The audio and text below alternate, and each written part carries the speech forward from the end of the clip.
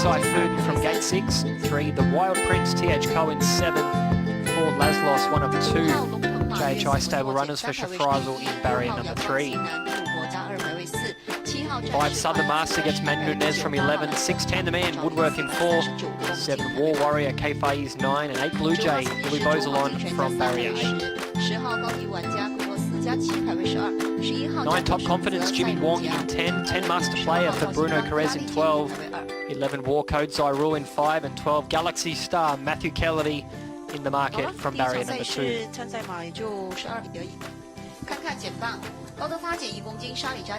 We can bring you the claims here for the first. 3, the Wild Prince, -1. 4, Laszlos, -1. 7, War Warrior, -4 kilograms for K Faiz. And 11, War Code, Norzyrul, -2. First runner off the mark will be at the top of the order, Raymond Yong, and it is number 1, Simon, for Stephen Gray, who owns and trains at 29 and 8th place. Yeah, one win in the 1200 meters looks just right for him. The class 4 was just too tough, and happy to see him back in the class 5, in fact for the very first time.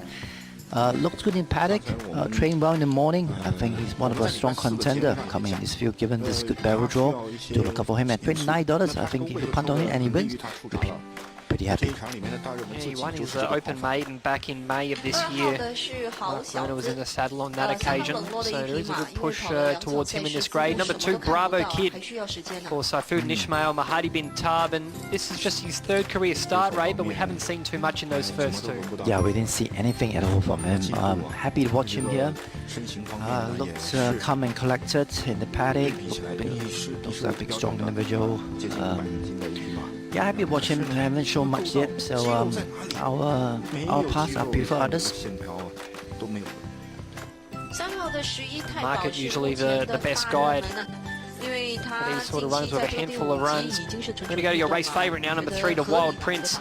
TH code Jason Ong. He's a stable to follow, $12 and 6th to place, looking for win number 8.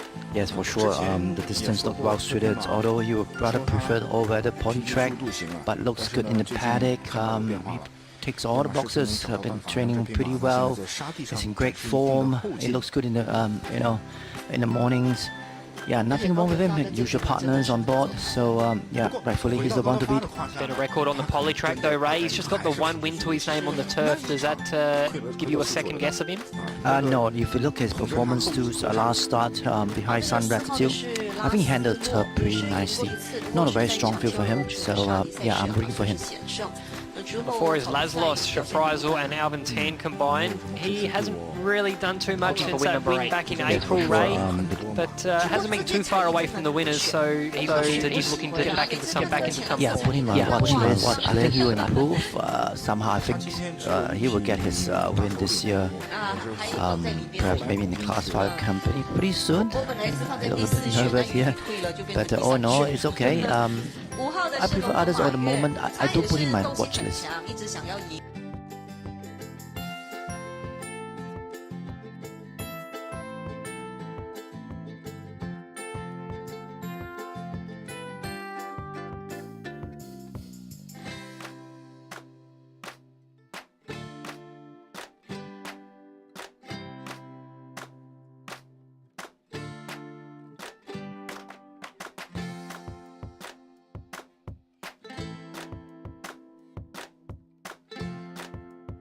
Occasion was only beaten just over a length and a half that day. Number 6 is Tandem Man, Jerome Tan, who owns and trains.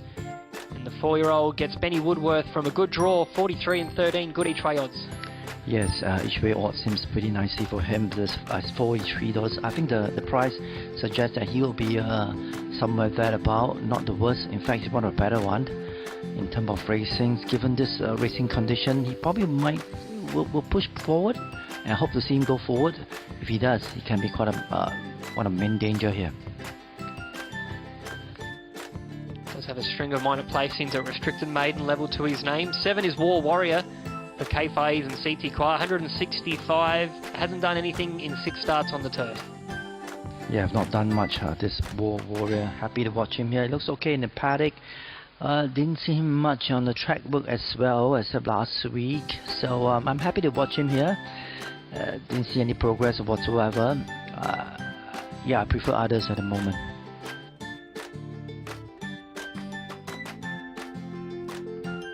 So we're going to have a look at our second JHI stable runner, and that is number 8 Blue Jay. He'll wear the yellow cap to distinguish himself from Laszlos. 139 and 24 for Louis Beausoleil. Yeah, lightly framed type of horse. He looks okay in paddock, well behaved. He just needs to put his best game on the board. The form of it was just okay. He trained well in the morning. He's been putting quite a fair bit of effort to improve on his standing. I don't have him in my numbers. Yeah, and do look forward to him improve from this.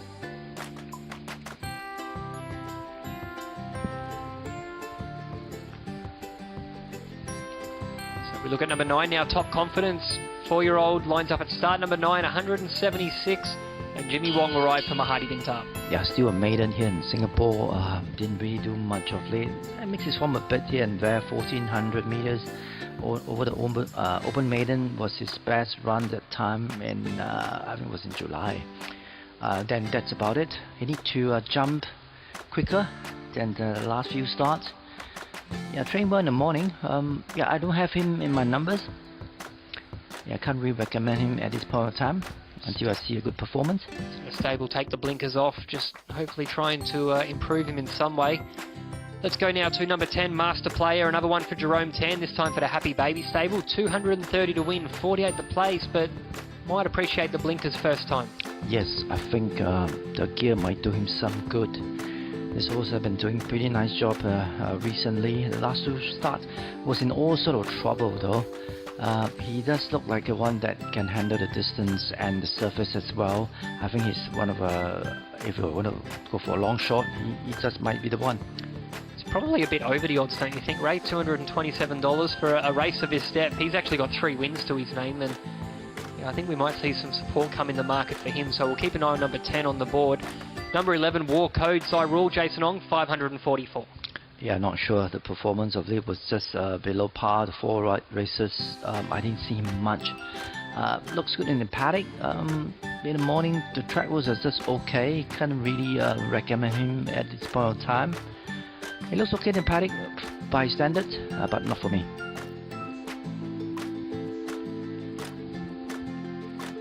And then we go to number 12, Galaxy Star. Matthew Kennedy and Shane Birchiger, 17 and 5.1. He continues to be supported in the market. Yeah, continues to be supported, and he's very competitive. The distance looks just about right for him. 1200 meters. This is his pad distance. The market suggests that he will be very competitive. He looks good in the paddock with Matthew on board. Yep. I think he'll be one of a strong contender. Yeah, he gets a good draw, and Kelly knows the horse very well, lining up for ride number 17 here this afternoon. That is the field for race number 1 to kickstart the day. $13 is your favourite in number 3, the Wild Prince, for our inform and on top trainer Jason Ong, as the runners will start to make their way out. Ray, just give us quickly, what's the one race you're looking forward to here this afternoon? I think a lot of us will be looking forward to race number 11, a Class 3 company. We got Major King coming back in the Class 3, and a Go 1061 as well. Some of a very strong galloper will be competing in race number 11. Of course, race 4, we have Racing 61, who is looking for his 4th win here in his career. Continuous 4th win, although he's stepping on this in the class, but he's one of a very interesting runner coming into this Saturday.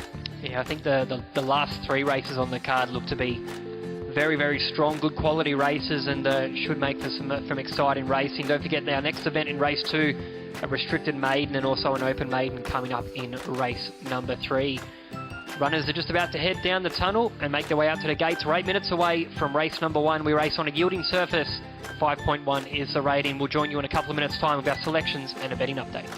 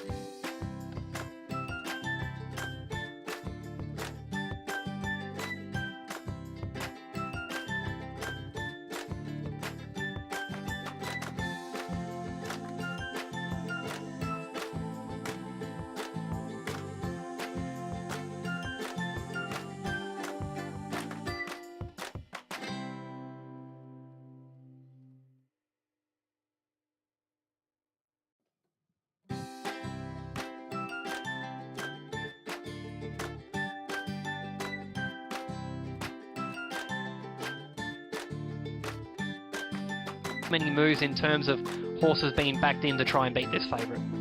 Yes, this is usual case because when you see something that's pretty good and someone that's been very competitive, you won't be seeing much of a market movement at the moment unless there's something big, or maybe when they really work up in the paddock, or you see the form is really out, they're throwing tantrum or whatever right at the starting gate. If not, he'll be the one to jump favorites. And yeah, even number 12, Galaxy Star, has been very competitive. He's at 22, suggests that he'll be somewhere there about as well. Yeah, I think he'll bounce and definitely be up there somewhere in the speed coming around the corner. The Wild Prince just continues to gain plenty of support. Ray, we're racing here after a break last weekend. No racing in Singapore, and Well, it was a nice chance to sort of refresh and kick the feet up for a weekend before we get back into it. Oh yeah, a very nice little break for us. And although we all know that we went for the presidential elections, we have a good time. Of course, a little break to have some good freshen up. And yeah, and you can see from here that a lot of horses are coming out in a full force for this 12th meeting. A lot of emergency acceptance who are not able to run. Sometimes you can see the field be up to the 16 runners. Unfortunately, some of them will not be able to run, but you can see that, you know, the connections and the trainers and the owner themselves, or even the jockeys are having a freshen up, and I think they will do them some good. All right, yeah, very good weekend for us. As we look at the market right now, we have number 3 horse, the Wild Prince. He's at $12, pretty consistent since the market started. And also for number 12, Galaxy Star, he's at $22 as well. The third favorite, number 1, Simon, he has $24. He has been pretty consistent from about $29 to $24. He's slowly climbing up in terms of dividends. And from number 5, Southern Master, he's at $37. He drifts out a little bit from $34, $33. Mainly because we know that he's been very competitive. He's been very eager to get a win here in Singapore, but just that he needs that little luck somewhere at about. Perhaps that might just be today. Alright, horses are loading in for race number 1. We head up to you, Scott. Thank you, Ray. Still got about 3 out of line, including War Code, Bravo Kid, and the race favourite, the Wild Prince.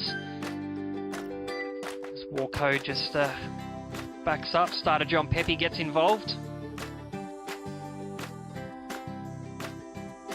So $13 now about the Wild Prince. Simon has been spec'd with support at $22 and now just ticks back out to $24. So pretty confident here with the race favourite here in the first. If anything, Galaxy Star has gone out. The man's been very solid at $33, so we'll keep an eye on him in this race. But we're set to go. Race 1 of 12 here at Kranji this afternoon. Cool conditions. Starter releases them off and racing. The ones from the inside broke nice and cleanly, including Simon, Galaxy Star, and the Wild Prince. Here's 3, 12, 5, and 6. Southern Master's out wide in the Wild Prince to take out race 4th at the moment. He's going to look to come outside the leader. 10, the man gets a drop in 5th to War Code. Midfield wide is Bravo Kid. Inside of him, Blue Jay to War Warrior, Laszlos, and the last 2 are Top Confidence and Master Player, who's racing with the blinkers first time. Making the swing around the 600 metres, and he's found the front, the Wild Prince, on the inside rail to Southern Master, Simon. Galaxy Star, 1 out, 1 back, is in a stalking position. 10, the man travels well in 5th to Blue Jay. Outside of them is War Code. Bravo Kid's been wide throughout. War Warrior, Top Confidence. Second last is Laszlos, and still last of all, Master Player. Making the swing for home, it's the Wild Prince. TH Co flings a persuader, shows it in front of him to keep him urging on. Southern Master on the outside. 10, the man's catching the eye late. Here comes Galaxy Star as well. Simon's about 1.5 lengths off the leader. And then Blue Jay in the yellow cap. It's still the Wild Prince hard up on the fence. Simon's bursting through in the Copperbelt Silks, and they go to the line. Simon will score. Simon gets up and wins. A photo for second between 10, the man, and the Wild Prince. Behind them, Southern Master running on there was Blue Jay with Galaxy Star, and Master Player was going past them. And then War Code, Bravo Kid, War Warrior, Top Confidence, and at the back of the field is Laszlos. Well, he was met with good support, jumped at $17, Simon, and was just biding his time, waiting for that run to open up in the last 200 metres. Well-timed ride by the Frenchman in Mark Lerner. And from this live TV angle, you'll see that 10, the man, will run into second place. He too was in the money. The Wild Prince will hold on to third, and then we have Southern Master finishing in the quartet numbers. Raymond Yong, Stephen Gray takes out race number 1, and that's a second career victory for the son of Schwarzia. Yeah, very smart ride by Mark Lerner. He buys his time. He knows that he's got this good barrel draw. He didn't go to the front like what the Wild Prince did, you know, when he was being set up as bunny for the rest of horses to chase after. He saved a lot of ground, he saved a lot of energy right at the top of the straight.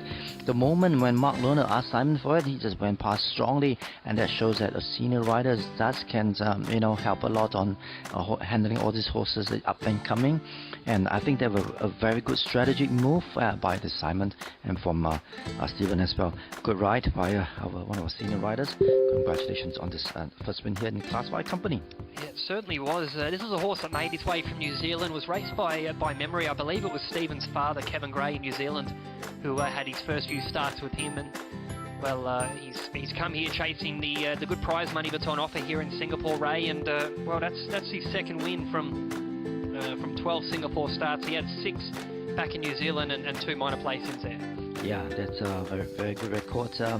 We didn't I mean, I put him in the top 4, but as I mentioned earlier, I thought the Wild Prince might just want to be in his positions, in the Simon's position, rather than going to the front. Well, we knew that the Wild Prince wasn't that quick in front. He was pushing him right at the top, and you know, if you understand that, right at about 15 meters, and he just couldn't really handle it. Well, Larry Foley's found the first winner of the day, so don't forget to jump online and check out the selections that is available on our Twitter page, and you can get the full lineup of numbers and first 4 numbers for every race online. Simon returns for race number 1. It's a victory for Stephen Gray, 1, 6, 3 and 5. Let's go back and take a look at the replay.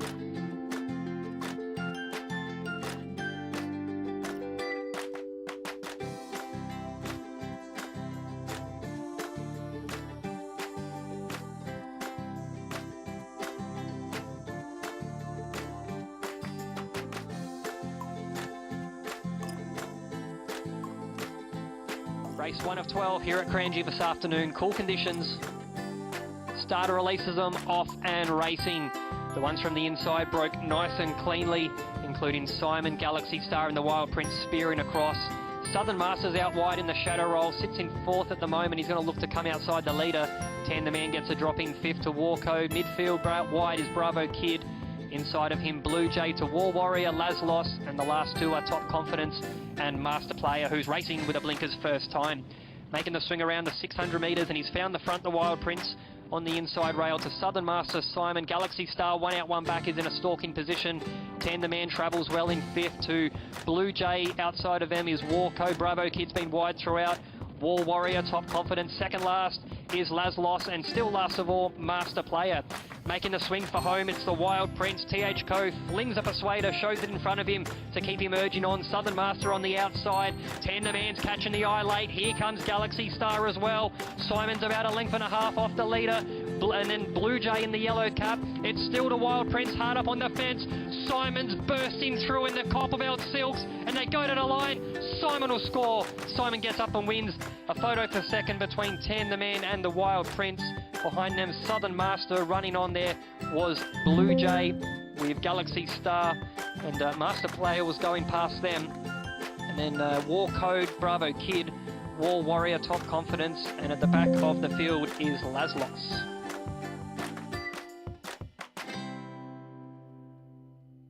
You got a number for race number 1, 1635, as we wait for the all clear results.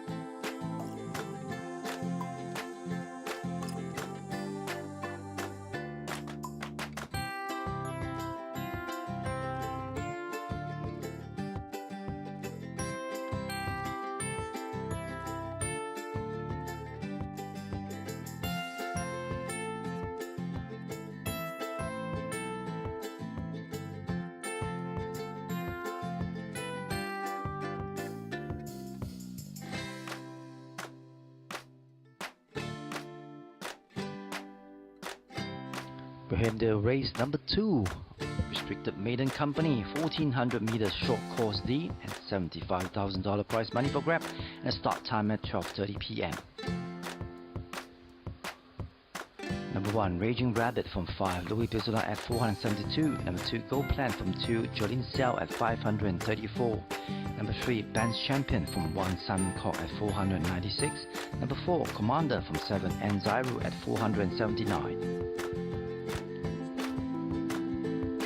Number 5, Commander Jones from 11, Krishna Tangamani at 446. Number 6, Empowering. From 3, Eyesight Footy at 464. Number 7, Forest Go from 12, Harry Hassan at 540. And number 8, Goebbels Glory at 4. Goebbels Glory at 4. From 4 rather, Ronnie Stewart at 513. Number 9, Navy Seals from 6, S. Shafriza at 480. Number 10, Royal Commission from 10, Bruno Carras at 511. Number 11, Supreme Liner from 9, R. Iskandar at 523. Number 12, Who's the Man from 8, THQ at 474. And number 13, 10 at 10, 10 net. And number 14, Super Baby. Number 15, Are You Happy? And number 16, Flying Fighters. This forerunner will not be emergency. Saturn will not be getting a run. Right, welcome back to race day for race number 2. This is restricted maiden company. As we look at race, the claims and overweight, we have Jolene Xiao get the claim 2 on Go Plan, and Zyro claim 1.5, Krishna Tangani claim half kilogram, and Ronnie Stewart have to carry half over, and for S. Shafriza get to claim half kilogram. And next we have Rosman Iskandar got to claim 2, and THQ get to claim half kilo on Who's the Man.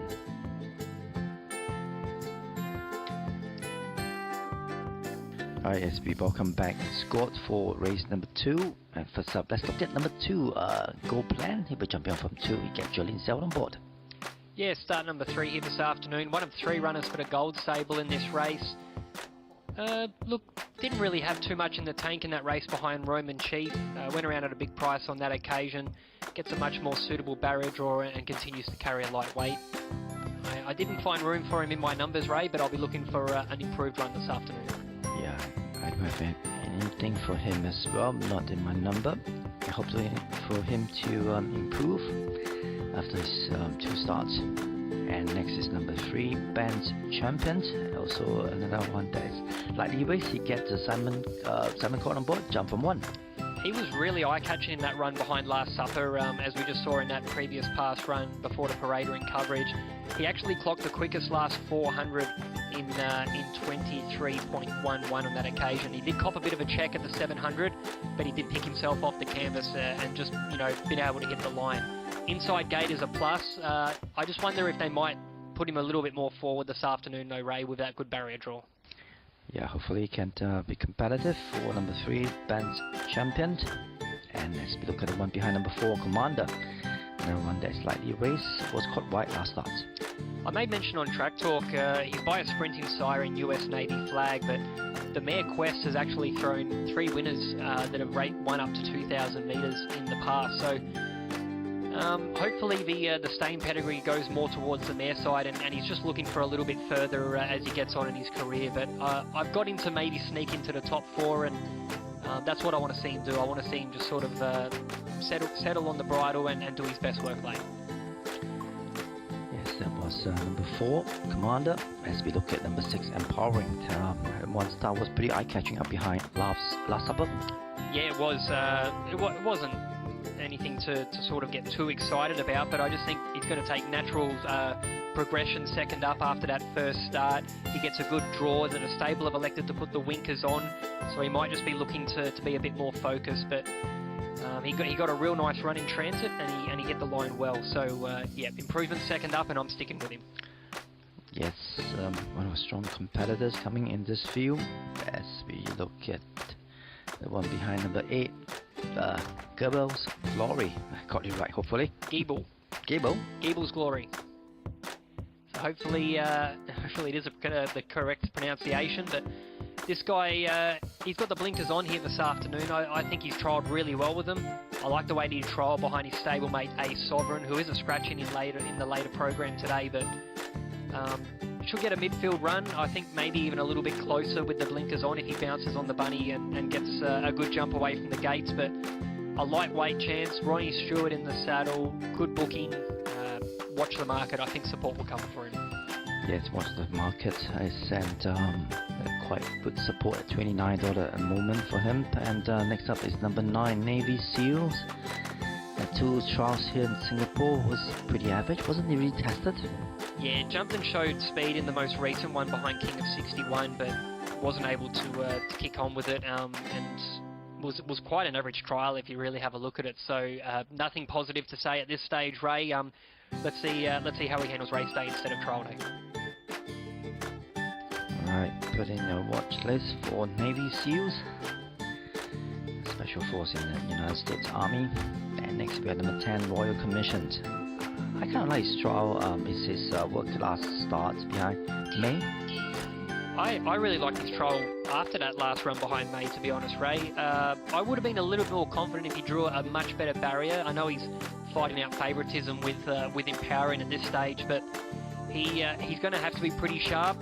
He rises up to 1,400 metres, so it's a decent jump in distance, but he is by Starcraft, and for the racing fans that do remember Starcraft, he was a champion New Zealand galloper who ended up winning an AJC Derby and placed in multiple Group 1 races as well as winning a few others. So he's well bred, and I think distance is going to be his ally. Yes, hopefully he can handle distance well for him. Royal Commission. And next up is number 1, Raging Rabbit. I've not seen him for a while. Yeah, jump up 7 with Louis Bizzle on board. Yeah, he's had just over a month between runs, Ray. He's had a couple of trials since then, and he didn't finish actually. If you remember, he actually dislodged the rider. TH Co came off on that occasion and put him on the sidelines for a little bit, but he just needs to improve a bit. We haven't seen too much of him on race day to get a good guide. I trained well though last weekend on a Tuesday morning for Raging Rabbit. And next up is number 5, Commander Jones, and also has one start behind May that time. He did. He's moved from Richard Limbs to Tan Carsoon stable since that last run. Wide barrier. It's going to make it a little bit tough from out there. And simply for that fact, he was beaten 4 lengths on that race where May comes out of. Stable are probably looking for a bit further, and that's why they've put him in 1,400, but I just want to watch him go round. Yeah, happy to watch him for Commander Jones. Yes, rider getting modded. We've seen most of them now for race number 2 and Restricted Maiden Company. So we've still got 11, 12 and 7 to have a look at. So 7's just getting some gear tacked on in the stall. Let's have a look at 11 though, Ray.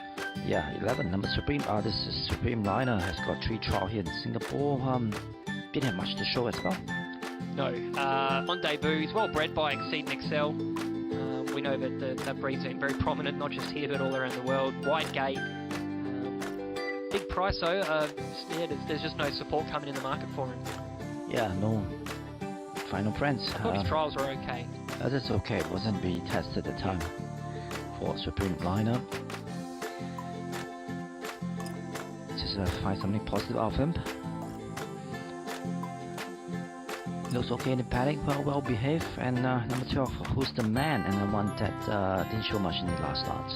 Yeah, we haven't seen too many runners by Versailles John Snow. I believe Pat might have mentioned a couple of weeks ago that this was the first runner by Versailles. So I'm curious to see what he can do second up. He was beaten a long way behind Last Supper, and they put the blinkers on to try and sharpen him up, but not for me today. Yeah, looks like there's no fans of Game of Thrones. Well, if he was named after, I know the sire was named after Game of Thrones, but yeah. Jon Snow, a very likable character in the TV series. Alright, number 7, Forrest Go, has got 1 start, was way behind Governor. Yeah, he's he's in consideration. Obviously, Royal Commander's the pick of the 3 gold runners, but this guy, he's going to have to do a lot of work from the wide draw. I think he'll probably show a bit of speed. I'm not too sure what the instructions from James Peters are, but He did show some improvement in that trial, finishing behind Nature Chief. They clocked 61.32 on that occasion, and just looking for a natural improvement second up like a few of these others. Yeah, looking forward to his natural progressions for his goal. I think we'll see more of them.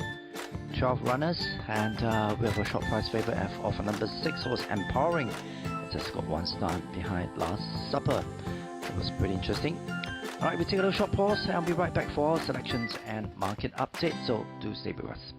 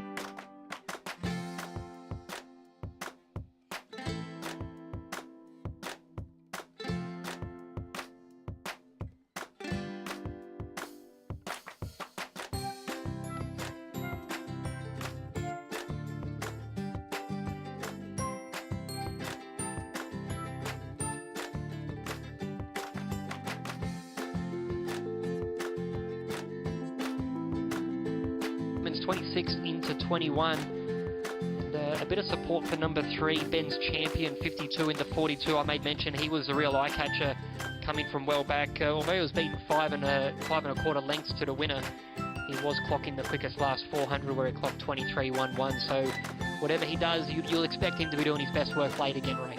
Yeah, he's the one that catching quite a fair bit of attention late for this number 3 Ben's Champion. He's worth $50 odd, down about $40 at the moment.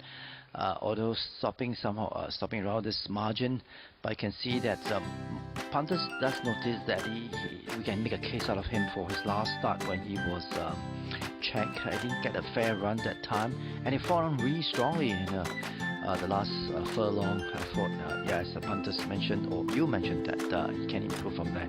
Even number 7, Forest Go at 77. It's a big shift in terms of his punting as well.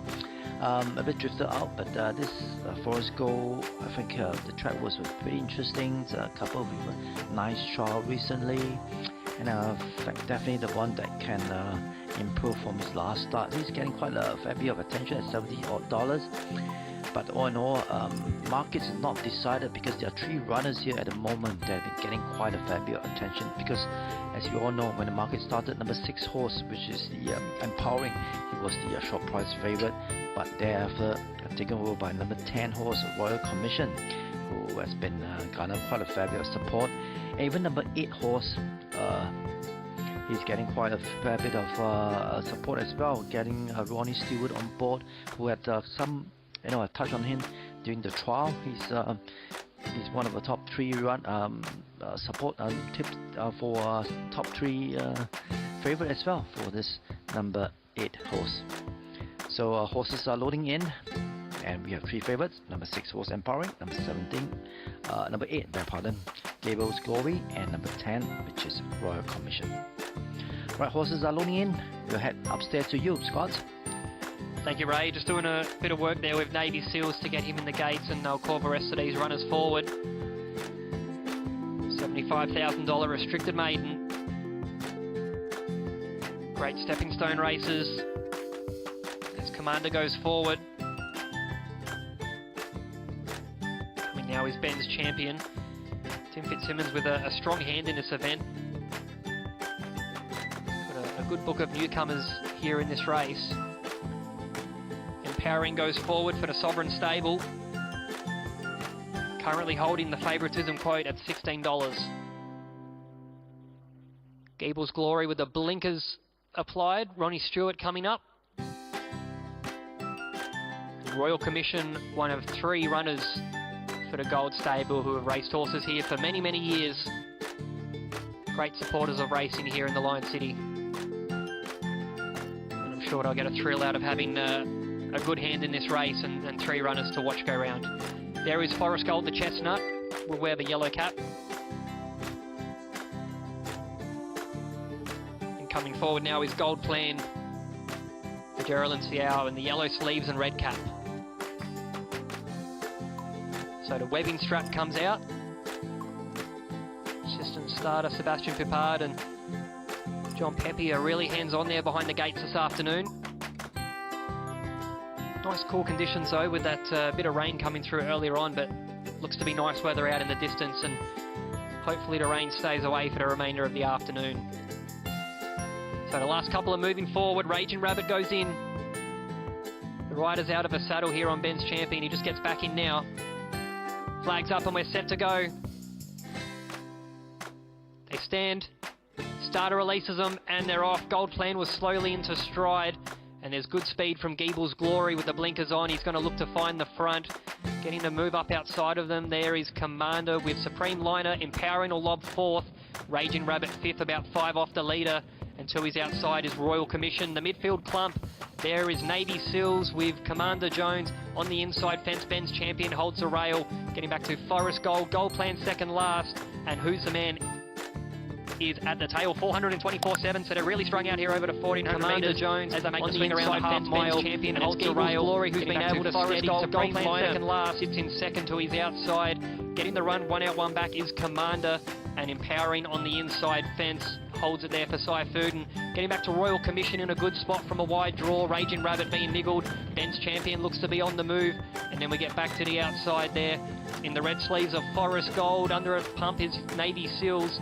Back to the inside, Commander Jones, and the other two are a long way off them. It's Geeble's Glory, who found a kick turning for home. There's 300 metres left to go. Giving chase there is Commander, the boldy-faced galloper. Empowering just looks to be a little bit one pace, and running on late Royal Commission. It's still Geeble's Glory with 150 to go. He's starting to just tire a little bit, but he's got a good break on him. Stuart has a look at the big screen. He's home. Geeble's Glory scores. Commander in for second, Empowering third, and Royal Commission will finish in fourth. And then we have a lineup of runners including Forest Gold, Raging Rabbit, to the outside of them Commander Jones, Navy Seals, and then Supreme Liner with Who's the Man, and the last couple Ben's Champion, and after missing the start, Gold Plan will be one of the last ones home. Heavily supported in the market, and they've got it right, the punters. Geeble's Glory with the blinkers on. Comes out and scores here for Ronnie Stewart and Tim Fitzsimmons. He was just foundering a little bit in that last 100 metres, but he had a good break enough. And what about the run from number 4, with 150 to go? He's starting to... He was my value bet in the race, and I thought he's run super. Look for him as he gets out over ground. Empowering in for third. And Royal Commission hasn't run too bad in fourth, beaten about 3 lengths. Maybe a bit over that to the winner. Raymond Yong. He went forward, gave him all something to catch, and I think that's the way to ride this course when the rails out in the deep position. Third. Yeah, that's the way to ride for the new horses, all these 3 years old, and still a lot to learn. And I think that's the deciding factors when Ronnie Stewart's came to the front, let the rest of the horses to chase. Because for horses to sit back and run on for this young 3-year-olds, it's not going to be easy. So if you got natural speed in front, just let them roll to the front and let the rest to come and chase for them. See a lot of horses right at the back couldn't really grip that momentum to to speed up, and yeah, so this Gabriel Glory did a very good job with Ronnie Stewart on board this time around. Ronnie Stewart looking nice and refreshed too after a little getaway to the Maldives during our week of no racing, and he'll be nice and hungry heading towards our Group 1 races. Ray, he went forward, gave him all something to catch, and I think that's the way to ride what it takes to win those races like the Gold Cup and a few of the others after his association with El Dorado. Oh yeah, those days that when you rode a lot of the stayers winning Gold Cup, and a lot of Tagauka's horses, and in a good state as well. He knows the pace, he knows the tempo. He definitely knows how to ride all these young new horses that are coming in at 51.5 kilogram. He can handle that weight. Yeah, it's very in demand here in Singapore, definitely with this lightweight. And of course, for this, the blinkers really helped quite a fair bit for him to focus this time round. And good to see him coming back in the winning circles. I'm just having a look at these times, Ray. They run 122.96 over to 1400 metres. Standard time for restricted main is 123.19, and we're racing on a yielding surface, but it just doesn't seem to be racing like a yielding track, does it? Oh yeah, it doesn't really look like a yielding track. Yeah, a little bit slippery, but they are doing so. I think maybe because when the weather is nice, it's cooling, you don't sweat quite a bit, and they find the racing condition pretty nice. I think the horses are happy. They tend to enjoy the racing a little bit more.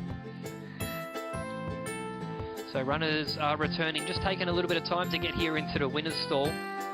Majority of them have been unsaddled, and I can see assistant trainer Chris Bock just waiting to welcome in Geeble's Glory, Ray. So as he makes his way in, we'll take a look at the replay. 8, 4, 6 and 10 are your numbers with a big price minor placing.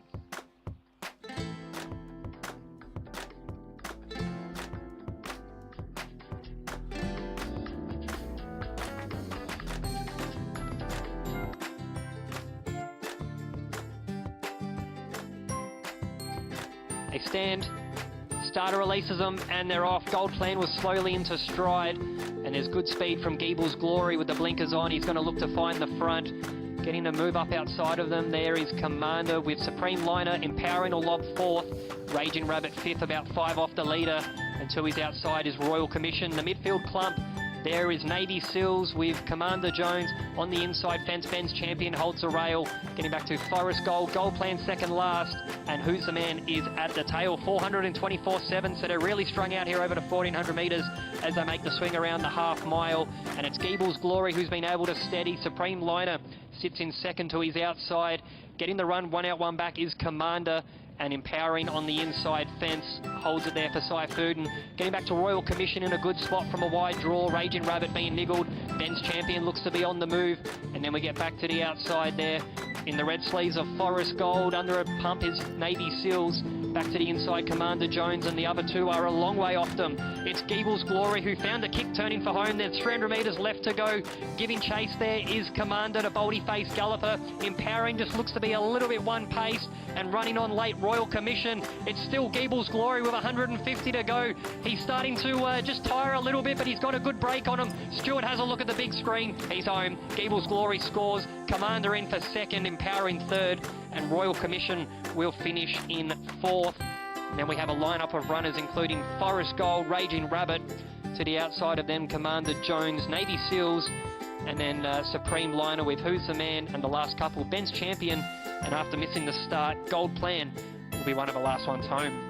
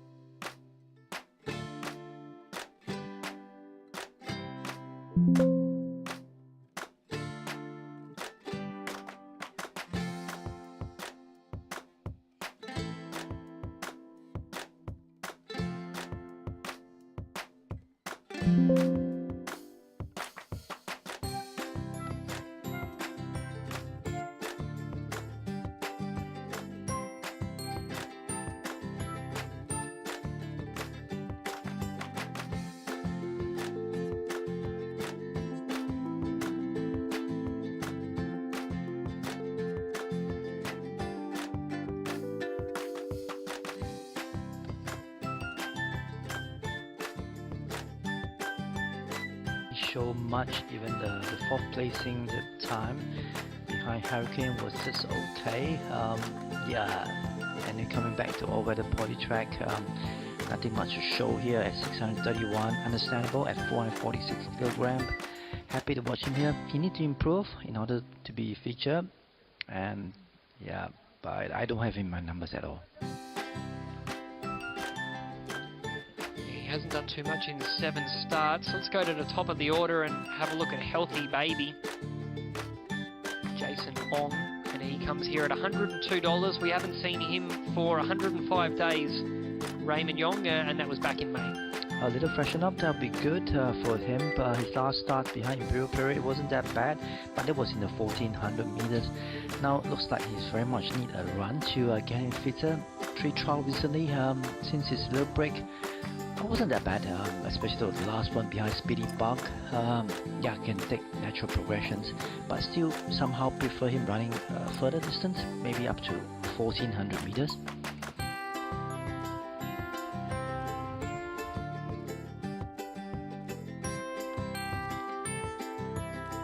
So number 2, River Dragon gets Manu Nunez. Another one for Jason Ong. 24-7. Can today be today? He cracks that maiden win rate. May just be that today, because we usually know that when there's some change of riders, you get senior rider on board, and you'll get a gear change, you know, just to get more focus. And there's a little bit of changes here. I think they'll be doing some good. There's a positive sign coming up from him. So yeah, understandable at $23. I think it's pretty humble at this price. I thought he'll be short price favorite, but nevertheless, I think he'll be pretty competitive.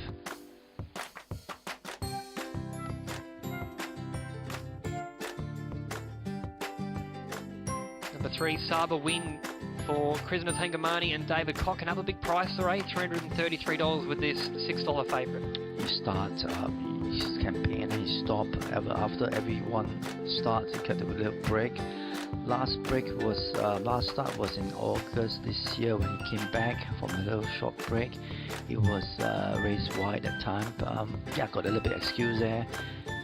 Wasn't that bad recently. There's a couple very nice try. He was being pushed along that time behind Sacred Command. Perhaps he can improve from here, stepping on distance in the future.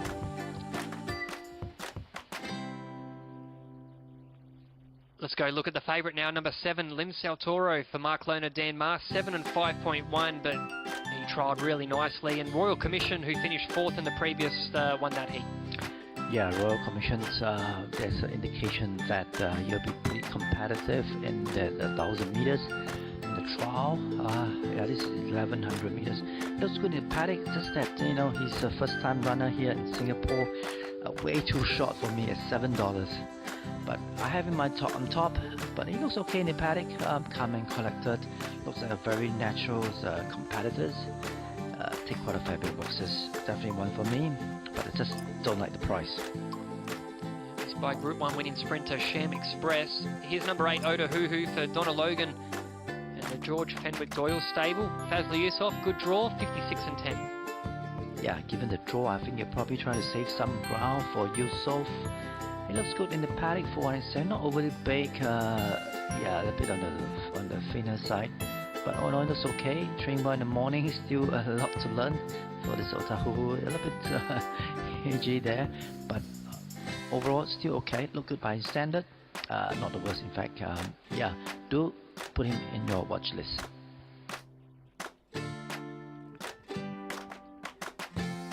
So as we head down the field, we'll go to number 9, Pacific Scout, son of Deepfield for David Koch, and makes his debut here for the stable, but a big price, $4.15, not wanted in the market. Yeah, the trial was just pretty below par for this Pacific Scout, but looks a big, strong individual, although not too a bit lot of fresh on his body. Big, strong individual. I think maybe some fat need to be, carrying some conditions. The walking wasn't to my liking though. He trained well in the morning. He needs to improve from his trial. Number 10, Rawino, THCO, and Alvin Tan, 131, and blinkers off, special bit off. Yeah, blinkers off, and a special bits off. Hopefully he can run with kids late.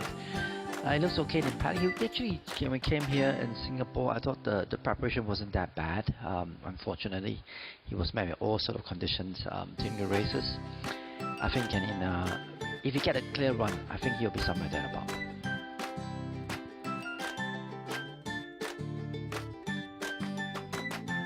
Number 5 is behind player for Mahadi bin Tab. And he comes here for Louis Beauzalon, who draws barrier 10, but he's another one. He's 107 the place rate. That's a massive price.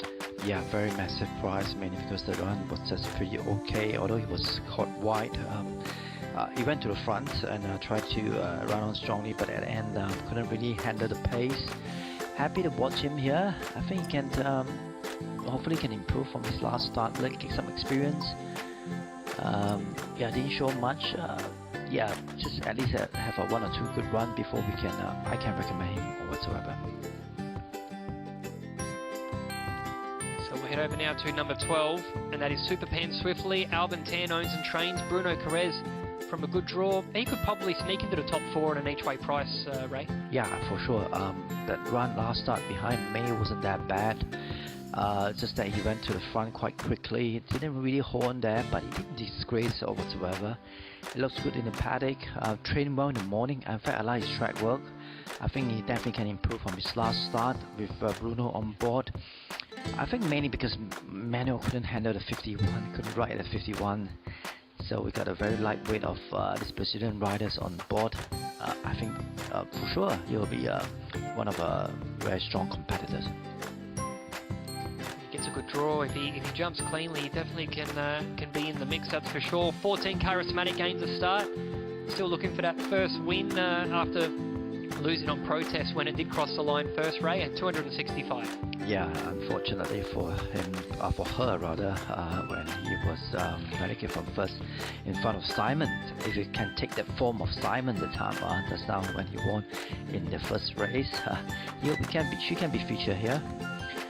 Makes her form quite a fair bit, mainly because the running style, the last few starts, she didn't really decided to go to the front, and yeah, mainly because of that, it didn't suit her that well.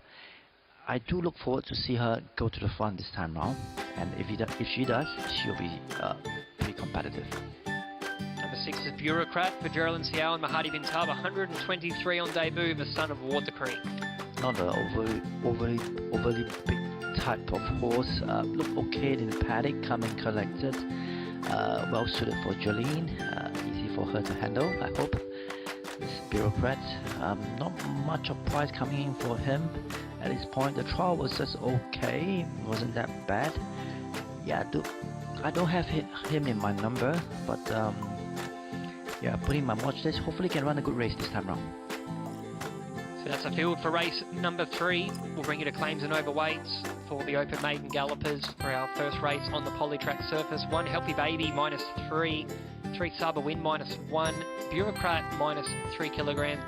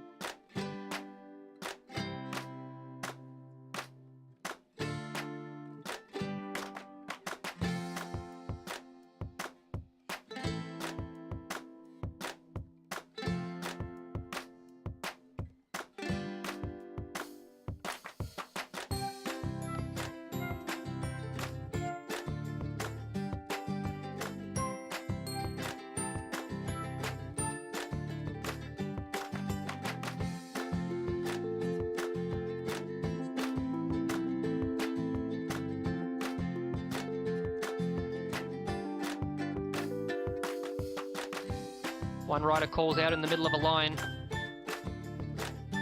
We're set now. Starter releases them, off and racing. They broke nice and cleanly. Lim Sao Toro bounced very quickly to race favourite. Charismatic is going to drive up to try and hold him out. Bureaucrat on the inside fence as Superpan swiftly goes on past into third. Out wide on the course there, River Dragon. Otahuhu just behind those. And then we get to midfield with Healthy Baby. 3 wide. Pacific Scout just takes hold as Rawino drives up there. And then we have Ari out wide. Towards the tail is Saba Win and getting there to behind player settling in last of all. 425.58 as they make the swing around the bend. Charismatic in front, Lim Sao Toro to favourite, gets a dream run in second. Superpan swiftly camps in behind them. And then we have River Dragon, Otahuhu popping the bumps there on the corner. Back to the inside fence, Bureaucrat. And then we have Healthy Baby about 6 lengths off the leader and nothing really coming from the tail as they head into the final furlong. Lim Sao Toro, the Frenchman Mark Lerner, gives him a couple of urgings and he draws away now. Puts 1, 2, drawing away. The money was right. He looks a pretty smart individual. Lim Sao Toro wins and gives Lerner a double. Charismatic, Superpan swiftly into the minors. And then we have up on the outside there, running on was Saba Win, Otahuhu with Bureaucrat. And a line-up in the midfield clump, dropping out of it there. Healthy Baby, River Dragon, and the JHI runner of Rawino. Finishing behind them, Pacific Scout, Ari. And towards the tail was Behind the Player. Heavily supported, 6 and 5.1, and he performed exactly the way we thought he would. Bounced nice and quickly from the wide draw, and once Lerner was just able to grab hold and let Charismatic just do all the work, it just gave him a really dream suck run around the corner. And I think the most impressive part was at the 200 when he was just able to give him a good urging, and really like the way he skipped away and put a couple of lengths on. I'm very keen to see what sort of time he's clocked. We'll bring that to you as soon as it is available. But let's welcome Raymond Yong back into the frame. He's run 104.72, Ray. As I have a look at the timings here, the standard time is 105.36. So he's, if everything is all correct, I do believe that is a new class record, with the previous being 104.76. So he's run a very smart time. A very smart time and very smart type as well. You really know how to handle the surface and racing condition as well. When he saw that Charismatic went to the front, when Mark Lerner said, hey, hold on, don't go too fast, let Charismatic lead, and he's duly done so. And even right up to the outside, there were some horses like River Dragon who was competing with him. He didn't panic, and yeah, he really held himself very nicely. That great explosive turn of foot. The clock, as you mentioned, clocking a very nice time of 1 minute 4.72 seconds. A very nice horse coming into this race, and yeah, definitely looking forward to him running a big race this year. He's by Shem Express. As I mentioned, he was a Group 1 Newmarket handicap winner at Flemington and performed in plenty of other good group races as well in his career. But he's going to be pretty exciting, Ray. I think off that win, it'll be interesting to catch up with Dan Maher, hopefully in the next week or so, and just see what sort of feel he gives him at the stables. And because when they perform like that, winning on debut, it's usually a good indication that they're in for a pretty good career. Yeah, definitely. He came in here in Singapore late and started trial in July, and then a good run, a good strong competitors of this 4 years old coming into the Lim stable. Another one that we are very excited about, and he looks good in the paddock. Very matured, big strong individual, and handled the track very well. A very good run. It was, in fact, it wasn't really tested that time. This time round, good win, and yeah, definitely looking forward to him competing in Class 4, even onwards, even for coming his 4-year-old series. Well, the unstoppable force of the Lim stable continues to roll on. They take out race number 3. 7, 14, 12 and 6 are your top 4 numbers. Let's go back and take a look at the replay. Raymond Yong with the all clear after this. We're set now. Starter releases them, off and racing. They broke nice and cleanly. Lim Sao Toro bounced very quickly to race favourite. Charismatic is going to drive up to try and hold him out. Bureaucrat on the inside fence as Superpan swiftly goes on past into third. Out wide on the course there, River Dragon. Otahuhu just behind those. And then we get to midfield with Healthy Baby. 3 wide, Pacific Scout just takes hold. as Rawino drives up there, and then we have Ari out wide. Towards the tail is Saba Win, and getting there to behind player settling in last of all. 425.58 as they make the swing around the bend. Charismatic in front, Lim Sao Toro to favourite, gets a dream run in second. Superpan swiftly camps in behind them, and then we have River Dragon, Otahuhu copping the bumps there on the corner. Back to the inside fence, Bureaucrat, and then we have Healthy Baby about 6 lengths off the leader, and nothing really coming from the tail as they head into the final furlong. Lim Sao Toro, the Frenchman Mark Lerner, gives him a couple of urgings, and he draws away now, puts 1, 2, drawing away. The money was right. He looks a pretty smart individual. Lim Sao Toro wins and gives Lerner a double. Charismatic, Superpan swiftly into the minors.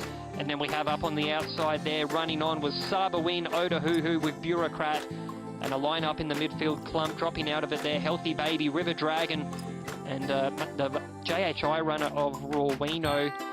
Finishing behind them, Pacific Scout, Ari. And towards the tail was Behind the Player.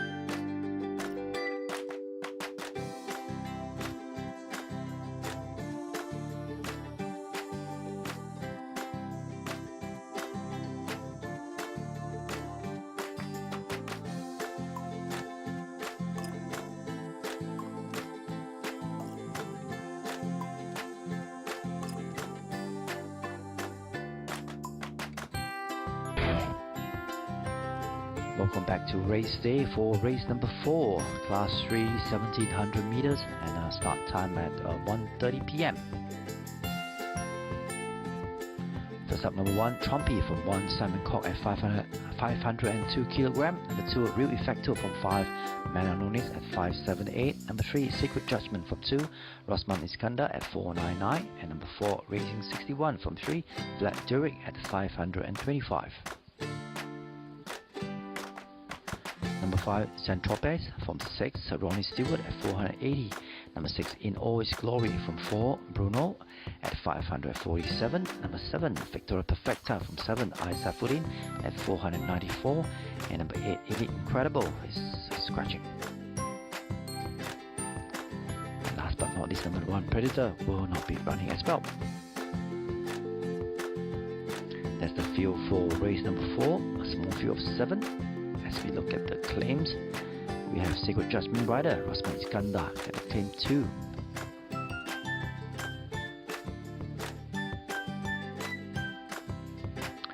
As we head back to the paddock for race number 4, first up we have number 1, Trumpy.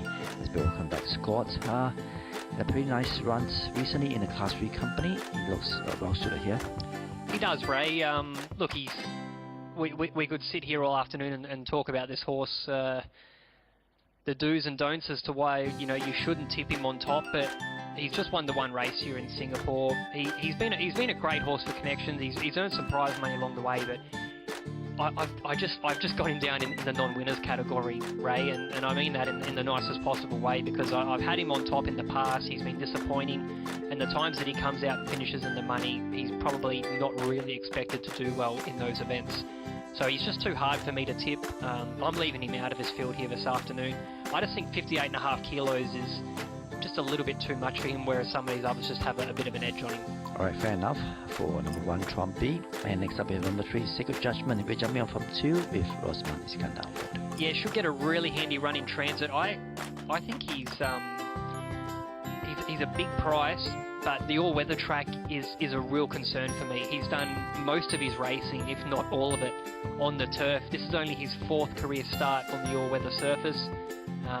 It's his first time up to 1700 meters. I know he's won it a mile, but that was on the turf surface. So I think the punters are just really shying away from that all-weather track record. But he has placed in one of those 3 runs, so he's not completely useless on it.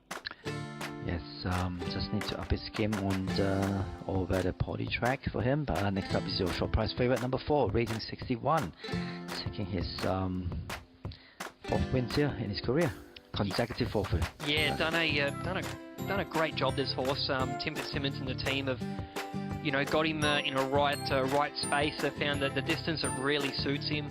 And look, Durik takes over in the saddle. Mark Lerner was aboard at his most recent win.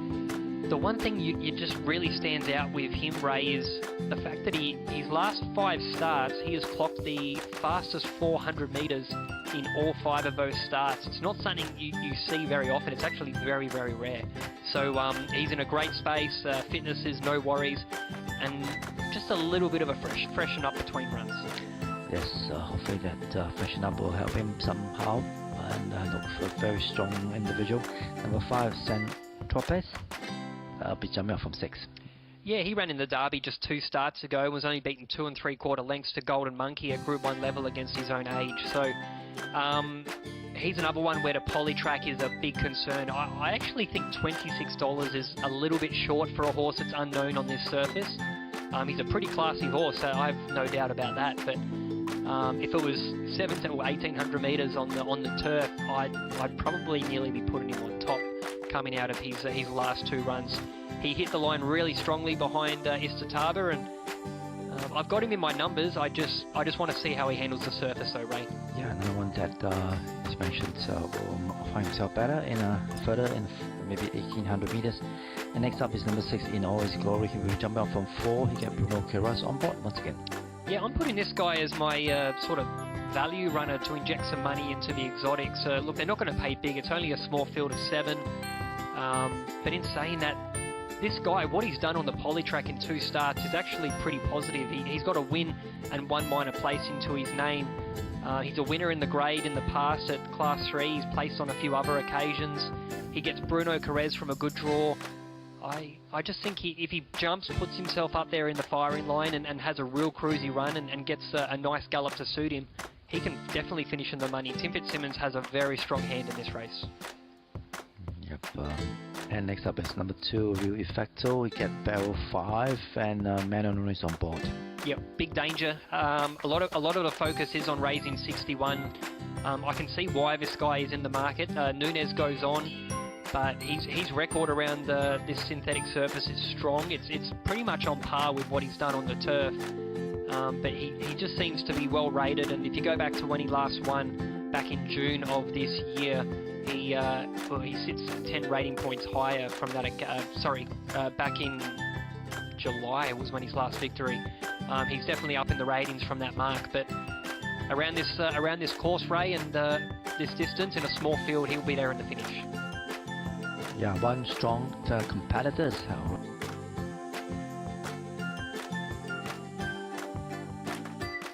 But a main danger to this number 4 raising 61, and we've seen it almost except number 7 Victoria Perfecta, a bit quiet of late, but does handle the surface and the distance pretty well in his gloriously. He does.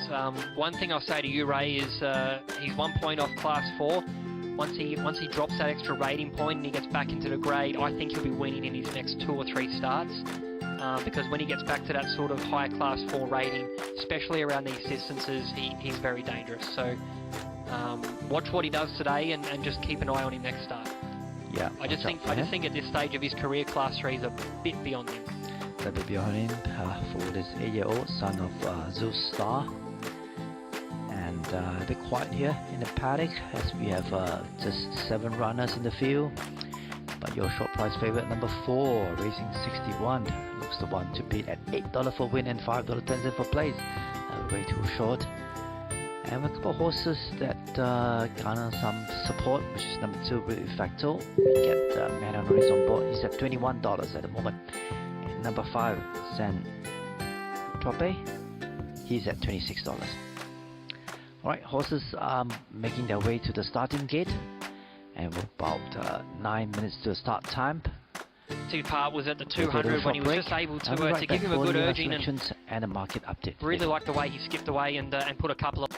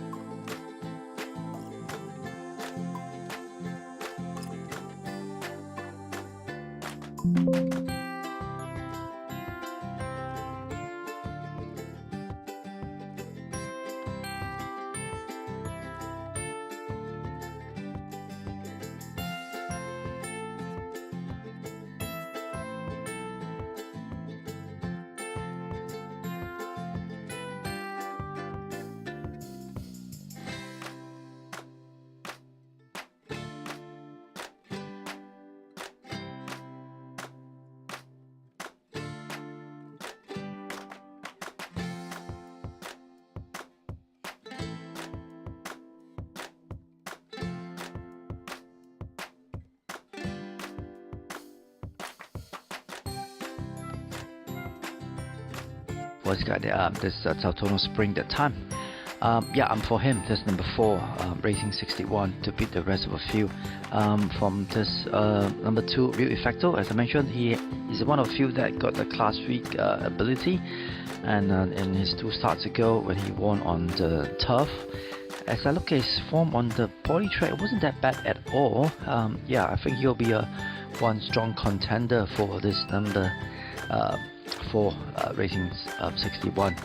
Other than that, number 5 Saint-Tropez still up and coming, still pretty strong in his 4-year-old campaign series. Wasn't that far back that time behind Golden Monkeys and of the like. I thought he can take natural progression, still young and still at his prime rather.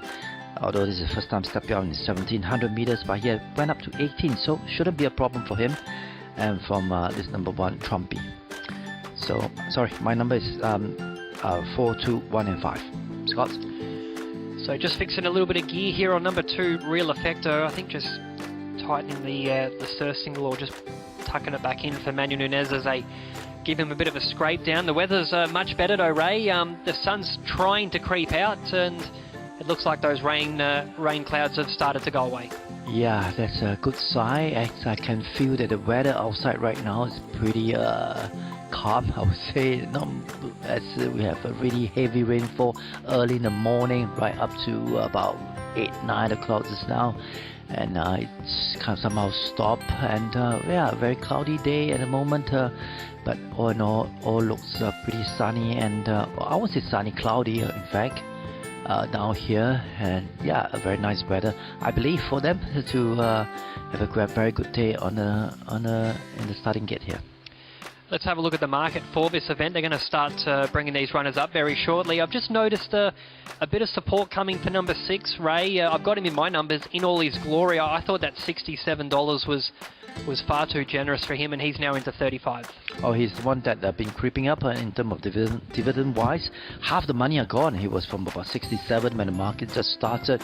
Now he's at 35, so he's the creeper, I should say. This is the first time coming on the 1700 meters, well supported this time round. I think with Tim Fitzsimmons, with quite a number of horses here. In fact, 3 runners. If Elite Incredible get the run, he's got 4 runners here. But these are a few runners that probably will try to help Racing 61 in his course. And we are back to you for a race call of race number 4, Scott. Thank you, Ray. Field of 7. They've loaded them very quickly.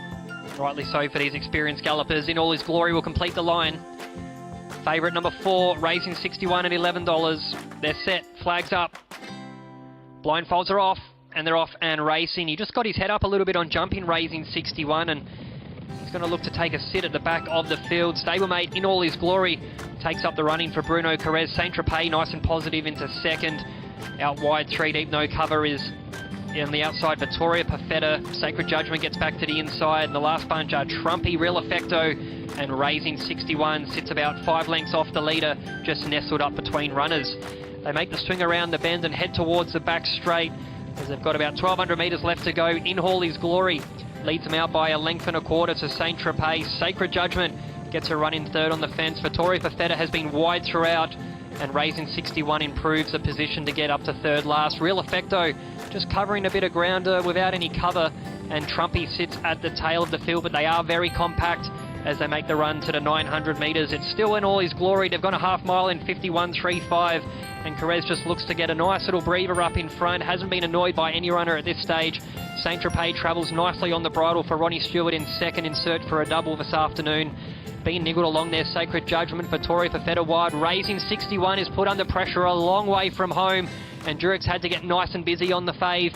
Real Effecto continues to sit at the tail, and Trumpy last of all, but there's not much from first to last. Turning for home in all his glory, still up there. Saint-Tropez with the ears pinned back, and Ronnie Stewart gets him out into plenty of galloping room. Raising 61's moved up to have a crack at these leaders. He's got about 1.5 lengths to find. Out wide, Real Effecto looking to run into the money. Saint-Tropez takes over with 150 metres left to go. Raising 61 keeps coming under Durex. Saint-Tropez, Raising 61. They go to the line. Heads up, heads down. Photo. That's as tight as you'll get. Real Effecto into third. And then we have running on in behind them, Vittoria Perfetta, Trumpy. In all his glory, dropped off rather quickly. And at the tail of the field is Sacred Judgment. This is a close one. Very, very tight. And I think Saint-Tropez might have just held up on the inside. I didn't want to call it live. That was as close as you'll get. But Saint-Tropez, you could just see that boldy nose right there on the inside. And I got a funny feeling that his number could go up in the frame here, Saint-Tropez. Let's wait for the judges to put the number up. Real Effecto is going to run into third. He's come from well back, and in all his glory, he did drop off rather quickly, but he has finished in fourth, so a small field, but what a finish here. Raising 61. I tell you, he was put under pressure a long way from home, but we know that he can really rally and finish off his races nice and strong. But Saint-Tropez, the cameraman's sticking with him, and he's pretty confident that he's got it. And I think you'll find that Saint-Tropez's number goes up. Saint-Tropez gets it, 5, 4, 2 and 6. Big training performance here from Shane Birchiger. Gets this horse to win at his first start on the poly track. Well done to the connections, the MA Racing, and also the High Viz stable. Plenty of boys tuning in from Darwin, no doubt. And great to see him get another winner here in Singapore. Raymond Yong, that was a lovely finish. Plenty of drama to that race. Well, a lot of drama, and Saint-Tropez said he was racing pretty handy and went to the front. Wow, just Raising 61 to give all he can, but he was just meant to be. I think he was beaten just by a nose. A very close call. And happy moment for the Shane Birchiger's yard. A good training effort by him, this young and upcoming 5-year-old. We put up a really strong fight this time around. I tell you, I'd love to see him running some handy races later on in the year, Ray. I think he's got some class on his side. He was formerly trained by Lloyd Kennewell in Melbourne, went to Trent Busuttin and Natalie Young. And, you know, they always had some sort of opinion of him. And he was brought here for a Singapore Derby, and he ran really brave in that race. So maybe Shane might just sort of have a go at maybe some high-rated races later on in the year. Oh, definitely. If his rating keep on going up, you might just see him in some of the feature race here this year, even 1800 meters, even Gold Cup. Maybe he's right up his alley, as he can really stay this Saint-Tropez. A very nice ride by Ronnie Stewart, getting his second winner of the day, early double, and a very good ride by him. About time winner, and I think Raising 61 did really disgrace as well. He did fall strongly at the end. It is not meant to be, as he was settled a little bit too far back, but he did cover quite a fair bit of ground. Just a tale of an unlucky story.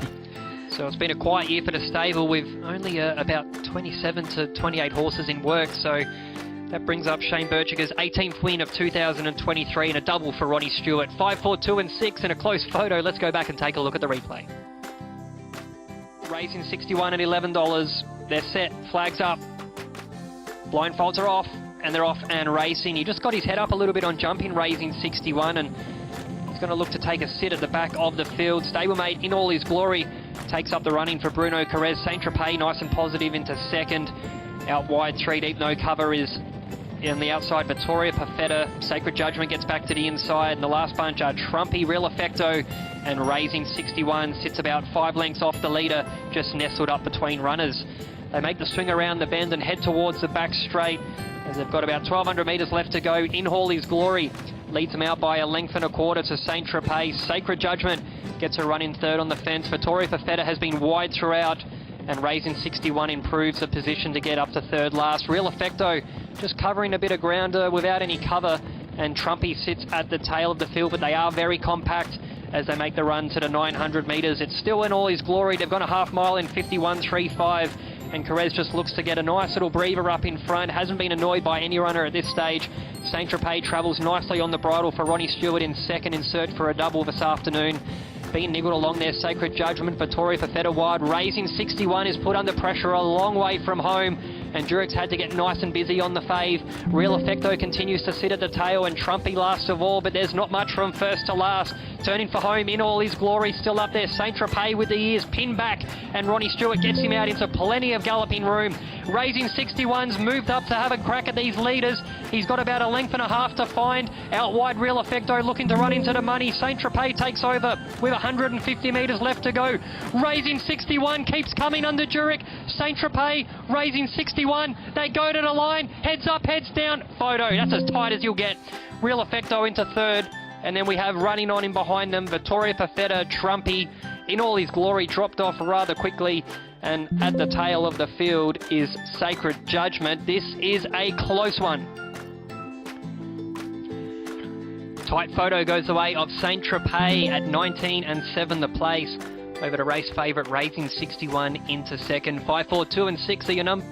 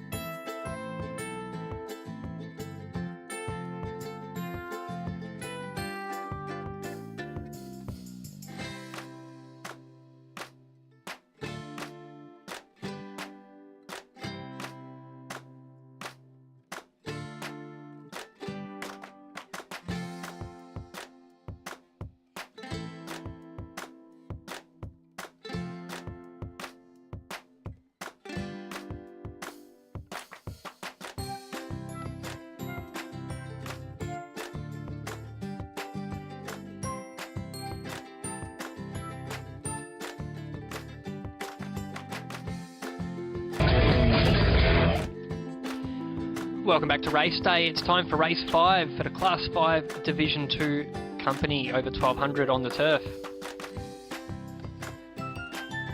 1 Graviton for Simon Cock in 10, 2 Legacy Rain for Rosamund Iskander will jump from 9, 3 Retallica Mark Lerner in 5, and 4 Sacred Icon Mizuki Akmazani will jump from 6.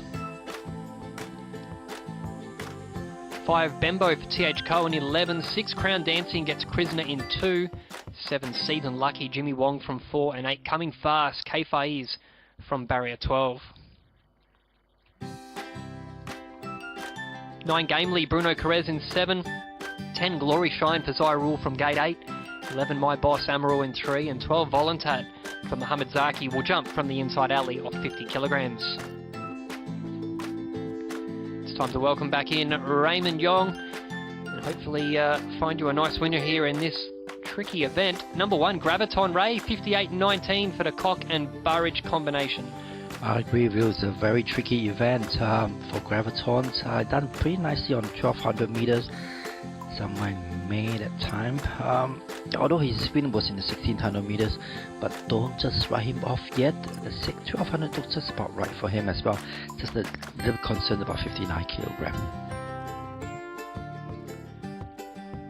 So looking to get back into some form since winning his maiden back in June of this year.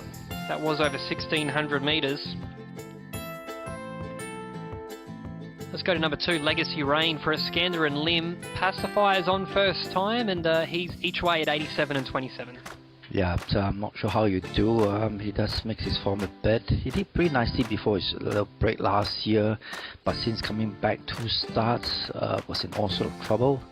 Happy to watch him here, but yeah, we at least see that he can run on strongly in the 1200 meters. Not for me at the moment, but I do respect him. Hopefully he can improve. So he's a maiden at 14 starts. He has 5 third placings to his name. As we look at number 3, Retallica. Mark Lerner's having a good day out. So too Stephen Gray. These colours and combinations scored in race 1. He's 22 and 6, Ray? Yeah, for sure. This will be the strong contender. This Retallica is in pretty good form. And 1200 meters, the tough condition might just be a little bit of question mark, but he had handled it pretty nicely early on. Yeah, I think this is not a very strong class 5, given that he's in good form, trained well in the morning. So I should say he'll be one of the strong horses one strong contender to beat. Let's have a look at the 3-year-old Japanese colt by Oaken Bruce Lee. Start number 5 in Singapore, Ray, but we're just not seeing too much in terms of form, are we? He's 509.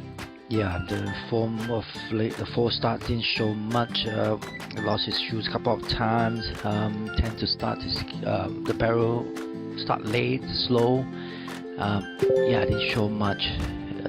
Yeah, hopefully the change of gear might just help him a fair bit. Yeah, happy to watch him. He's okay. Usually for horses like that, I prefer to see them step out in distance. Let's go to number 5, Bembo for TH Cohen Alvin Tan. 3-year-old USA bred. He's $195, similar to the other JH High Stable runners. Ray, we just haven't seen them come on from their first wins. Yeah, since his first win, he didn't really show much. I don't know what went wrong with him, Bembo. His win that time was pretty interesting in the 1200 meters, although that was in the open maiden company. I should see that he will run well, but just don't know when. Is another one that very difficult to follow, but I can see that he's pretty capable. Yeah, another one that's very tricky to follow once again. So a big group of people making their way into the parade ring here for race number 5. Let's focus on number 6, Crown Dancing Ray. Krisner and Richard Lim combined 20 and 7. 20 days between runs. He's in the money. Yeah, he's in the money. He's in pretty good form. The turf condition looked well suited for him as well. Yeah, trained well in the morning, nothing wrong with him, just that the last start, perhaps, you know, he met with some really nice galloper at that time. Continue to race on. I see there's nothing wrong with him. He'll be one of those strong contender coming into this field.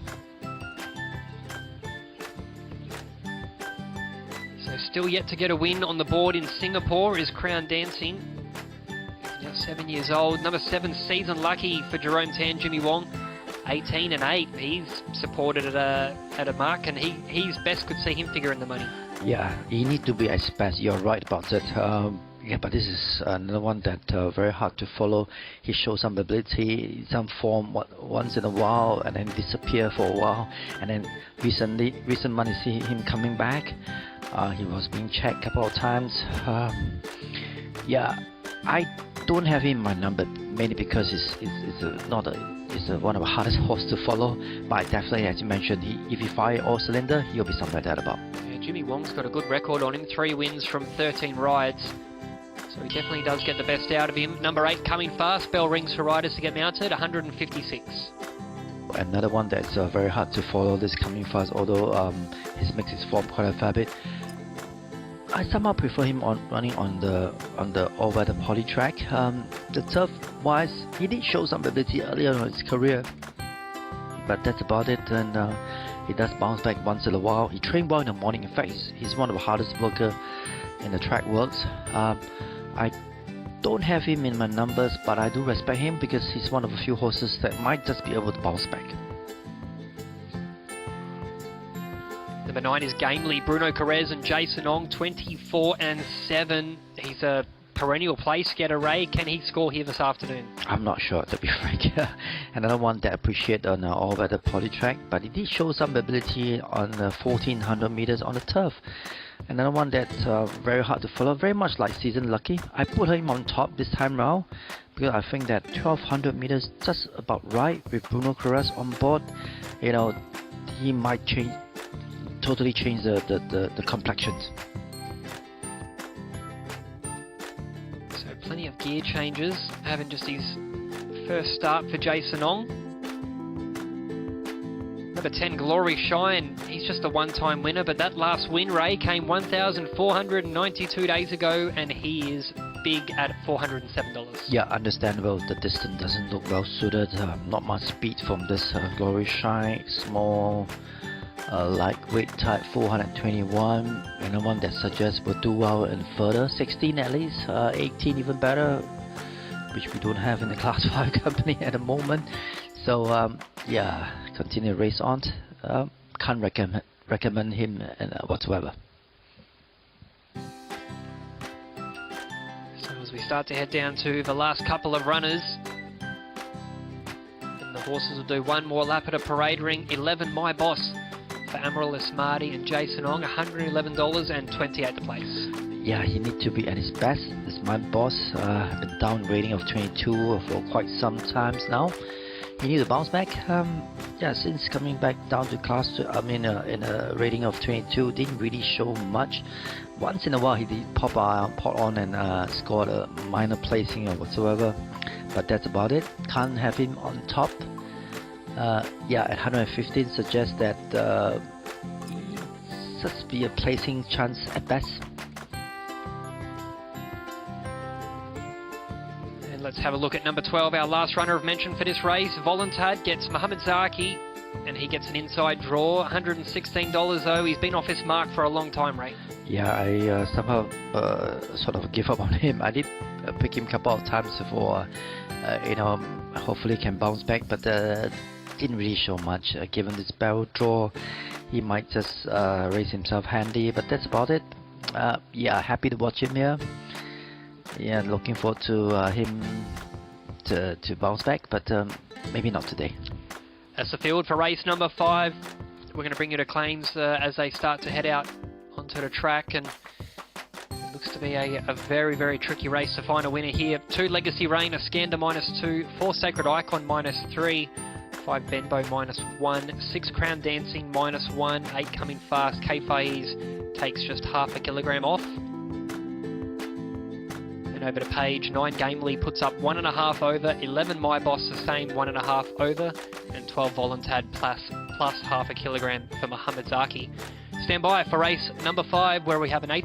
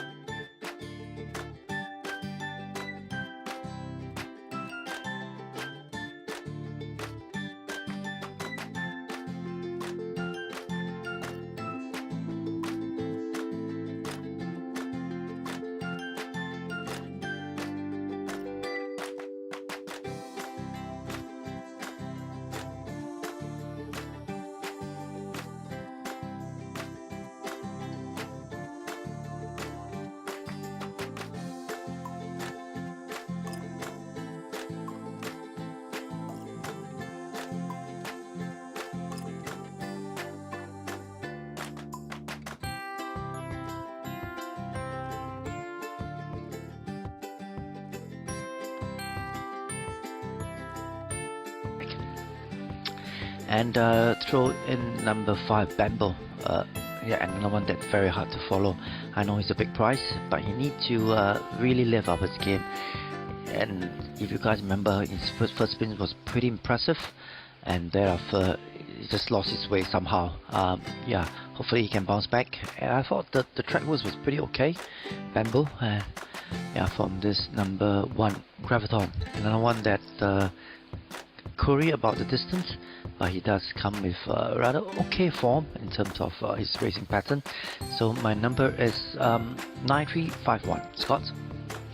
I think this is probably one of the hardest races of a day, Ray. As I speak now, joint favourites, horses 9 and 7, but yeah, when you get $19 about the field, it just shows how tough it is. Yeah, when you come to seeing the double figures on a lot of horses, 4 or 5 competitors who are pretty similar dividends, suggests that this is a very tricky race. I'd agree, because punters are not sure who's going to win. Even myself, even I think a lot of trainers themselves, even jockeys, not sure when are they going to fire. For number 9, Gamely, we have seen that he's done very well in 1200 meters in his career, but mainly in the all-weather poly track. Even number 7, with Season Lucky, since back in the Class 5, he just shows here and there the abilities, but couldn't really hold on there. So even for this number 6 horse, Crown Dancing, he's one of our favorite at $24 at the moment. So you've been doing pretty nicely recently, but just been rather inconsistent. So you can see that horses right now are even punters are not sure. In terms of timings, you've got 2 horses that are well in triple figure odds. My Boss and Voluntad both have the quickest time. My Boss clocking a 109.60 back in his prime, but yeah, you got Gamely, who's probably going to look to go forward. Legacy Rain, I want to see Retallica up in the first 4. I think if he settles any further back than then, he's going to really struggle to be able to pick them up. So they're going to be nice and keen for the lead in that first part, Ray. Yeah, as you mentioned, yeah, you're right about it. And since for us 4 runs so far, we've seen most of the horses will go up in the front, will get the job done, and yeah, let the rest of the horses do some chasing. As long as you go to the front, that you actually won half the battle. So yeah, rightfully, this Retallica, even this Crown Dancing might just be the one that go to the front. Even Gamely himself, who handled 1400 meters pretty nicely, he might just be the one that go to the front. Hopefully they can go to the front. As for number 8, Coming Fast, sometimes he goes to the front, but sometimes he doesn't, and most of the time on over the poly track. Alright, horses are loading in. We have and we head up back to you, Scott, for the race call of race number 5. Thank you, Ray. Really big go here on number 9, Gamely. I never thought I'd see it for a long time, but he has been heavily supported into $14. Just shows the quality of this field. This guy's only got 2 wins to his name, and his last win was over 1,000 days ago. So let's see if he can stamp himself back in the winner's store here. Game leader punters certainly think so. He's into $14.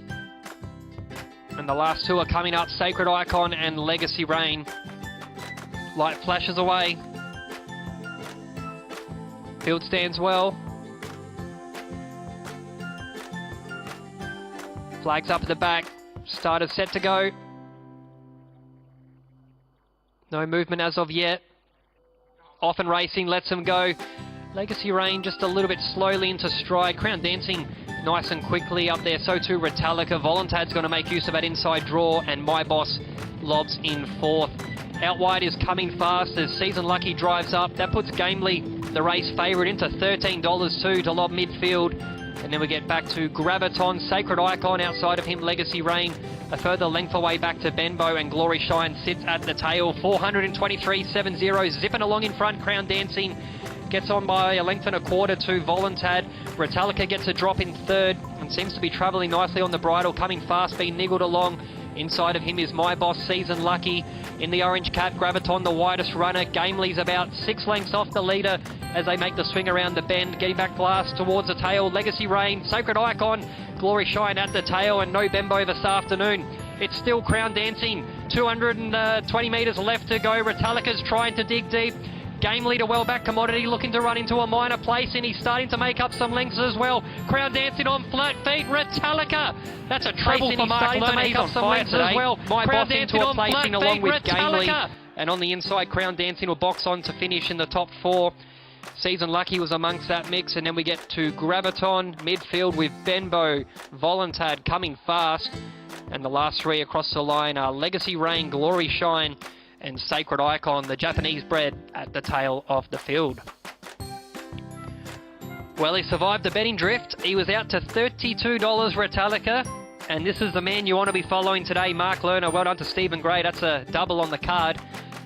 and they've taken out both divisions of this Class 5 1200 metre race after scoring with Simon in race number 1. He was given a lovely run, just sat 1 out 1 back in 4th position coming around the 700.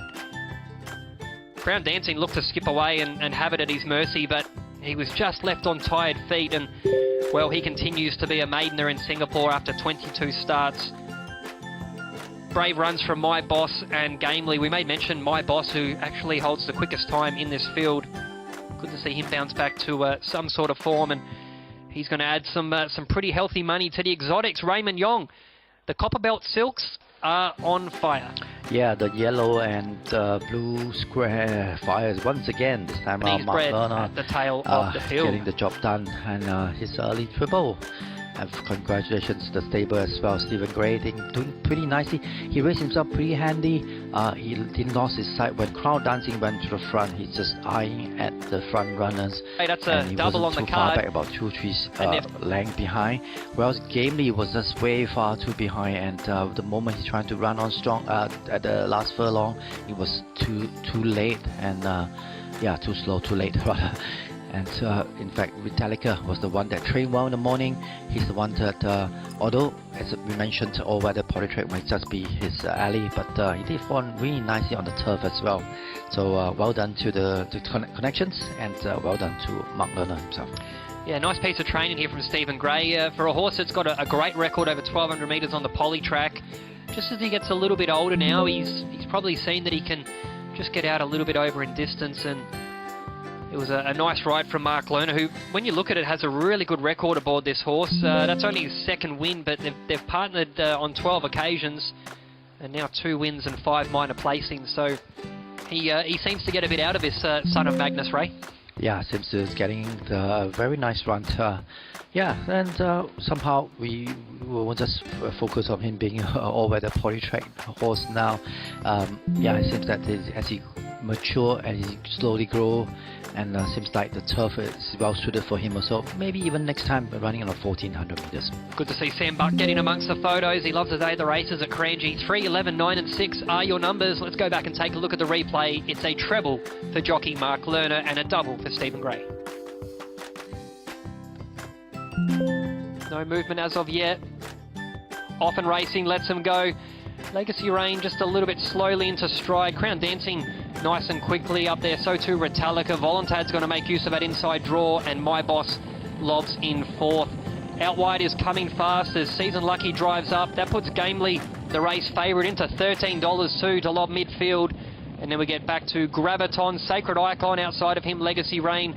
A further length away back to Benbow, and Glory Shine sits at the tail. 423.70, zipping along in front. Crown Dancing gets on by a length and a quarter to Voluntad. Retallica gets a drop in 3rd and seems to be travelling nicely on the bridle. Coming Fast, being niggled along. Inside of him is My Boss, Season Lucky. In the orange cap, Graviton, the widest runner. Gamely's about 6 lengths off the leader as they make the swing around the bend. Getting back last towards the tail, Legacy Rain, Sacred Icon, Glory Shine at the tail, and no Benbow this afternoon. It's still Crown Dancing. 220 metres left to go. Retallica's trying to dig deep. Gamely to well back Commodity, looking to run into a minor place, and he's starting to make up some lengths as well. Crown Dancing on flat feet. Retallica, that's a treble for Mark Lerner. He's on fire today. My Boss into a placing along with Gamely, and on the inside Crown Dancing will box on to finish in the top 4. Season Lucky was amongst that mix, and then we get to Graviton midfield with Benbow, Voluntad, Coming Fast, and the last 3 across the line are Legacy Rain, Glory Shine, and Sacred Icon, the Japanese bred, at the tail of the field.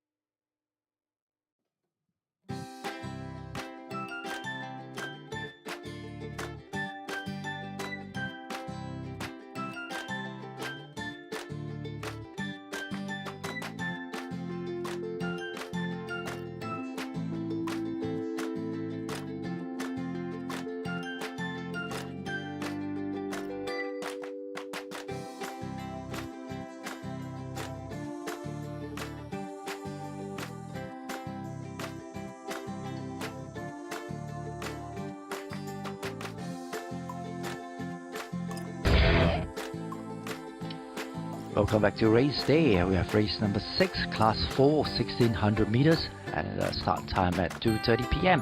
Prize money of $50,000. Number 1, mesmerizing from 4, Mama Ibrahim at 484. Number 2, Ace Sovereigns, scratching. Number 3, Yima at from 12, Simon Cobb at 545. And number 4, Amor from 7, Rosman Iskandar at 507. Number 5, Dancing Supremo from 8, Ronnie Stewart at 499. Number 6, Savvy Command from 5, Muhammad Akmazani at 477. Number 7, Engine Start from 9, Manuel Nunes at 487. Number 8, Satrio from 11, S. Jamel from at 501.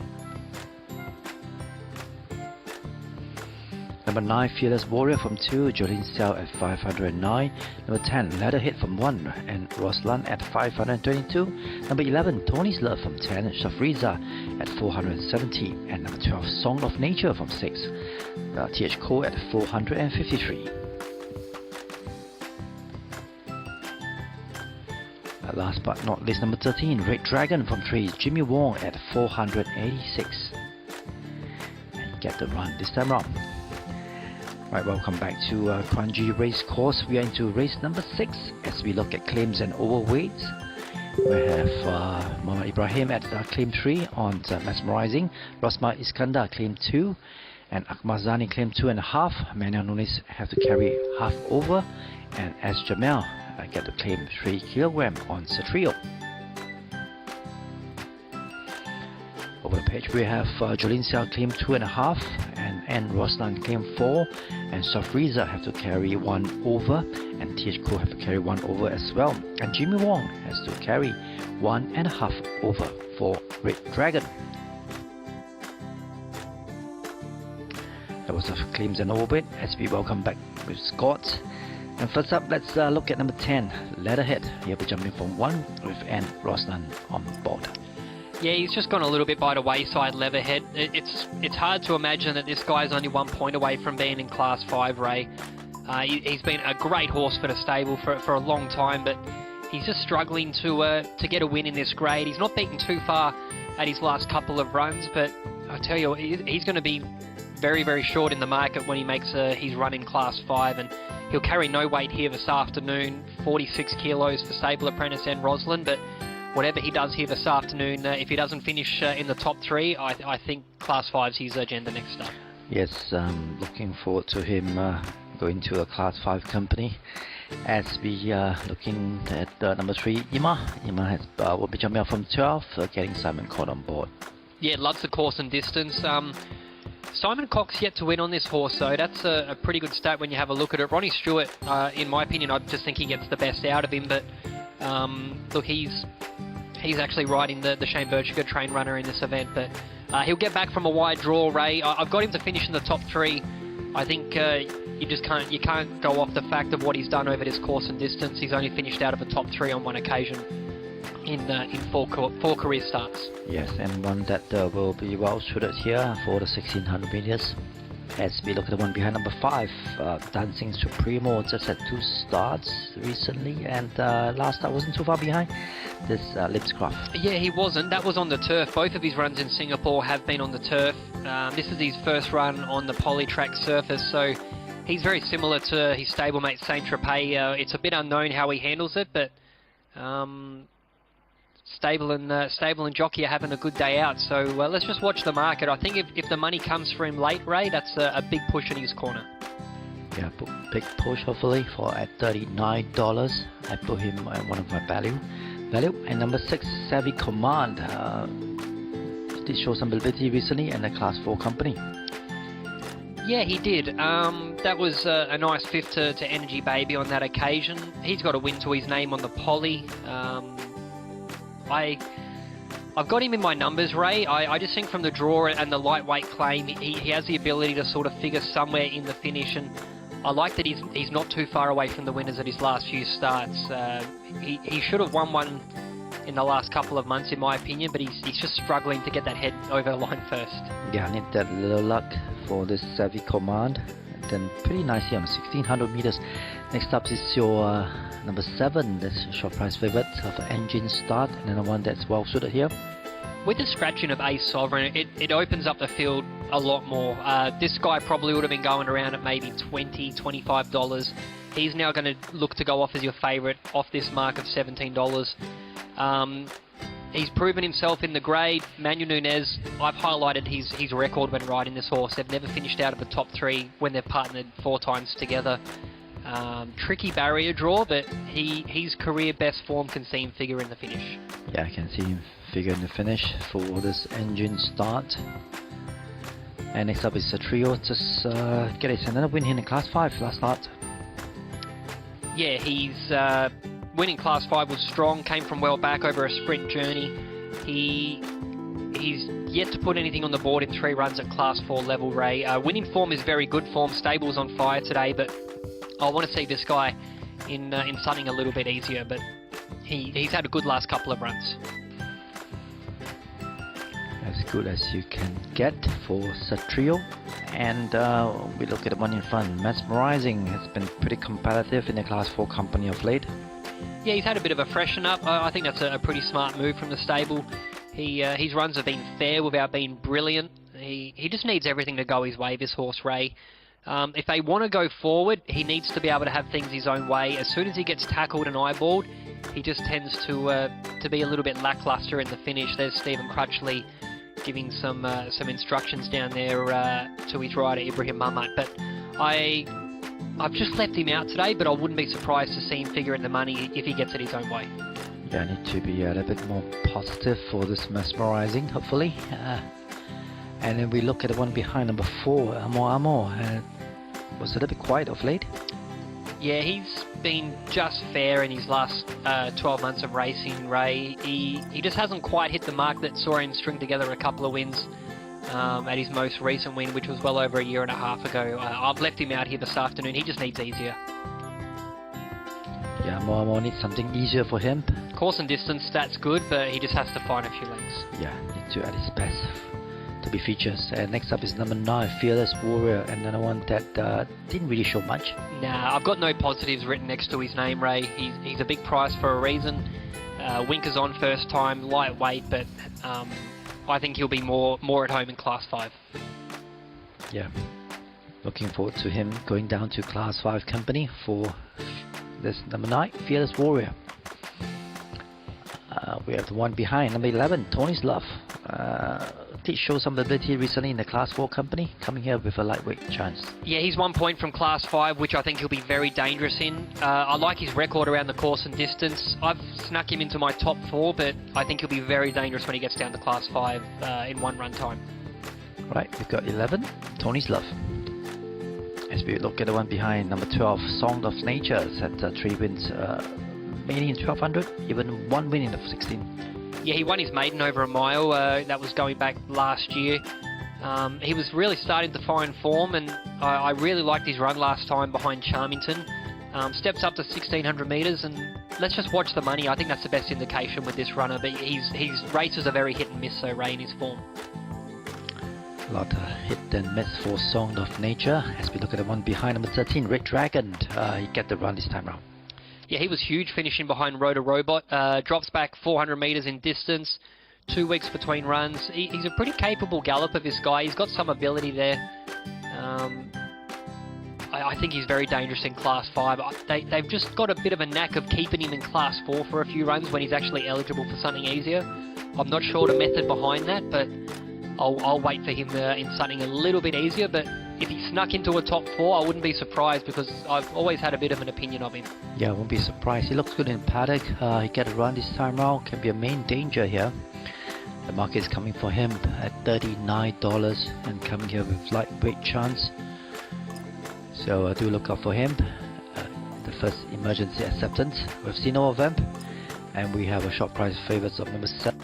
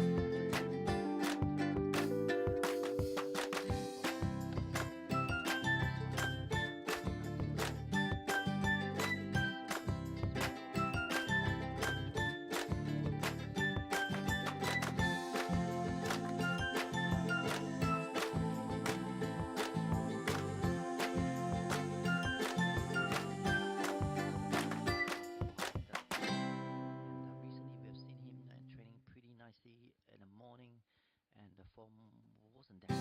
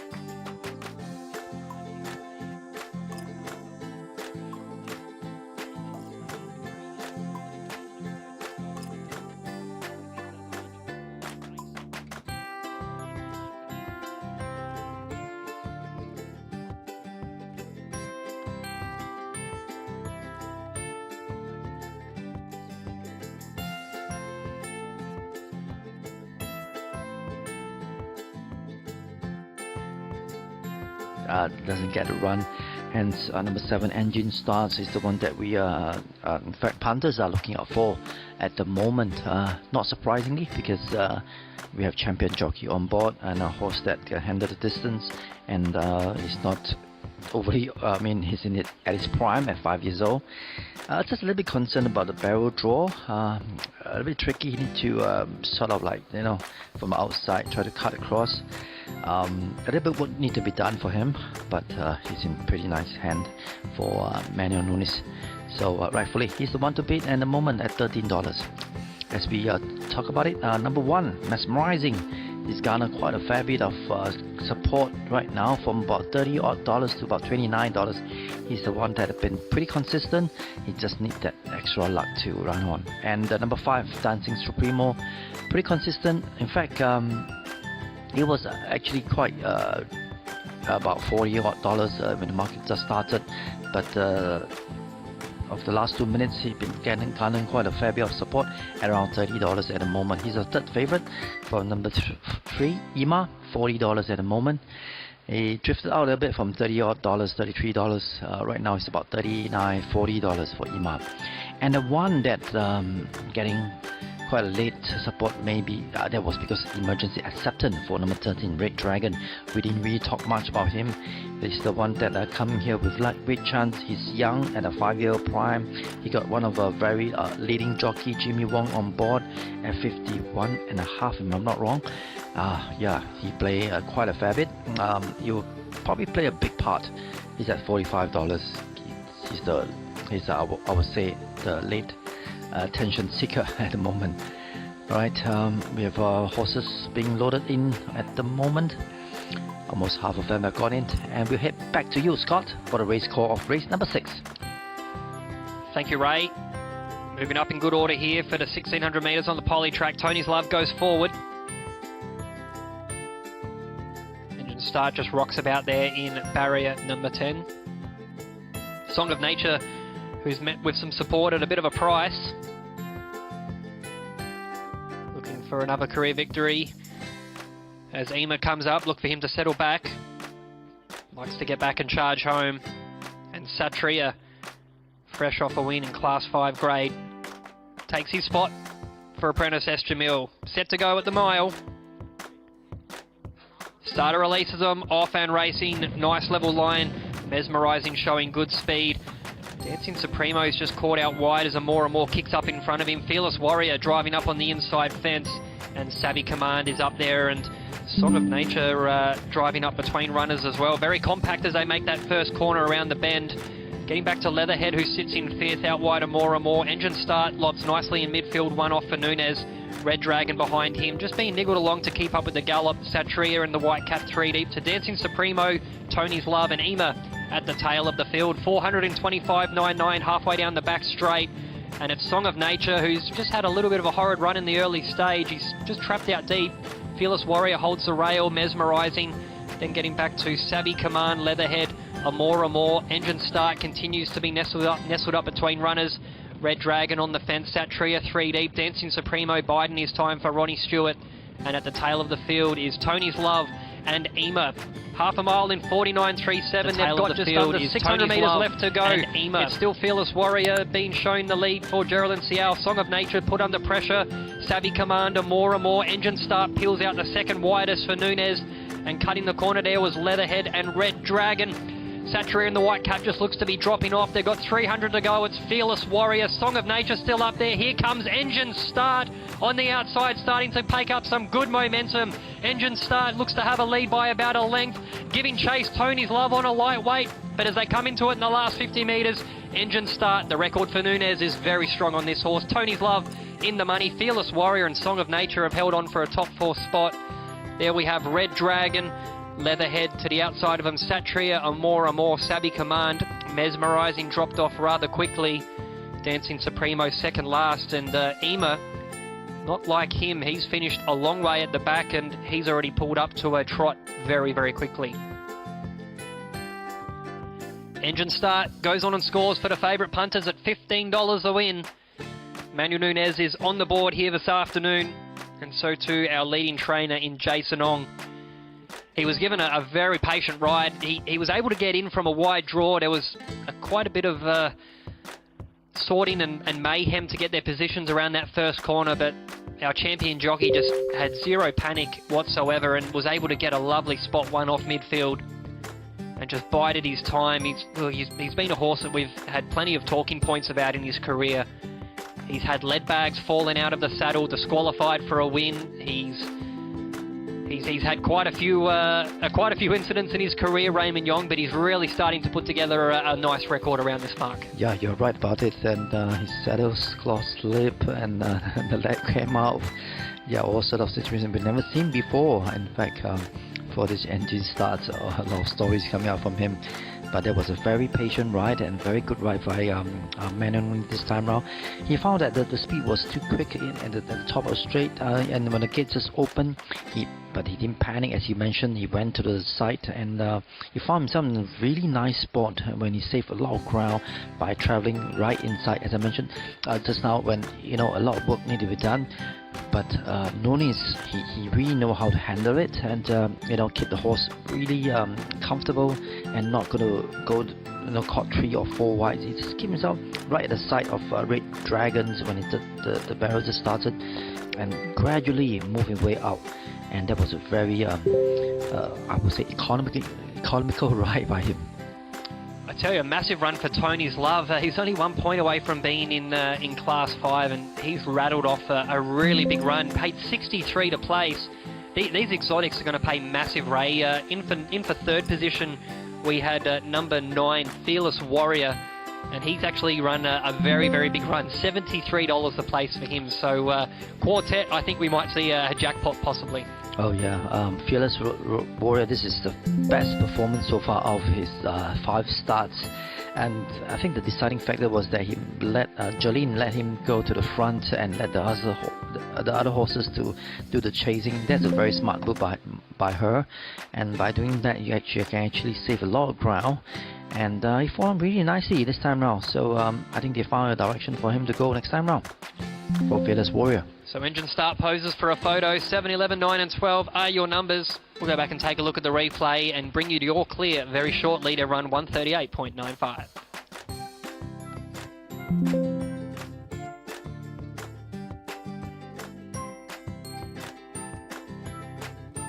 DeMille set to go at the mile. Starter releases them, off and racing, nice level line, Mesmerizing showing good speed. Dancing Supremo's just caught out wide as Amor kicks up in front of him. Fearless Warrior driving up on the inside fence, and Savvy Command is up there, and Song of Nature driving up between runners as well. Very compact as they make that first corner around the bend. Getting back to Leatherhead, who sits in 5th, out wide Amor. Engine Start lobs nicely in midfield, 1 off for Nunez. Red Dragon behind him, just being niggled along to keep up with the gallop. Satria and the white cap 3 deep to Dancing Supremo, Tony's Love and Ema at the tail of the field. 425.99 halfway down the back straight, and it's Song of Nature, who's just had a little bit of a horrid run in the early stage. He's just trapped out deep. Fearless Warrior holds the rail, Mesmerizing. Then getting back to Savvy Command, Leatherhead, More. Engine Start continues to be nestled up between runners. Red Dragon on the fence, Satria 3 deep, Dancing Supremo, Biden is time for Ronnie Stewart. And at the tail of the field is Tony's Love and Ema. Half a mile in 49.37. They've got just under 600 metres left to go. It's still Fearless Warrior being shown the lead for Geraldine Siao. Song of Nature put under pressure. Savvy Commander, More. Engine Start peels out the second widest for Nunez. And cutting the corner there was Leatherhead and Red Dragon. Satria in the white cap just looks to be dropping off. They've got 300 to go. It's Fearless Warrior. Song of Nature still up there. Here comes Engine Start on the outside, starting to pick up some good momentum. Engine Start looks to have a lead by about a length, giving chase Tony's Love on a lightweight. But as they come into it in the last 50 metres, Engine Start, the record for Nunez, is very strong on this horse. Tony's Love in the money. Fearless Warrior and Song of Nature have held on for a top 4 spot. There we have Red Dragon, Leatherhead to the outside of him, Satria, More, Savvy Command, Mesmerizing dropped off rather quickly. Dancing Supremo second last, and Ema, not like him, he's finished a long way at the back and he's already pulled up to a trot very, very quickly. So numbers are 7, 11, 9 and 12. Engine Start gets the favourite backers off to a great first half of the program. $15 a win, 11 the place. Stand by for the All Clear and Exotics.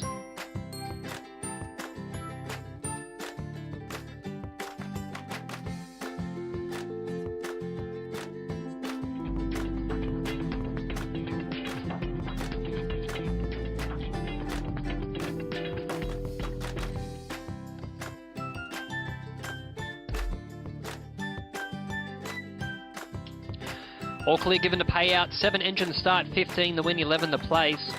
11 Tony's Love, 63 to place, 9 Fearless Warrior, 73 to place, and 12 THCO puts Song of Nature into 4th. Forecast 7-11, $137. Place forecast 7-11, $40. 7 and 9 returns $70. 9 and 11, $315. TSA 7, 11 and 9, $10,669, with the trio 7, 9, 11 paying $4,072. No winner for the quartet, which was expected with those big price runners. 7, 11, 9 and 12, so 4,348 moves on to race number 7.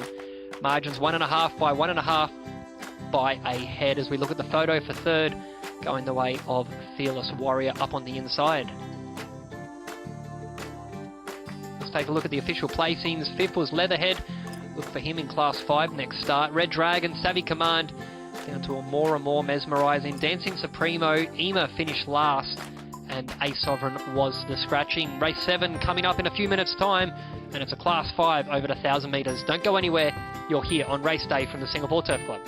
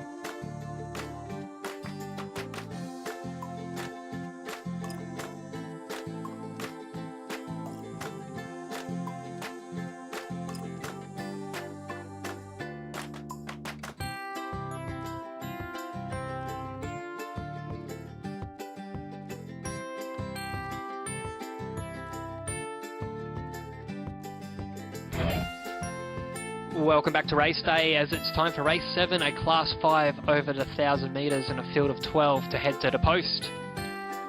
Let's take a look at the lineup. At the top, Fabu for Shafrizel in 6, 2 Golden Sentience, Geraldine Xiao in 9, 3 Maze gets Vlad Jurek in 2 and 4, Twinkle Twinkle for Ronnie Stewart in barrier number 4. 5 The Brotherhood, TH Co in 11, 6 Doc Hudson for Louis Beauzelon in 8, 7 Ahone for Cy Food and draws 12, and 8 Limbs Wish, Mark Lerner looking for 4 on the card, will jump from 3. 9 Steady Pom Pippi for Jimmy Wong in barrier 1, 10 Sacred Stella Carez in 10, 11 Kiss Your Song gets Matthew Kennedy from 7, and 12 Wednesday Simon Cock, the last start winner in barrier number 5. Emergencies 13, 14, 15 and 16 all not gaining the start.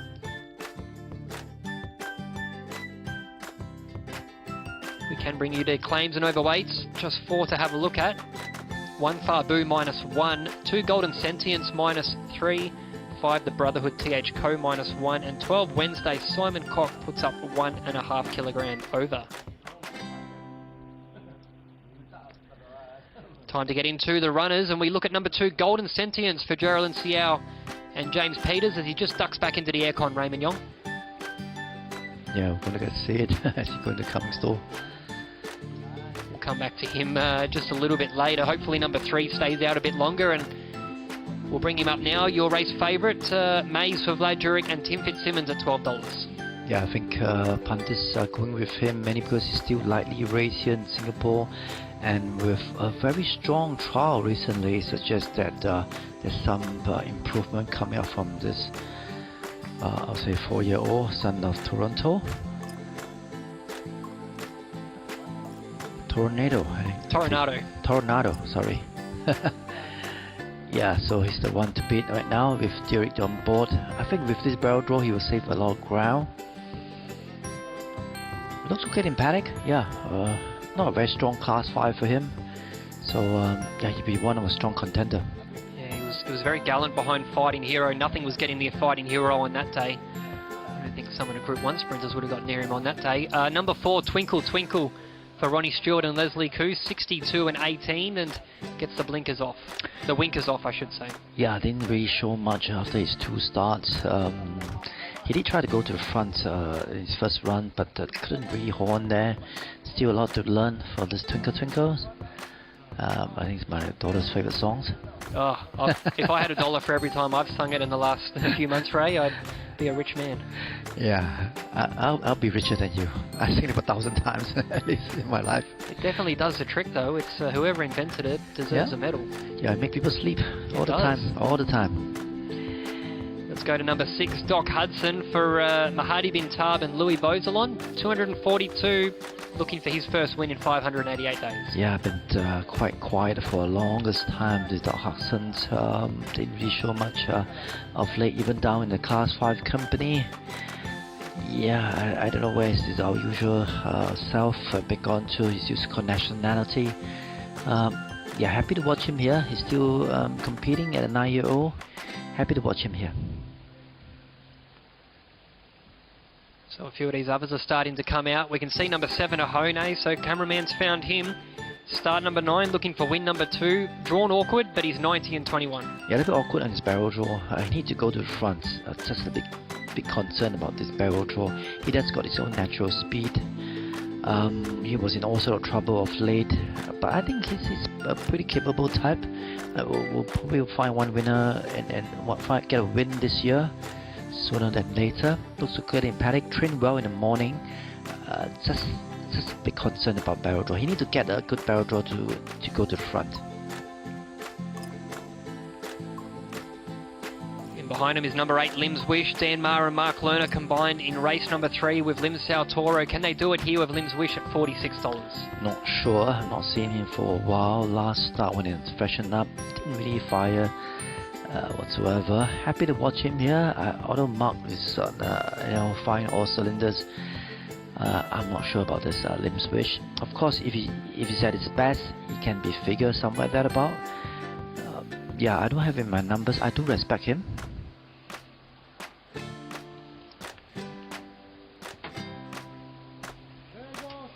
So the bell rings for riders to get mounted. 9 Steady Pom Pippi, Jimmy Wong and Mahadi Bin Tab. Gets a good draw in 1. $261 though, but start number 5, he hasn't done much on the form. Yeah, long, lanky legs of this Steady Pom Pippi. Last 4 start was just pretty average. Caught wide a few times. I'm happy to watch him here. He needs to improve for Steady Pom Pippi. This is our. What's the slang mean in Singapore terms? It's meaningless. It actually means you're pretty, consistent. Okay. Yeah, and Pom Pippi just blowing whistle. So when you are consistent, you're blowing a whistle. It's not a saying I hear. I've been here a long time though. I haven't heard that saying, Ray. So. That's our local dialect. Yeah. Number 1, Fabu, the son of Street Boss for Shafrizal and Jason Ong, 61 and 18. Yeah, 2 wins recently. He was pretty impressive in the Class 5 company. So the big constant 59. He's a big, strong individual. Yeah, I can be features in the top 4. It's Fabu. I think he's in a pretty good hand. Jason Ong is in very good form as well for the stable. Yeah, I think he just felt the pinch of the heavy weight being caught wide last start. We can go back to number 2, Golden Sentience. He's back out, stretching out for Geraldine Xiao and James Peters. I like his performance 2 starts ago in the 1100 meters when he went to the front. Not much of him though, 400 and almost 450 though. Lightly framed type of horse, pretty feisty and trained pretty nicely in the morning as well. Thankfully with Jolene Xiao, that 3 clear claim might just help him a fair bit. So Geraldine just gets legged up aboard as we head over to number 5, and that is the Brotherhood for TH code Jason Ong, and he just gets an awkward barrier draw at $101 a win. Yeah, another one that get a very awkward barrel draw. A lot of work need to be done.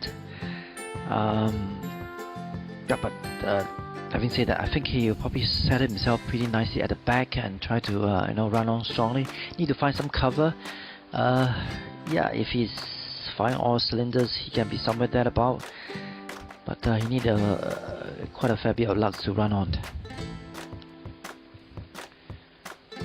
He strung together 2 wins back in June and July of this year. We go to number 10, Sacred Stella, the Japanese-bred filly for Jerome Tan and Bruno Carrez. Big price, $473. Understandable. Her 4 start was just way below par. You don't get to see her in front. I mean, you get to see her in front, but she couldn't really hang on there. Not much of her, 429, and yeah, hopefully can improve. Until she improves, I will not be able to recommend her whatsoever. So we'll get a look at these last couple. Number 11, Kiss Your Song for Matthew Kellerty and Shane Birchiger. Stable looking for a double for the 6-time winner, 23 and 7. Yeah, I think you know him very well. This Kiss Your Song had done pretty nicely in the Class 4 company. Big, strong individual. Trained well in the mornings. Yeah, I think although he's getting on, but he did show that he's a pretty capable horse in this Class 5 company. Respect him, and with his usual partner, I think very likely to get a win this year.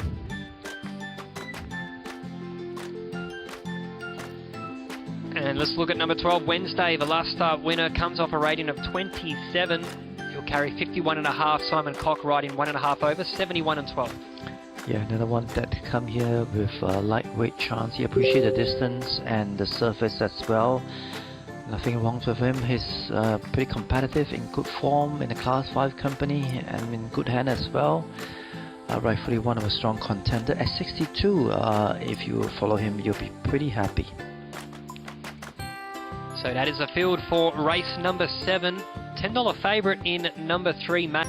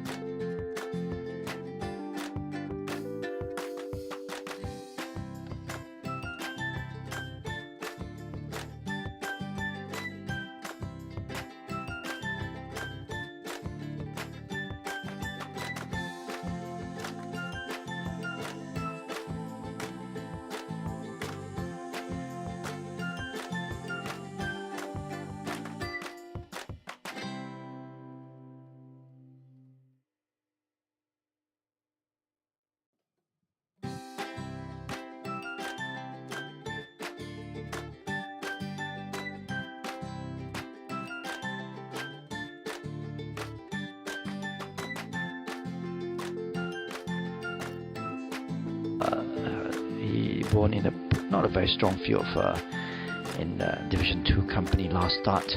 So my number is 2, 11, 3 and 12. Scott? Good support coming for Maze Ray. He's now into single-digit odds at $9. Just trying to have a browse at the field and try and find anything at a bit of a price. Number 2, Golden Sentience. He's met with support 48 into 31, but punters suggesting this is a one-horse affair. Yeah, very much so. It's right into the single digits. Suggests that they're very confident that he will run well. I can understand, and in fact, even when the handicap come about, I thought this is not a very strong field. Some of horses, you know, they are. Okay, let's mention some horses that done very well. The Brotherhood, Doug Hudson, even Kiss Your Song, even Lim's Wish done pretty well in their earlier on the career. Didn't really show up of late, except Kiss Your Song. So even some of horses that Secret Stella, even Steady Put PP, all this didn't really measure up. So when that mains came about last start, when he did found really strongly behind Fighting Heroes, suggests that you know, he's not too far away from a win this time round. And with champion once our champion jockey like Joey on board, yeah, being the favourite is not a surprise. Right, the horses are being loaded in, and yeah, let's have a little update on the market right now. We have number 3 horse, Megs. He's the short price favourite. He's at $10 at the moment. Bounced back a little bit, drifted out a little bit, but still pretty consistent at 2 figures. And number 2 horse, Golden Sentience, he's at $29. He got a little bit of late support when the market started from $45. And number 11, Kiss Your Song, is at $32. One of our old-timer here who knows the track very well. Have not been winning circle for a while, but definitely has got the ability to win in this race. Number 1, Fabu. We didn't talk much about him, but he's getting some late support at 47 from $56. He's one of a strong runner here. In pretty nice form. Just that a little bit concerned about 58 kg for him. But he keeps himself into a really nice company as well, with Safriza on board. And horses are loading in. We head back to you, Scott, for the race call of race number 7. 1,000 metres on the poly track here for the Class 5 gallopers. Here comes Steady Pompipi for Jimmy Wong. 3 riders have dominated the first 6 races. Mark Lerner with 3, Ronnie Stewart with 2, and Manuel Nunez took out the previous aboard engine start. It's been a real favourites day here at Kranji. Let's see if that momentum can swing here on the back half of the program. Fabu goes up, and here comes Maze, set to complete the line. Stand by for a start. Attendance just climbing in with 1. No flag up at the back as of yet. Goes up now.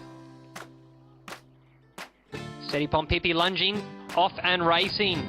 They broke on pretty good terms. Maze is nice and positive, showing good speed up there on the inside is Twinkle Twinkle, Golden Sentience, and out wide Sacred Stella with the blinkers being urged along. Doc Hudson behind them with a Hone trapped out deep. Wednesday sits in midfield. Kiss Your Song just looking to race 3 deep, but he has a back to follow.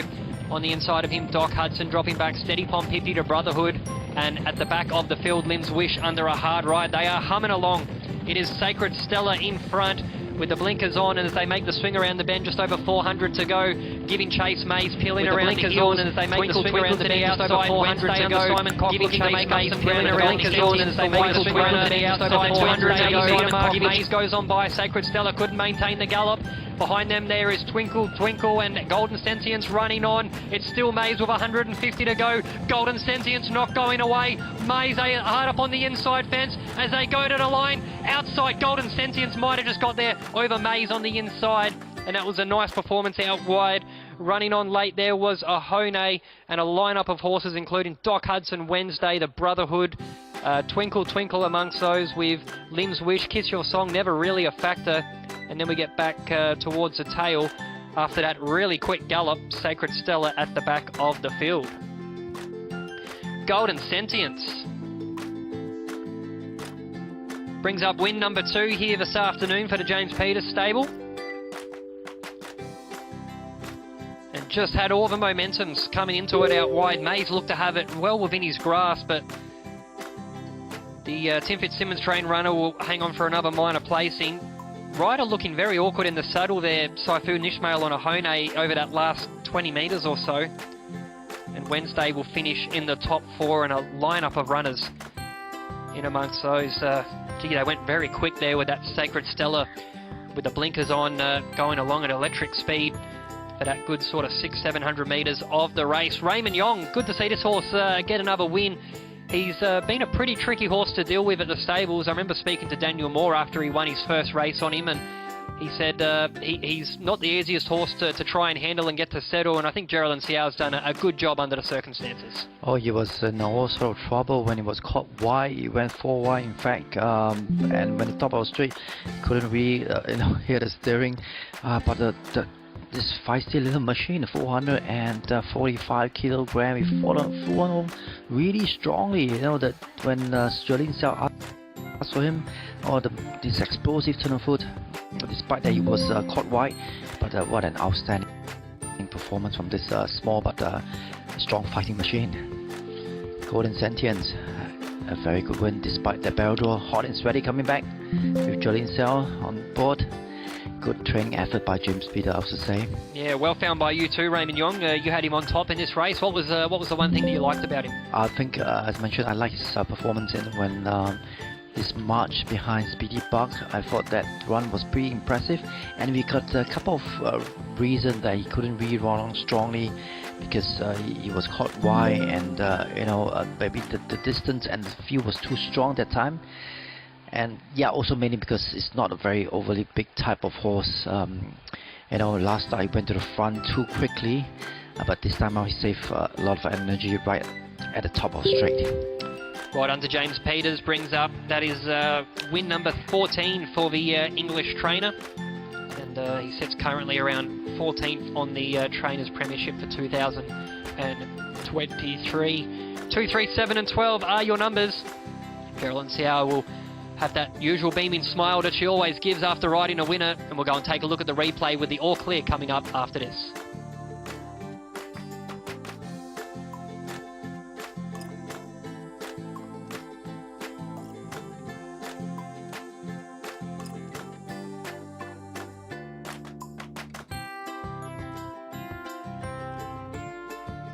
Steady Pompipi lunging, off and racing. They broke on pretty good terms. Mays is nice and positive, showing good speed up there on the inside is Twinkle Twinkle, Golden Sentience, and out wide Sacred Stella with the blinkers being urged along. Doc Hudson behind them with a Hone trapped out deep. Wednesday sits in midfield. Kiss Your Song just looking to race 3 deep, but he has a back to follow. On the inside of him, Doc Hudson dropping back Steady Pompipi to Brotherhood, and at the back of the field, Lim's Wish under a hard ride. They are humming along. It is Sacred Stella in front with the blinkers on, and as they make the swing around the bend, just over 400 to go, giving chase. Mays peeling around the heels. Twinkle Twinkle to the outside. Wednesday under Simon Cock looking to make up some ground, and Golden Sentience the widest runner at the 280 metre mark. Mays goes on by. Sacred Stella couldn't maintain the gallop. Behind them there is Twinkle Twinkle and Golden Sentience running on. It's still Mays with 150 to go. Golden Sentience not going away. Mays hard up on the inside fence as they go to the line. Outside, Golden Sentience might have just got there over Mays on the inside. And that was a nice performance out wide. Running on late there was a Hone and a lineup of horses including Doc Hudson, Wednesday, the Brotherhood, Twinkle Twinkle amongst those with Lim's Wish. Kiss Your Song never really a factor. And then we get back towards the tail after that really quick gallop. Sacred Stella at the back of the field.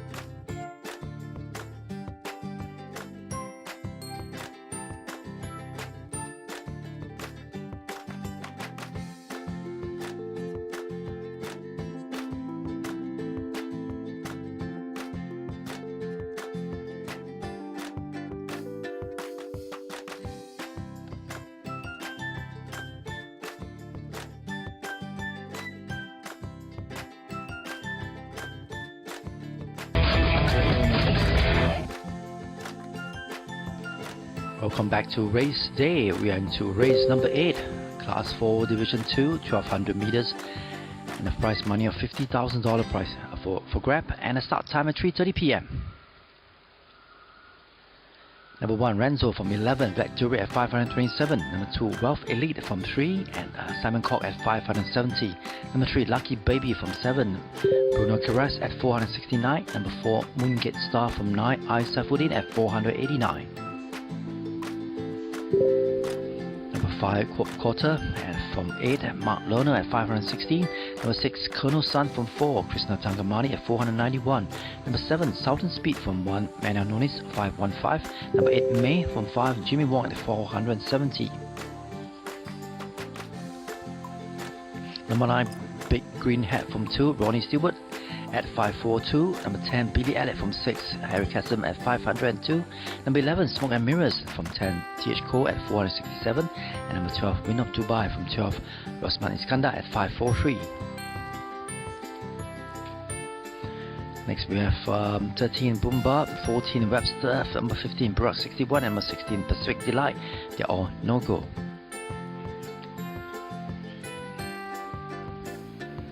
Welcome back to race day, Singapore race day on Kranji race course.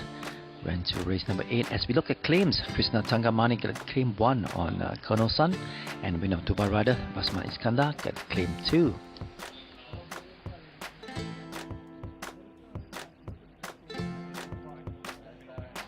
For overweight, we have Manuel Nunes got to carry 1.5 over, and for Rolling Stewart half over as well. Harry Kassam at half over, and TH Cole got to carry half over for Smoke and Mirrors. There was a claims and overweight. As we welcome back Scott, as we look at number 1, Renzo will be jumping out from 11. He get Black Jury. Sorry, Ray. Yeah, it's good to see this guy get back to winning form last start. He does have a tricky barrier to overcome this afternoon. It was one thing that just sort of threw me off putting him on top in my selections. He did win with some pretty good authority on that occasion under Bernardo Pinheiro, but I'd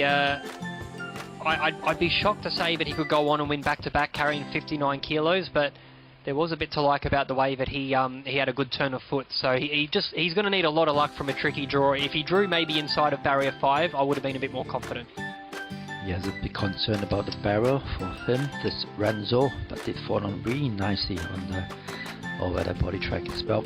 As we look at the one behind, number 3, Lucky Baby, still just got 1 win last start in the Class 4 company. He had excuses at that most recent run. He was caught wide, he copped a bit of a check. That was just under 2 weeks ago. He was heavily back to 130 into 26. He's feeling very well within himself. You can see him just getting on his toes there, Ray. Go off that form 2 runs ago when he won by 4, just under 5 lengths. That was a pretty smart performance. Probably looked to show a forward positioning from the wide draw, but yeah, he looks ready to run a big race. Yeah, this is a little bit edgy here just now in the paddock. He was one of the earliest to be in the paddock just now. As we look at number 4, Moongate Star, we've done pretty nicely on the all-weather body track. This guy's pretty consistent when he goes around at an each way quote. I really like that run behind Fatter Boy. Now, you got to remember, this guy carried 58 kilos on that occasion. He only goes up half from that performance. The winner went around with 50 on its back, so it was a big difference, 8 kilogram swing in the weights. I've got him in my numbers because I think off this mark he generally does perform pretty well, and he's a Class 4 sprinter through and through. Yeah, can't go around him. Next up is number 5, Quarter. Has been rather quiet of late. He has. He's a very hard horse to catch, this guy. When he wants to put his mind on the job and run well, he's more than capable. You got to look at his record. He's a 7-time winner from just under 50 career starts, but just take him on trust, Ray. He looks nice, cool, calm and collected here, but when he gets behind the barriers, it's a different story. Yeah, hopefully he can behave properly in the barrel for Quarter. Not much of support at the moment. And as we look at number 6, Colonel Sun, come here with 1 win back in Australia. Yeah, he won a 2-year-old race at Moonee Valley going back in March of last year. He was formerly raced as the name Latvian by the James Harron Racing Syndicate. Anthony and Sam Friedman had him in Victoria.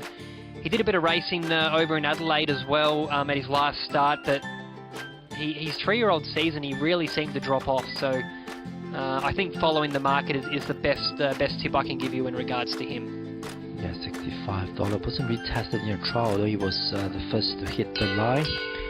And the one behind number 7, Southern Speed, had been pretty keen to get another win here in Singapore as soon as possible. Yeah, he's got a good record on both turf and poly track, this horse.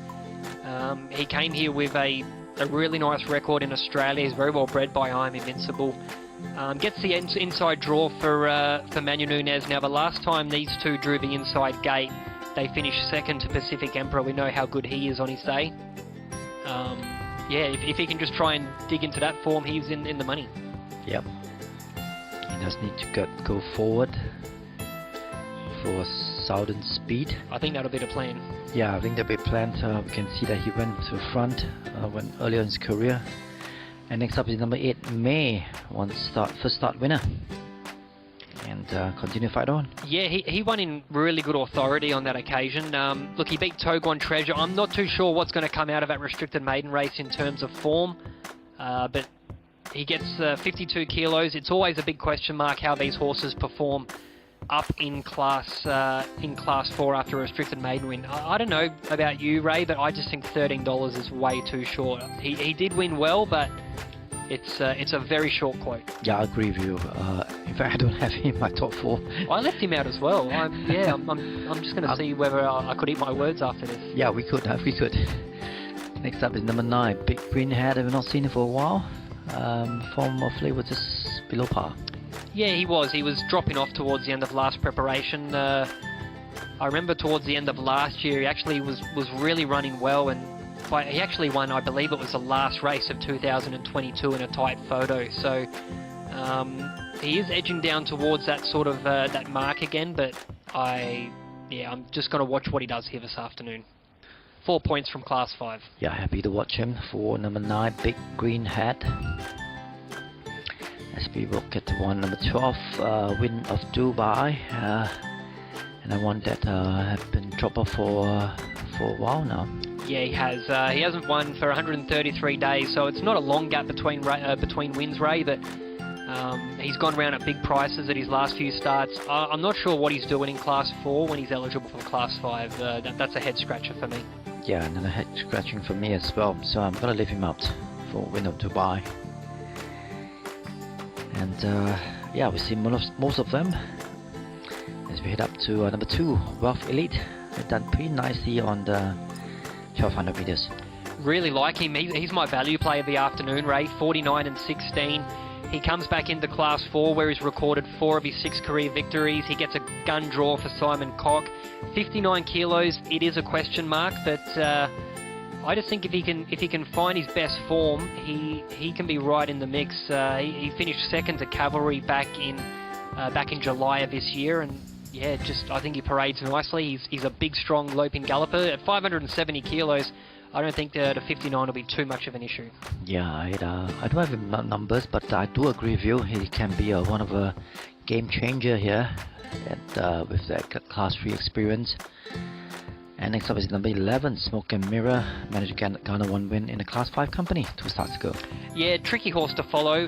Really good form on the board. He runs very good sectionals, this guy, and believe it or not, his turf record is good, but I like the way that Jason Ong's got him going very well on the polytrack surface in the last 6 months or so.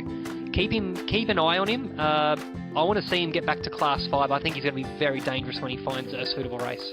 Yeah, looking forward to see him down in Class 5 for Smoke and Mirrors. I think we've seen most of them as Billy Elliott's just out the front now, Ray.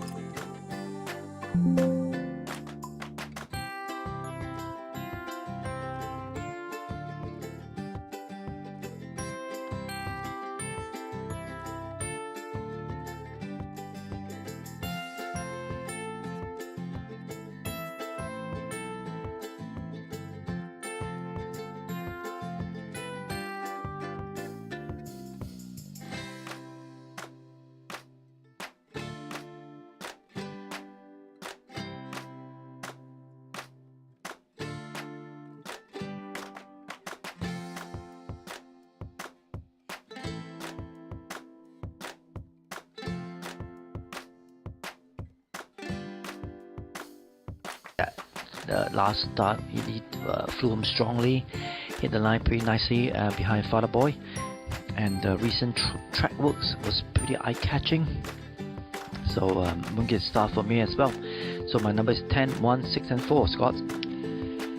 So they should get the loading up signal very shortly. As I speak, Ray, joint favourites. We've seen this a few times this afternoon. Horses 1, Renzo, and number 8, May. But May just getting out now to a sort of more respectable quote for a restricted maiden winner coming up to Class 4. Yeah, he should be a little bit more humble because he's meeting with some of very strong caliber in the name of Renzo. Even what you mentioned about Wealth Elite horses that have run up to Class 3 company, now back in the Class 4.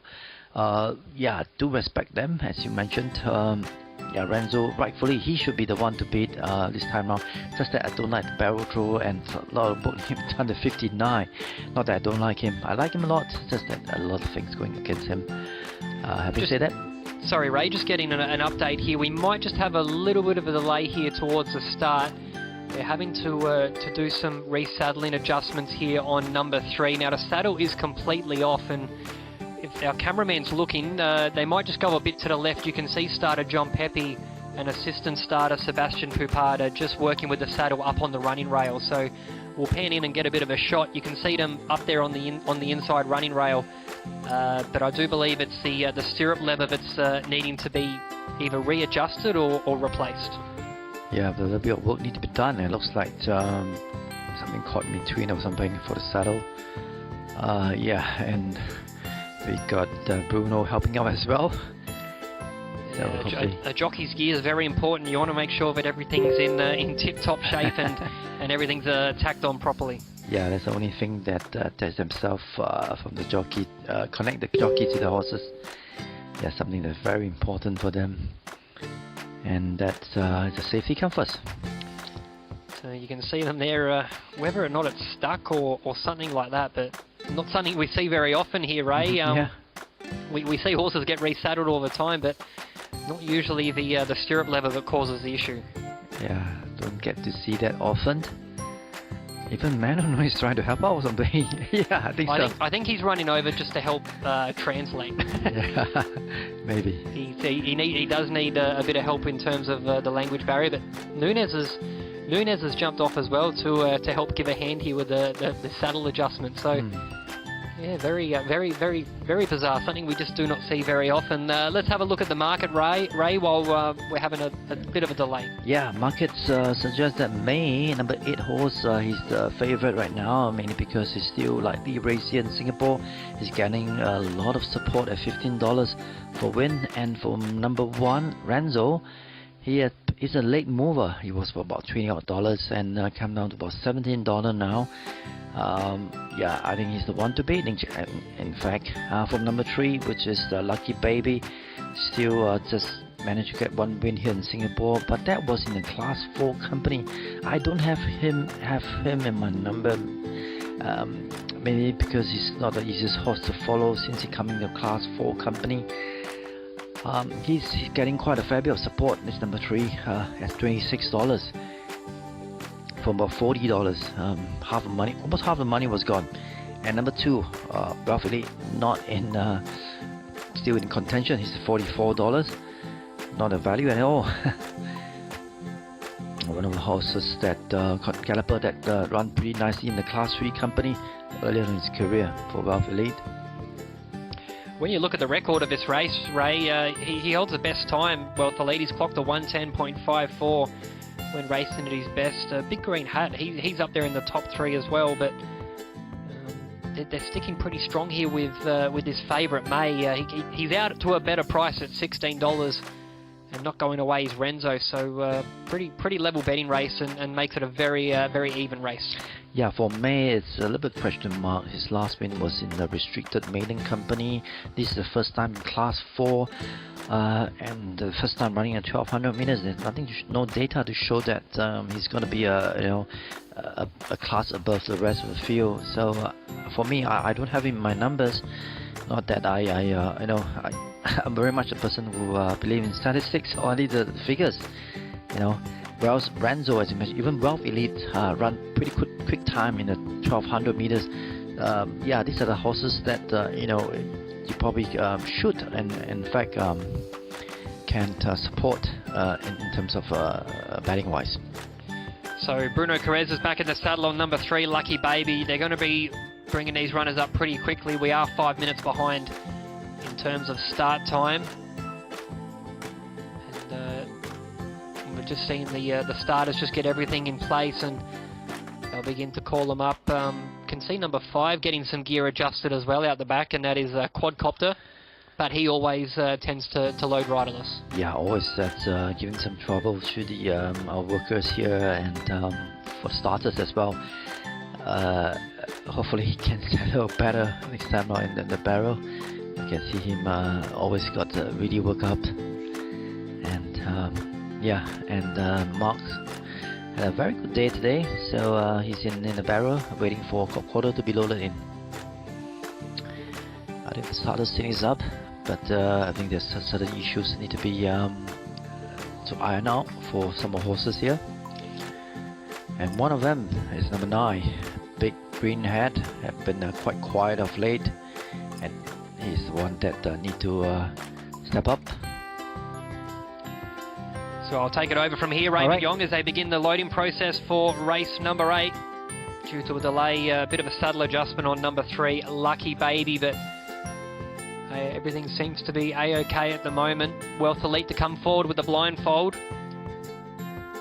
for Simon Cock and Stephen Burridge. Southern Speed just keeping nice and relaxed out of line, and Moongate Star goes up as Wealth Elite just backs up. So we won't want too many more delays here for this event. Joint favourite still, horses 1 and 8, Renzo at $16. And May coming off that really sharp restricted maiden win on the poly track. He's continued to stay around that $16 as well. Bit of support coming for number 3, Lucky Baby. 35 into 21, so you'd have to say he's probably one of the best backed runners. The Jerome Tan train runner. Wealth Elite still not wanting to go in at this stage. The 7-year-old Brazilian bred gelding by Midshipman. One of only a handful of Brazilian bred gallopers we have here at Kranji.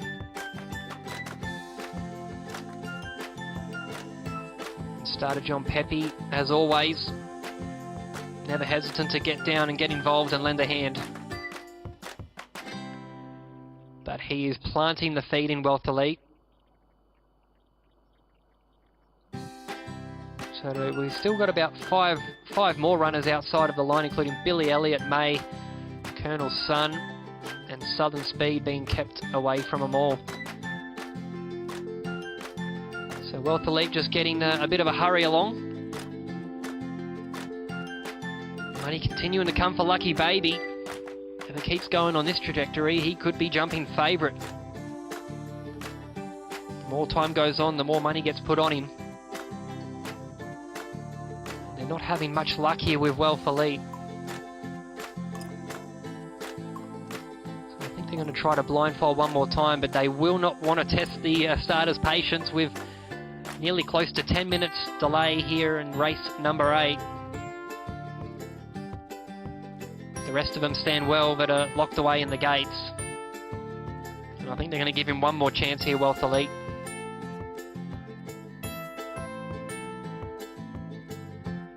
So Billy Elliott continues to swing around out the back. Quadcopter, who will load riderless. And Wealth Elite makes it about ahead of the way into the gates, and they've got the whole army of barrier attendants now looking to urge him in.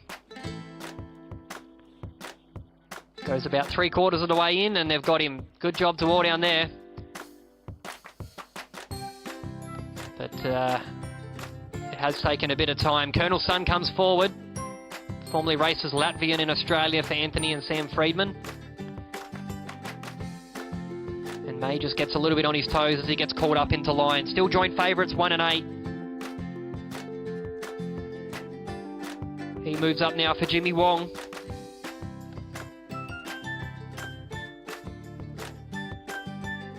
Southern Speed and Billy Elliott will look to come forward as well. So 1,200 metres here on the poly track.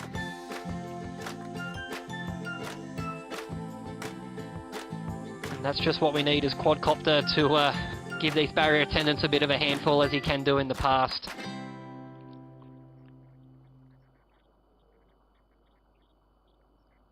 So what looks more like a rugby scrum than a barrier attendant army. I think even Turf Club vet Dr. Dan Shaw's going to look to get involved as well. He was nearly ready to cover the back flank. So we've got farriers, we've got vets, we've got barrier attendants and starters. All we needed was a steward and we would have been set. But they've got him locked away now. Set to go at the 1,200. After a lengthy delay here to race 8. We are set to go.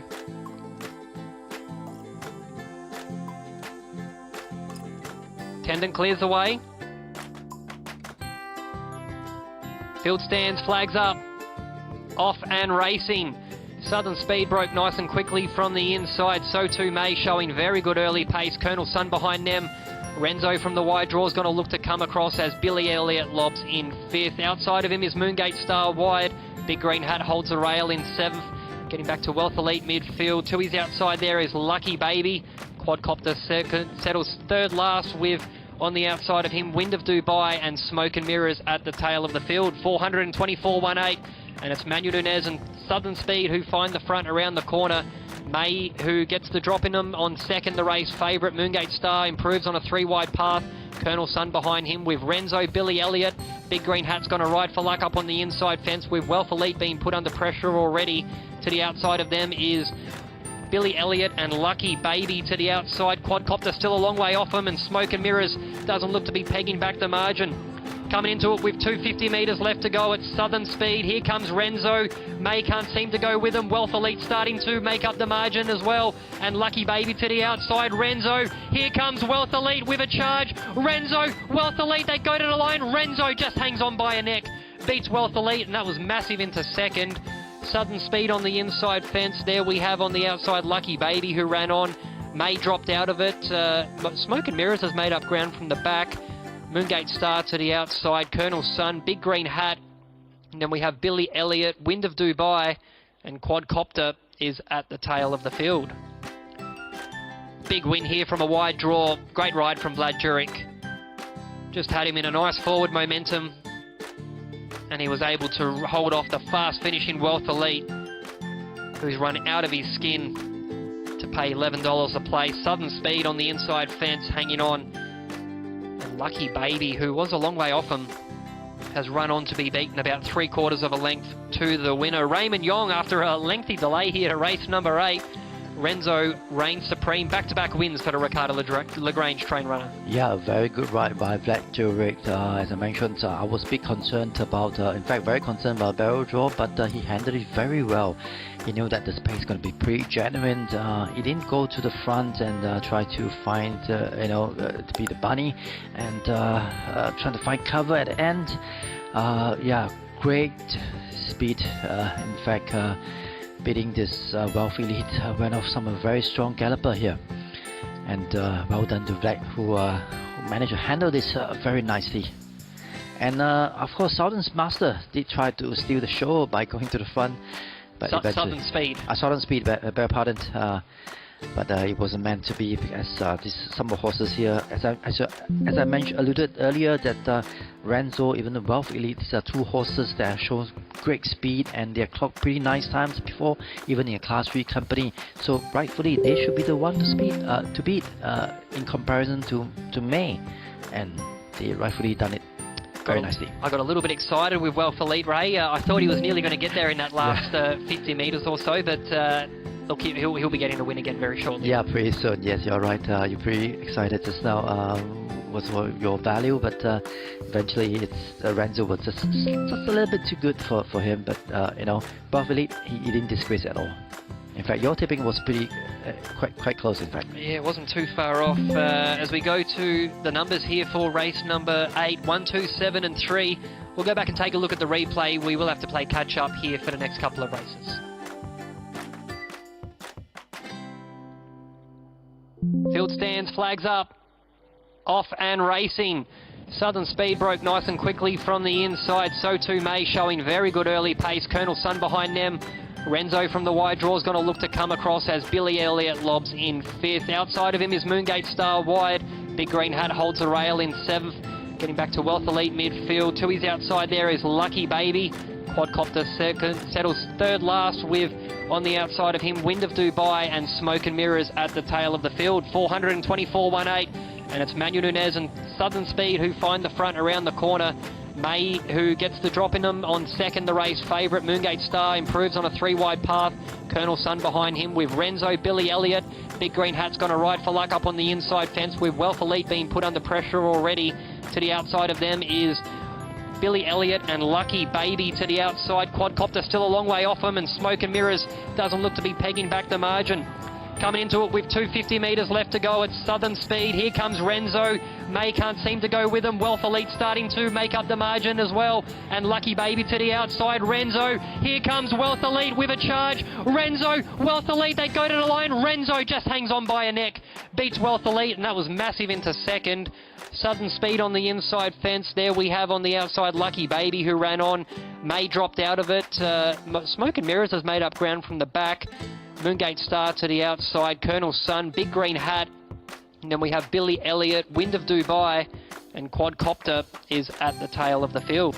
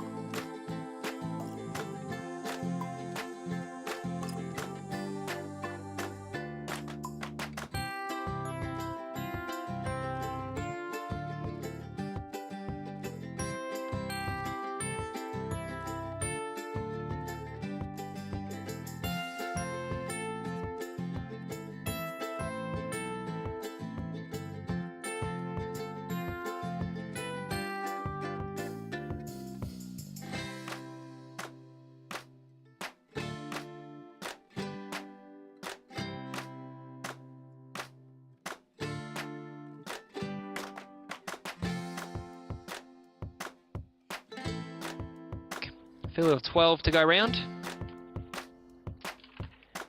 As we take a look at the lineup, Global Kid makes his class debut for Saifood in 4, 2 KO Mani for Bruno Carez in 6, 3 Sage Warrior Akmazani in 12, 4 1 Legacy Rosman Iskander in barrier number 7.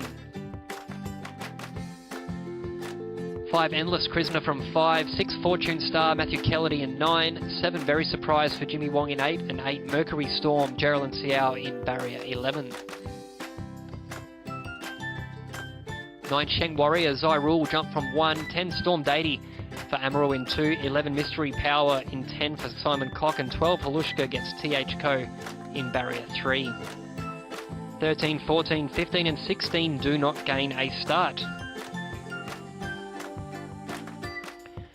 First runner of mention, Raymond Yong, will be number 3, Sage Warrior for Alvin Tan and Akmazani. Big price though, just under $400 a win.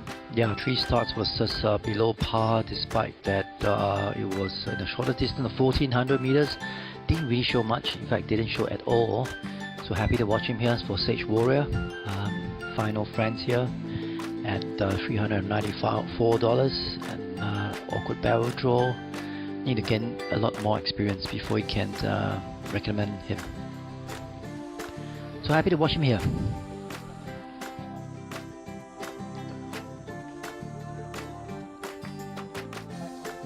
As we have a look at number 7, Very Surprise. David Cock and Jimmy Wong combined 73 and 20, looking for his second win in his career. Yeah, managed to get 1 win here in Singapore on the turf. This is the first time on 1600 meters on an all-weather poly track. Didn't really have a record of whatsoever. If I look at the turf, wasn't that bad. That time he won in quite a pretty nice time on a turf track. So I won't be surprised he ran a big race. I don't have him in my number, just that I'm not sure how he would do well on the all-weather poly track. But I do respect him. I think he's not the worst.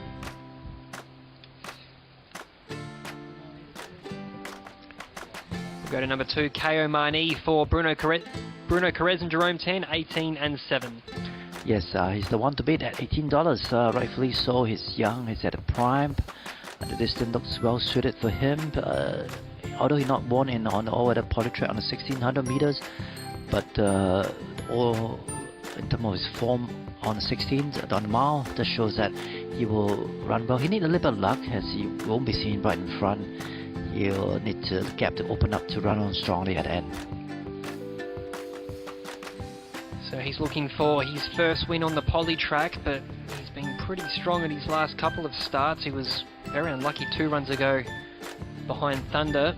Let's go down the order to number 11. And that is Mystery Power. Simon Cock, Ricardo Lagrange, 32 and 14, and this is only his 5th start on the surface. Yes, I think the connection is trying to play around whether he can handle the 1600 meters a mile and on the surface as well. So, you know, as I mentioned, as the name suggested, it's quite a mystery to us, to me rather. He did win in 1200 meters. Not sure how he will handle this, despite that he had been placed on the 1600 meters a couple of times, but that was in a pretty lightweight. So happy to watch him here, but I don't have him in my numbers, but I won't be surprised if he run a minor placing. Number 4, 1 Legacy for Richard Lim and Rosman Iskander, son of Ocean Park, at 51 and 16. Another one that showed up once in a while, and in fact once, and disappeared for a while. Since his resuming campaign, still a little bit issue to iron out. Not the easiest horse to ride, as you can see. He's got himself caught wide and you know, pretty can be over raced sometimes. Happy to watch him here, but I think it's a job undone. Number 6, Fortune Star for CT Kwa and Matthew Kelledy, 38 and 14. He's got a good record at the course and distance. Yeah, good record on the course and distance. The surface looked well as well. Just not sure how he performed of late. I think he can improve, and I won't be surprised he run a big race. So Matthew Kelledy has partnered him in the past at his most recent run behind Thunder. As we head to our next runner, and it is going to be number 8, Mercury Storm, Mahadi and Siao combined, 91 and 19. Yeah, another one that can surprise. He did pretty nicely on the 1600 meters. Trained well in the mornings. It ticks all the boxes. Just a little bit awkward barrel draw. has shown speed. Jumped and led them up 2 weeks ago when finishing behind Tabby Will Do at a big price. Number 9 is Sheng Warrior for Zai Rule and Mahadi Bin Tab. He's got a few runners, 88 and 22. Yeah, I can't really recommend him whatsoever. After a nice start, didn't have much to show. He needs to improve despite giving this barrel draw. So bell rings for riders to get mounted up here. Take note, we have a 5-minute delay here for race number 9. Here is number 10, Storm Dady, Amaral and Alvin 10. Still a maiden at start number 16, 168 the win. Another lightly framed type of horse. This shows some talents recently, but couldn't really hold on there. Happy to watch him. So he is one that just hasn't quite been able to hit the mark here in Singapore. And number 12, Halushka. It's been just under 700 days for him since his last win. Ray, can he find some form at $104? I don't see any sign of him bouncing back. The track was just below par. Form of late was just not like his usual self. Happy to watch him here. He's now a rating of 22 for quite some time. Can't really recommend him. Used to have a really good record at the course and distance. He's won 3 of his four races over this track and trip. Now we're going to have a look at our last runner, and that'll be number 1 at the top of the order, Global Kid, Class 5 debut, Ray, 42 and 14 for the Argentinian bred. Yeah, respect him. The distance looks okay. Just that the all-weather poly track is a big question mark, but he does have a couple of minor placing on the surface. He's not the worst. I do respect him. Just that a little bit awkward weight at 59. And we have one more runner as well, but just got under my guard there. Number 5, Endless for James Peters and Krishna Tangamani. He's well in the money at $23, and the stable looking for a double. Yeah, looking for double, and the surface looked well. 1600 miles just looked right for him. Trained well in the morning. Not much of him though, but I thought if he's at his best, he may just be able to manage in top 4. So a very competitive race here for the Class 5 gallopers over to 1600 metres. We've had a look at them, and you've got about 9 minutes left of betting time as the runners will start to head down the tunnel and make their way over to the barriers. I do believe they're going to do another circuit of the parade ring race, so I'll run through the claims and overweights. 3 Sage Warrior minus 3 kilograms, 4 One Legacy, Iskander minus 2, 5 Endless, Krishna takes off 1 kilogram, 8 Mercury Storm Siao minus 3, 9 Sheng Warrior, Norzai Rule minus 1. And over to page 10 Storm Dady plus half a kilogram, 11 Mystery Power plus 1.5, and 12 Halushka TH Co puts up 1 kilogram over. Runners are going to leave the parade ring very shortly, and we'll join you with our selections and a betting update in a couple of minutes' time here from the Singapore Turf Club.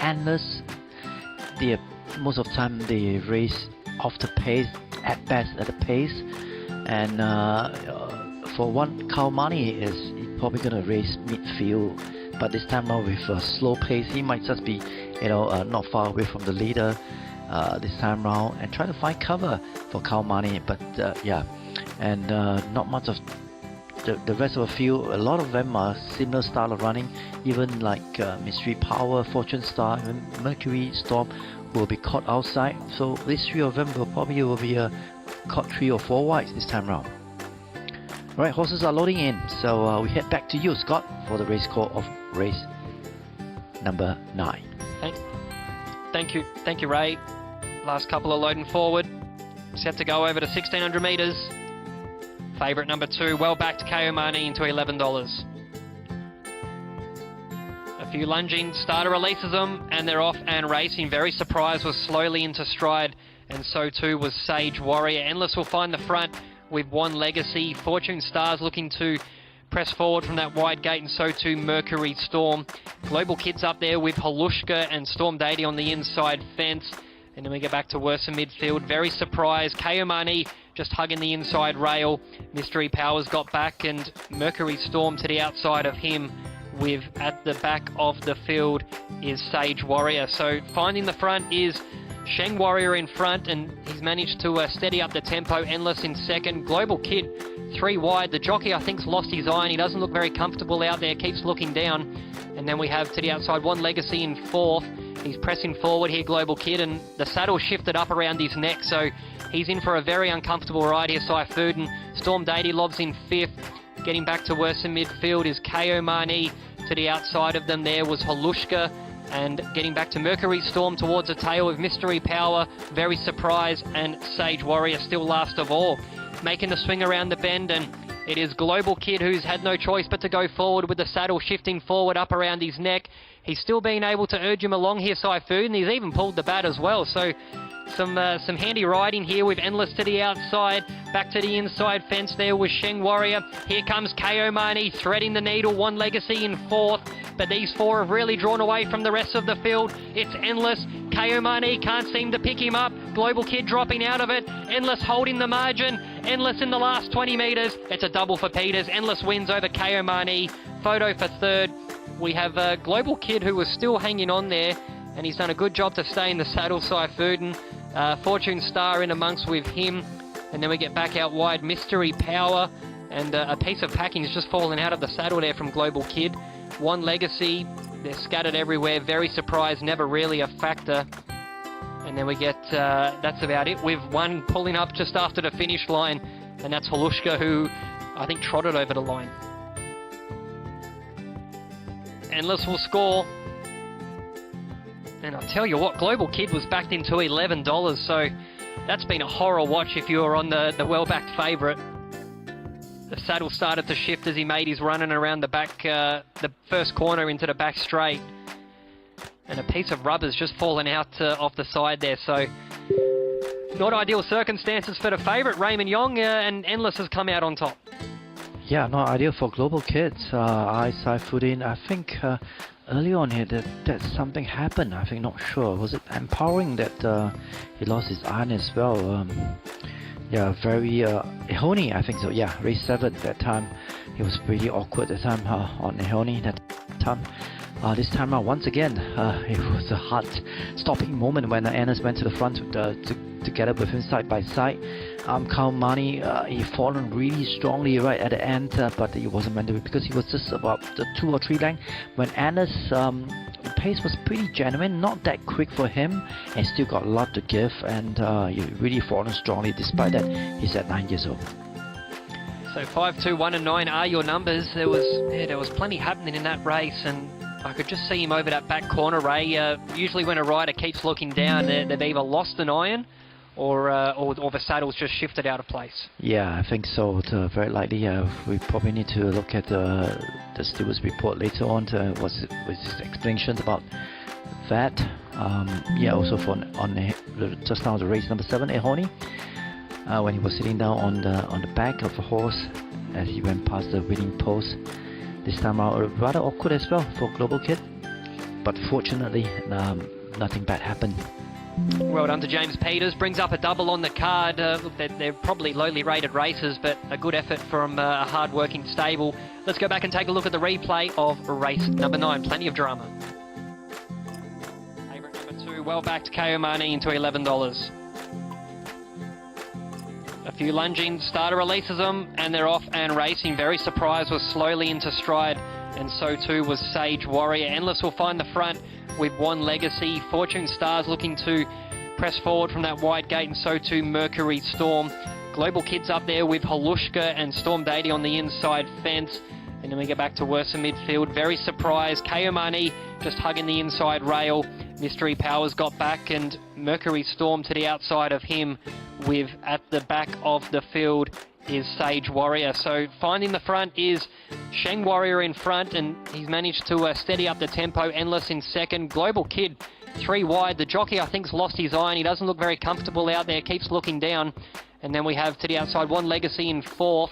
He's pressing forward here, Global Kid, and the saddle shifted up around his neck, so he's in for a very uncomfortable ride here, Saifuden. Storm Deity lobs in 5th. Getting back to Worsa midfield is Kayomani. To the outside of them there was Halushka, and getting back to Mercury Storm towards the tail with Mystery Power, Very Surprised, and Sage Warrior still last of all. Making the swing around the bend, and it is Global Kid who's had no choice but to go forward with the saddle shifting forward up around his neck. He's still been able to urge him along here, Saifuden, and he's even pulled the bat as well. So some handy riding here with Endless to the outside. Back to the inside fence there with Sheng Warrior. Here comes Kayomani threading the needle. One Legacy in 4th. But these 4 have really drawn away from the rest of the field. It's Endless. Kayomani can't seem to pick him up. Global Kid dropping out of it. Endless holding the margin. Endless in the last 20 metres. It's a double for Peters. Endless wins over Kayomani. Photo for 3rd. We have Global Kid, who was still hanging on there, and he's done a good job to stay in the saddle, Saifuden. Fortune Star in amongst with him. And then we get back out wide. Mystery Power. And a piece of packing has just fallen out of the saddle there from Global Kid. One Legacy, they're scattered everywhere. Very Surprised, never really a factor.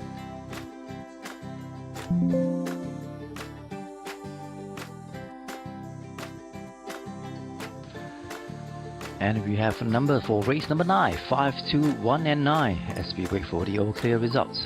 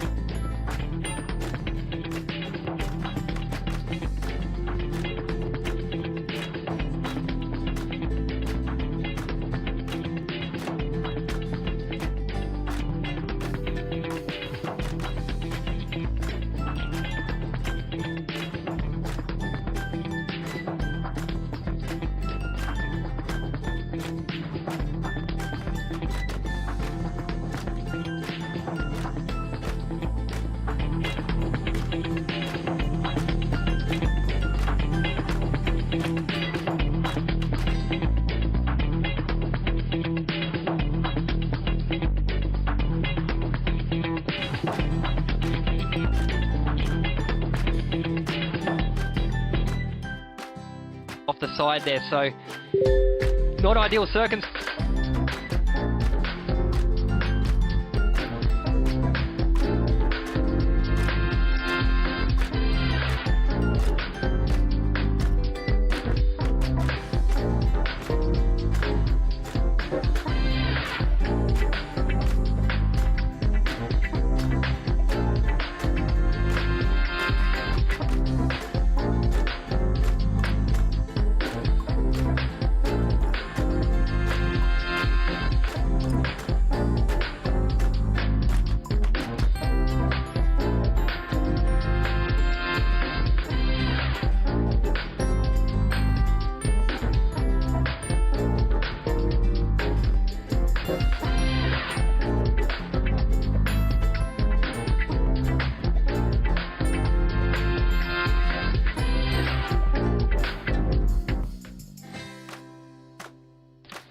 And we got the all-clear result for race number 9.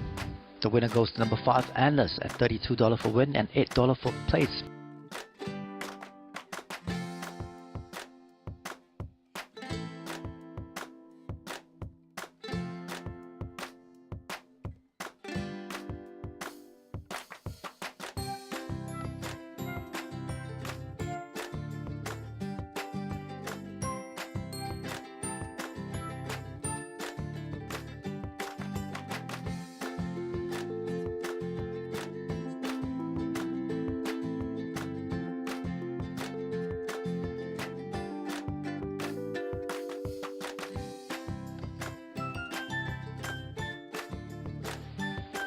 And it was result for race number 9 as we head straight into race number 10. Class 4, 1400 meters, short course D, and a $50,000 prize money for grab at the start time at 4:30 p.m. Number 1, Conspiranza from 1, Ronnie Stewart at 533 kg. Number 2, I'm Sacred from 7, Ronnie Stewart at Benny Whooper at 525, beg pardon. Number 3, Maxima from 5, Manuel Nunes at 489. Number 4, Fight On from 8, Vlad Durit at 518. Number 5, Super Bowl from 12, Jolene Xiao -1. Number 6, Limbs Bass Breaker is a scratching. Number 7, City Go Lucky from 11, Harry Custom at 534. Number 8, Montana Flash from 9, Louis builds it up at 540. Number 9, A Horse With No Name from 10, S. Jamel, 444. Number 10, Axel from 2, Bruno Quiros at 505. Number 11, Sia from 6, TH Cole at 520. Number 12, Smart Yira from 3, Krishna Tangamani at 468. Number 13, Easy Breezy from 4, Jimmy Wong at 467. As for 14, Hardcore, 15, Tarling Plin, and number 16, City Go Galaxy. 3 of them are scratching, so no go. Let's look at the photo for third of race number 9 of Bravo Kid, a Global Kid getting ahead of Shank Warrior.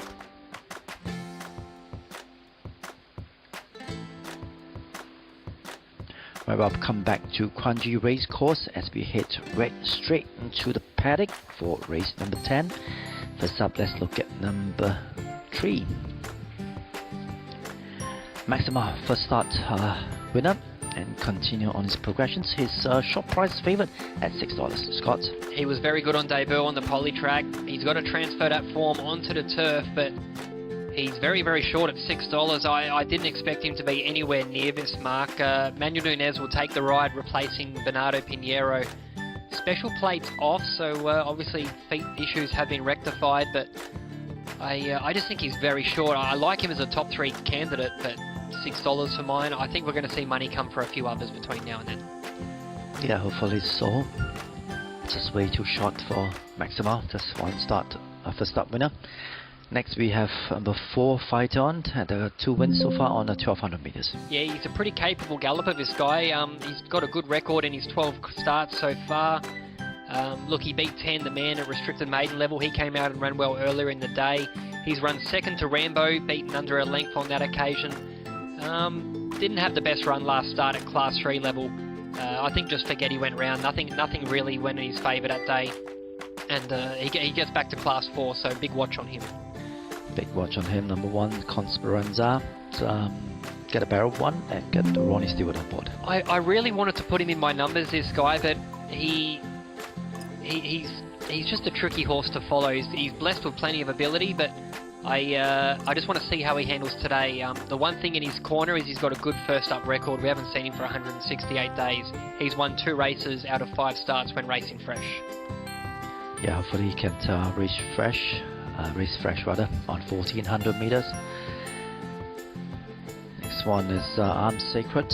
Had been rather quiet of late. Get Benny Whooper on board. Yeah, I think quiet's a bit of an understatement, Ray. His last 2 have been very disappointing. He's been caught wide from wide gates. Doesn't get the best draw here this afternoon, and continues carrying 58 kilos. I'll be sitting back and watching him. Yeah, happy to watch him for Sacred. as we wait for the orders to come in. Number 5 Super Bowl has been knocking on the door a couple of times now. He has. He's been held under 3 lengths at his last 3 starts. Drops back to 1400 metres where he has placed in the past, but we've only had a handful of runs to get a guide on him here in Singapore. Tricky barrier. He's going to need plenty of luck, but the 3 kilo claim is a positive in his corner.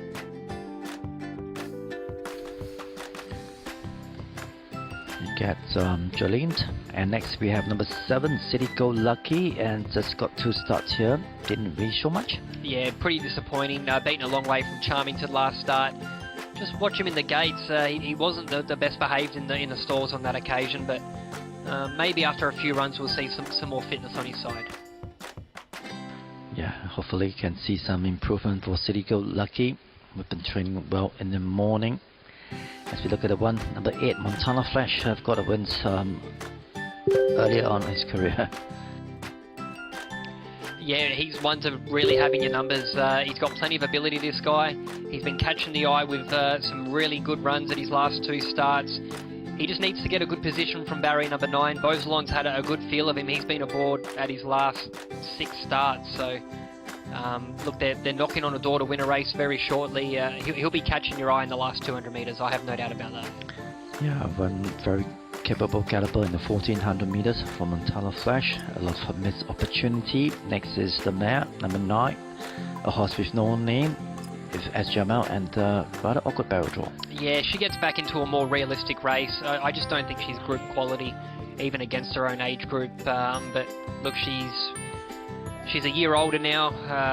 I want to see her just work down the ratings and just get back into something a bit easier for the one-time winner. But she's a very, very tricky horse to ride and a very tricky horse to follow. Yeah, very tricky. That's the word for a horse with no name. And the one behind, number 10, Axel. Might just be able to pop in 1400 metres. Loves the 1400, Ray. He's earned $460,000 in prize money, and 5 of his 8 wins have come at this distance. Put him in your place bets. I think each way and in your quartets, he's going to be coming out wide, I think, and hitting the line strongly. Yeah, and then one we've seen him day in day out, number 11, Sia, been a very good result this year. Wouldn't be a race meeting without Sia running, Ray. He just turns up every week, this guy. Look, he's going to try and work his way back to Class 5. I think that's the plan for the stable, but if there's a race meeting scheduled, this guy will be turning up. Yep, our season galloper of number 11, Sia. Just racing a nice 30-second up from a break. Next up in number 12, Smart Era, still a maiden after 2 starts. He is. Look, he does a lot wrong. We haven't seen the best of him as of yet. Wasn't beaten too far in margins, but I just think wants something a little bit easier. I need something easier for Smart Era. As we look at the one behind number 13, Easy P Breezy. He gets the barrel 4 and Jimmy Wong on board. Yeah, lucky stable with 2 runners. This guy's been beaten just under 3 lengths at his last few starts, but I think he needs something a little bit easier too. Just struggling to find a few better in front of him at his last few runs, but maybe just watch the market as a good guide. Oh, not much of support for Easy Breezy at 470. I think, sorry.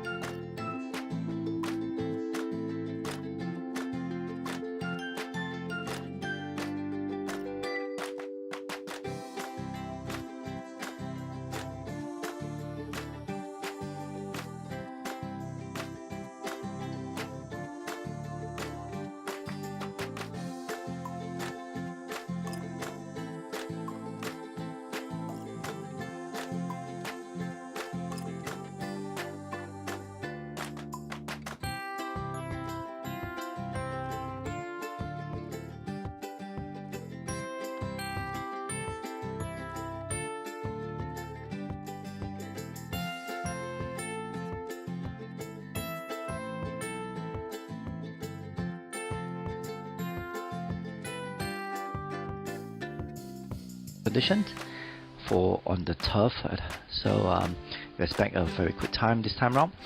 And number 4, Phyton, despite winning his two champions on the 1200 meters, but the 14 he still lightly raced in the distance. He just ran 4 times, but rarely out of contentions. So yeah, so my number is 3, 5, 8 and 4. Scott. So he's just getting out to a near even money price now, Maxima at $9. Ray, where's the money coming that's pushing our favourite out? Yeah, it's as you mentioned, the money is coming in for number 3 Maxima, but I can see that number 8 Montana Flash, he should be the one getting quite a fair bit because he's around $40 to about $30. And from number 10, who's getting quite a fair bit of support, this Axel from about about $40 odd to about 33, and the other one getting a little bit of support is number 4, Fight On, despite that the wins was in the 1200 meters, but he was from about $40 odd, $50 to about $38 now. I think this is number 4 that are getting quite a fair bit of attention right at the end. Alright, horses are loading in, and number 3, this Maxima is still strongly supported. He's at $9. And head back to you, Scott, for the race call of race number 10. Thank you, Ray. We head to the final 3 races on the program. We're loading away in good order as the sun starts to poke through. Track update to a good 5.1. They were running pretty quick times earlier in the day on a yielding track, so it wasn't probably on the real wet side. Easy Breezy comes forward, an emergency gains a start.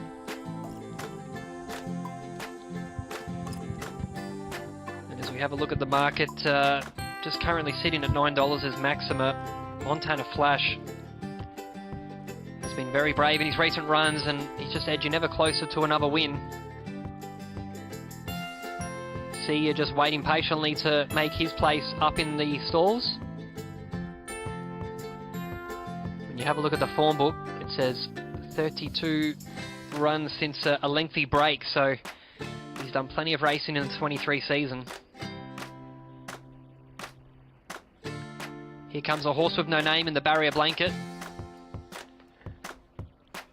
Donna Logan with 3 runners in this race. Fight On goes forward for Jurek. And the race favourite comes up with Manu Nunez in the saddle. The globe-trotting Maxima. He's been France, the UK, Hong Kong and now Singapore. So the light flashes away. We're set to go at the 1400 metres. They stand well. Flags up and we're set. One call out in the middle. Starter drops a hammer off and racing. Good dispatch too. Favourite Maxima is going to look to go forward. Giving chase up there is Smart Era. To the outside of them is I Am Sacred and a horse with no name looking to be nice and prominent. See you digging up there to move up into 4-3 deep. And on the inside in the purple cap is Easy Breezy. Out wide is Super Bowl in the Lucky Stables, Silk's number 1. And out wide is Montana Flash looking to get a position. Fight On has about 3 behind him, and they are Consperanza, Axel and City Gold Lucky, who races 3 deep at the rear of the field. 424.24 as they make the run past the half mile. And on the inside fence, it's I Am Sacred who takes the running. A horse with no name moves up into 2nd. Maxima gets a nice run, the race favourite in 3rd. To the outside of them there is Super Bowl. Easy Breezy on the inside fence. See you tucked in behind them. Montana Flash is wide but has a back to follow. Fight On is going to have to ride for luck, and he's not getting much of it as he switches back to the inside fence and taking the shortcuts. Here we come now with 350 metres left to go. It's I Am Sacred on the inside fence. The race favourite Maxima looms up. Fight On just needs daylight, but he can't seem to get it. Montana Flash looks to be the danger out wide, along with Easy Breezy. It's Maxima who takes over. Easy Breezy on the outside. Easy Breezy upsets the favourite punters and goes on and scores. Maxima in 2nd. Axel another place in at 1400 metres to Montana Flash. And Consperanza was catching the eye late to Fight On. City Gold Lucky with Sia. And then we have the back runners of Smart Era, a horse with no name. And the last couple home are Super Bowl and I Am Sacred. Easy Breezy, the emergency. Well, we were due for a big price winner this afternoon, and that's exactly what we've got here with this runner. Jimmy Wong gets the better of Maxima, who was very gallant, looked to have the race sewn up in his grip, but he just had the momentum on the light weight here, Easy Breezy.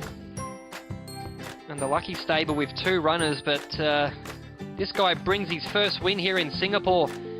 Formerly raced as It's Complex. Let's get Raymond Yong back in to talk about this win, because he's finished behind some pretty good gallopers, Ray, but I think that was a bit of a surprise. Yeah, big surprise coming here at a big price as well. This Easy Breezy, first emergency acceptance. Had the momentum on the light weight here, Easy Breezy. $400. One of the biggest price here runners today. Big surprise. In fact, Maxima did all he can, but he found no answer to this Easy Breezy. He was coming here with very lightweight. although he fed off the challenge from the Montana Flash and even XL, but easy breezy, he just sit there waiting for the moment to strike, and when Jimmy Wong asked for him, he produced explosive turn of foot this time round on the turf, 1400 meters. Good ride by Jimmy Wong. Yeah, look, he's very lightly raced here in Singapore, Ray. He made his way over from South Africa. He had a pretty good record when racing abroad, but I believe he had a lot of trials coming into it when he raced in the middle part of his year. Yeah, a lot of trial, a lot of preparation coming to this race, and a Class 4 company. In fact, he did show up once in a while, but didn't expect that this time now. It's a very strong race, but given that he's carrying 53 kilogram, I think that's the pivotal point that decide that he should get the job done this time round.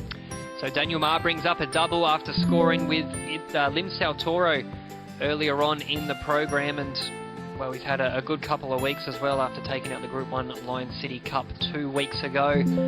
13, 3, 10 and 8 are your numbers. It's an upset here in race number 10 at $100, easy breezy, and plenty of high fives all around. And doesn't Daniel Ma just love it? Hopefully he's got a chunk of that $100 that was put up on display. We're going to go back and take a look at the replay of race number 10.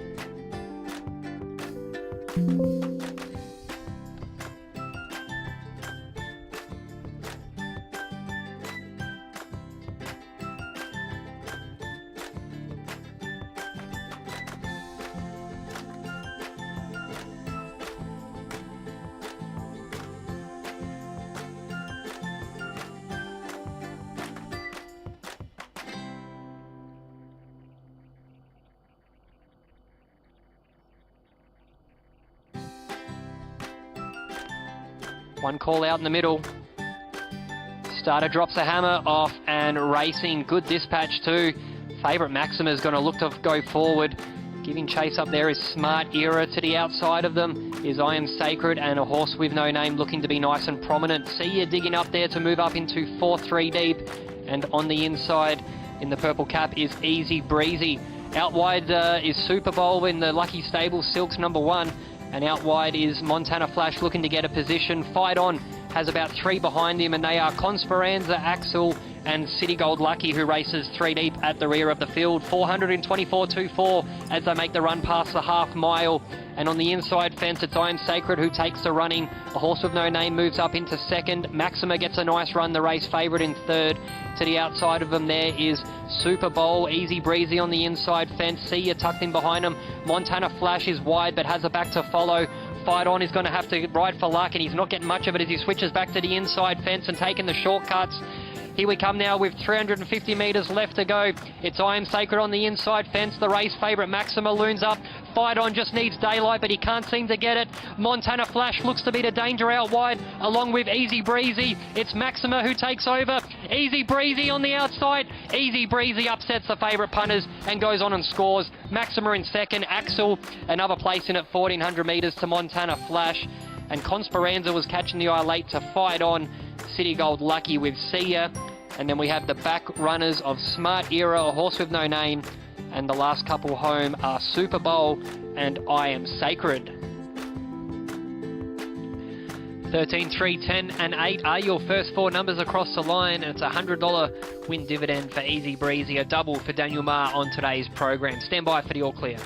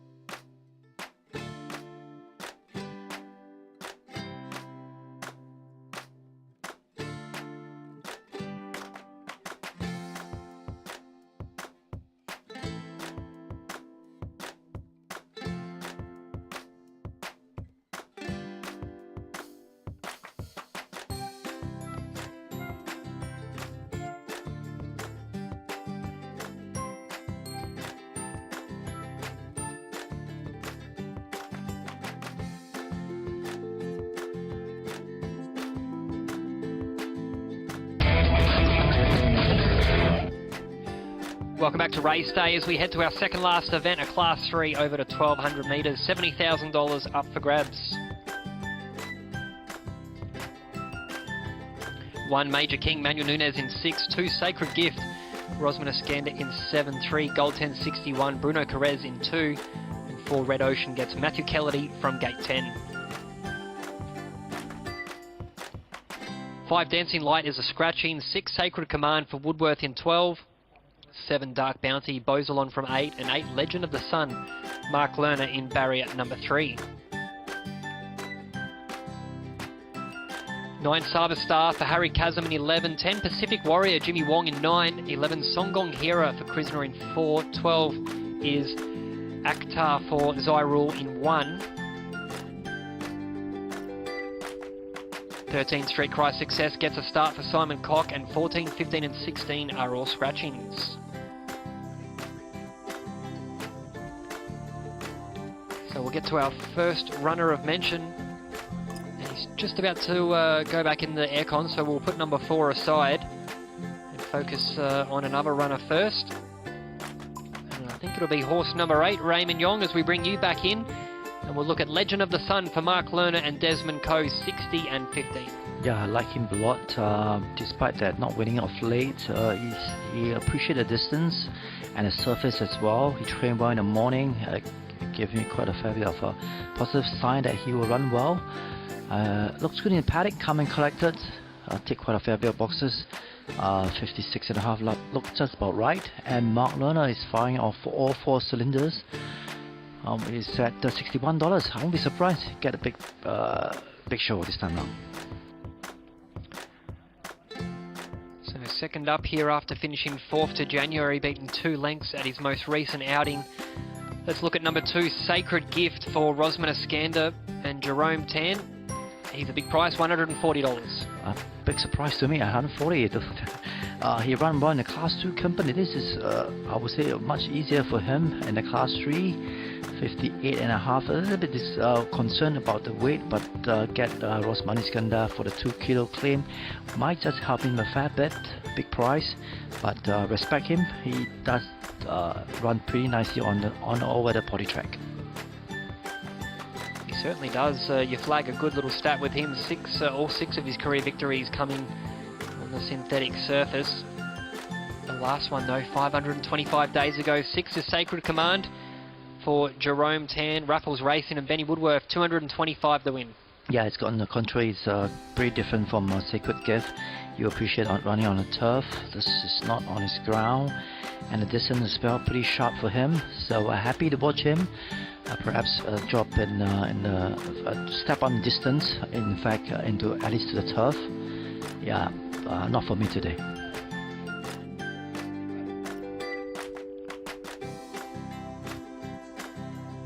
So we go now to number 7, Dark Bounty. Stephen Gray looking for a treble. Louis Bozalon will take the steer, and he's $274. Yeah, he somehow lost his weight a fair bit. Despite that, the distance is just about right for him on the surface as well. I saw his training in the morning. He was very keen when Louis was on him, especially this Tuesday. They were like 2 of them were fighting along on the track. Yeah, not for me. I'm happy to watch him here. Hopefully he can bounce back in form, but just not today. So he does have 3 wins to his name at Class 3 in the past. The now 10-year-old who is getting on in age. 9 is Saba Star, Harry Chasm and David Cock combined, 148 the win. Yeah, his favourite distance is 1400 meters. We all know about him, doing very well in the 1400 meters. This is not his turf. This is not his distance as well. Happy to watch him. Yeah, yet to put a place in on the board in 5 runs on the synthetic surface. 10 is Pacific Warrior, Michael Clements, who's had a very quiet day in terms of saddling up. But this runner comes here at 57 and 17. Blinkers go back on. He still is prime, nothing wrong with him. A 4-year-old is up and coming. His last win in Class 4 is pretty interesting. Yeah, down in 1200 meters, a little bit worried in terms of distance and on the surface as well. But you know, there's a lot of imagination that we can expect from him. And there's a riding notification from him to settle midfield from this white barrel. So I won't be surprised he run. I won't be surprised he run a big race. I don't have him to compete with Major King, but he'll be somewhere thereabout.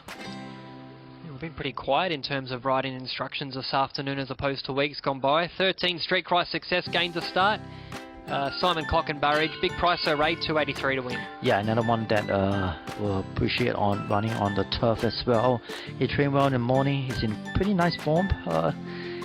Yeah, this a little bit challenging for him in terms of distance and on the surface as well. So I'm happy to watch him. So bell goes for riders to get mounted. We'll get through these last few before they make their way out of the ring. Number 1 is your race favourite, Major King for Manu Nunez, Jason Ong.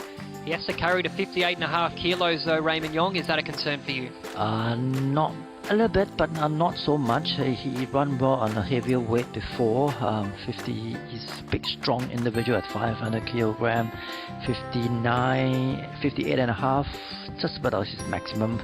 But he looks good in paddock, and he handled the class pretty nicely. Don't mind his last performance in future races. Yeah, a little bit concerned, but not so much in terms of his ability. Let's go to the grey now, and it's number 3, Gold 1061. Tim Fitzsimmons and Bruno Carrez gets a good draw. Second up this afternoon, 17 and 5.1. Big danger to the favourite. Yeah, big danger to the favourite. He run well on the turf, on the poly track. Looks good in paddock. Trained well in the morning. He ticked quite a fair bit of boxes. He, on the contrary, 57.5 looks just about right for him. Gold 1061. I think he's the main danger. You're very right. In fact, I agree with you. And he will give this number 1 Major King of a little bit big headache. He's got a great record at the course and distance.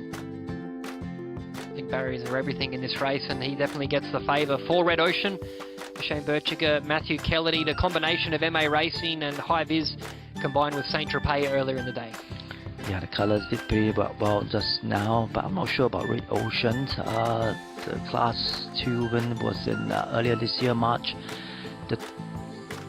I somehow prefer him running on the turf, and the distance a bit sharp for him as well. I'm happy to watch him at $82, but I do respect him if he goes to the turf. Not for me today though.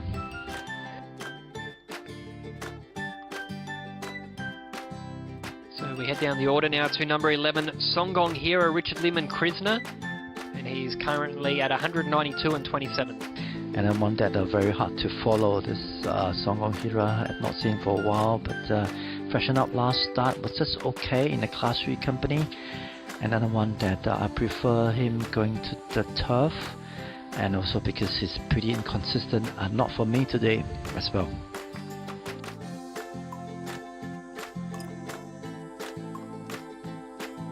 And as we have a look at number 12, Akhtar for Jason Ong and Zyrul, 37 and 10. The horse that's out of Group 1 winner, Serious Speed, looks to be at a lightweight chance. Yeah, lightweight chance. He still likely raced here in Singapore. Last start suggests that he will be somewhere thereabout behind Major King. Step down distance, I don't think it's a concern, and given this lightweight chance, I think he's one of a strong contender coming to this race. I don't have him in my numbers, but I do respect him. I think he might just be able to stick in a place this time round behind Major King.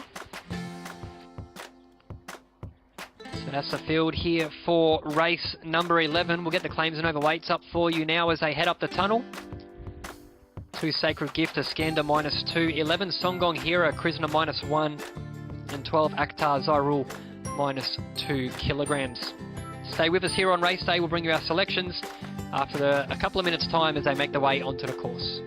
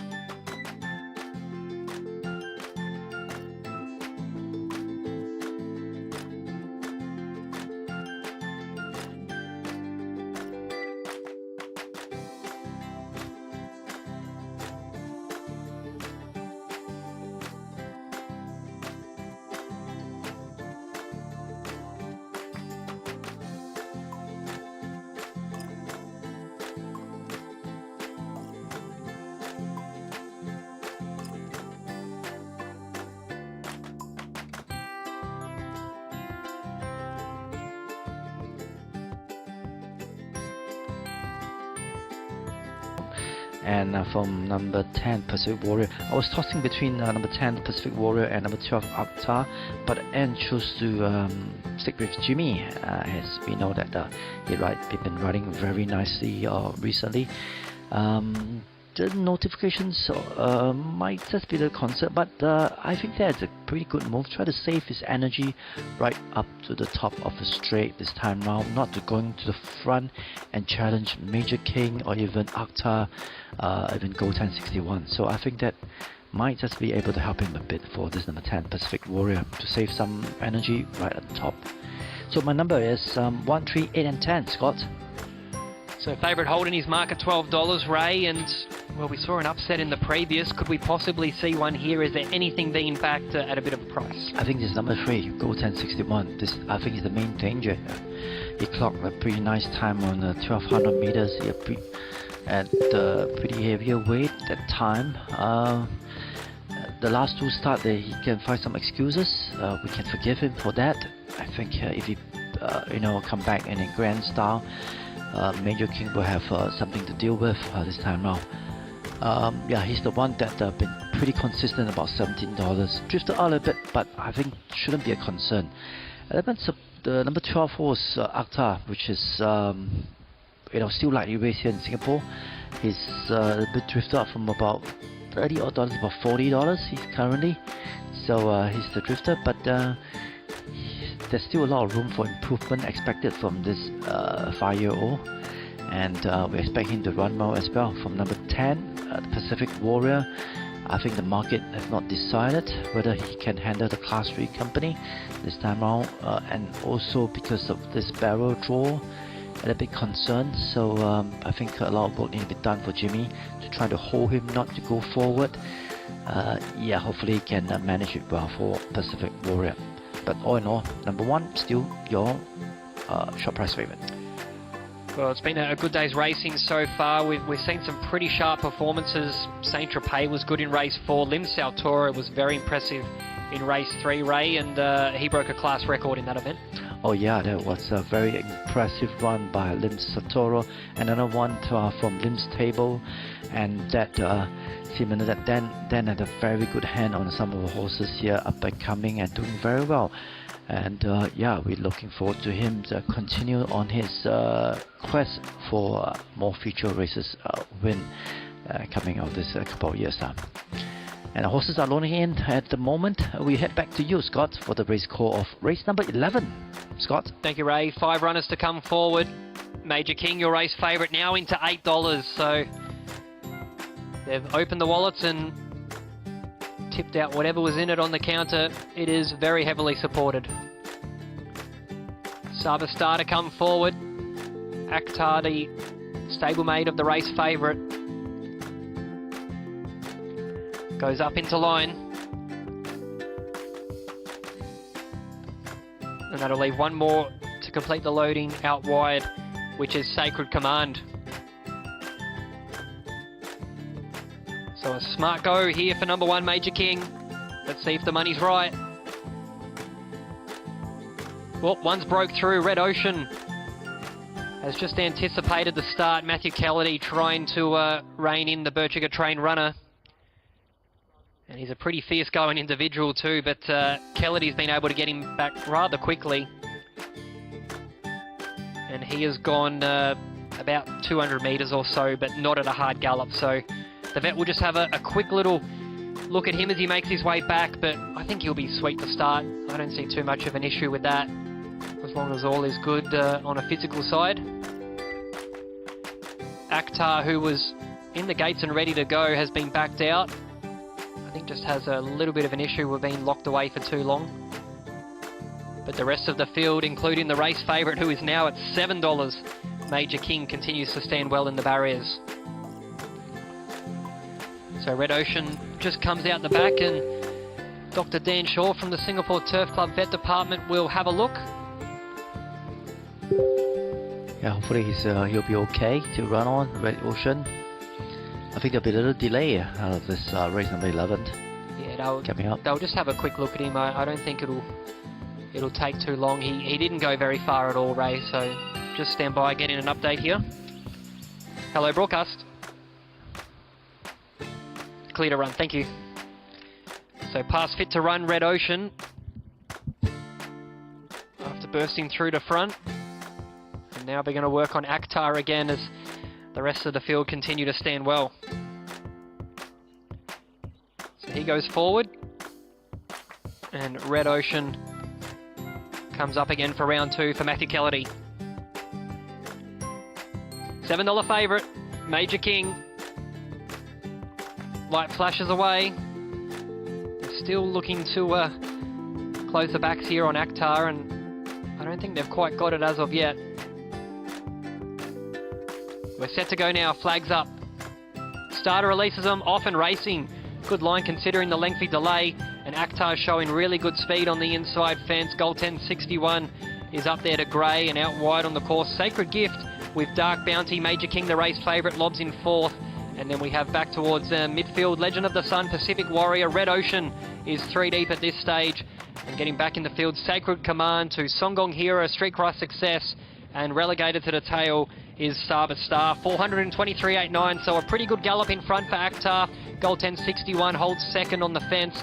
And then we get to Sacred Gift outside of him in the Raffles Silks. Major King in a stalking position, and he's going to start to look to loom up now with Legend of the Sun to his inside. And then whipping around them out wide, Dark Bounty, Pacific Warrior, Red Ocean a long way off him, so too Sacred Command, and the others have a long way of margins to make up. Akhtar still with 280 metres left to go. Goal 1061, Major King under the top weight here for Manuel Nunez is starting to peg back the margin with every stride. Akhtar, goal 1061, here comes Major King on the outside. Major King gobbling up, goal 1061. He's a smart sprinter, this boy. Major King goes on and beats goal 1061 again. And a photo for the minor placing with Akhtar, Pacific Warrior amongst them. And back a further 5 lengths away was Dark Bounty. Streetcar Success running on. And there with Sacred Command to his inside, Sacred Gift. There we have Red Ocean, Songgong Hero, and towards the tail, Legend of the Sun and Saber Star. The money was right. $8 he's gone off at. Major King. He just had to bide his time. The big concern was the weight, but I think class got him over the line here today, and he's doing really, really smart things, this horse. It's just what sort of level he can reach.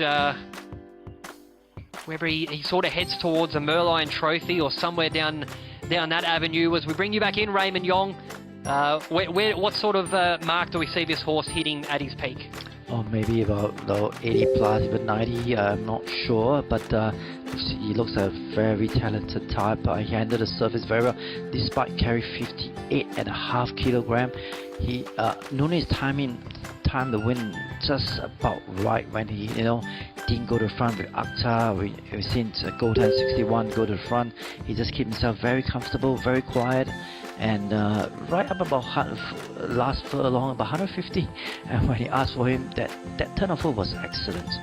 And yeah, as I mentioned, maybe up to 80, maybe up to 90 rating point at the moment, as I can see.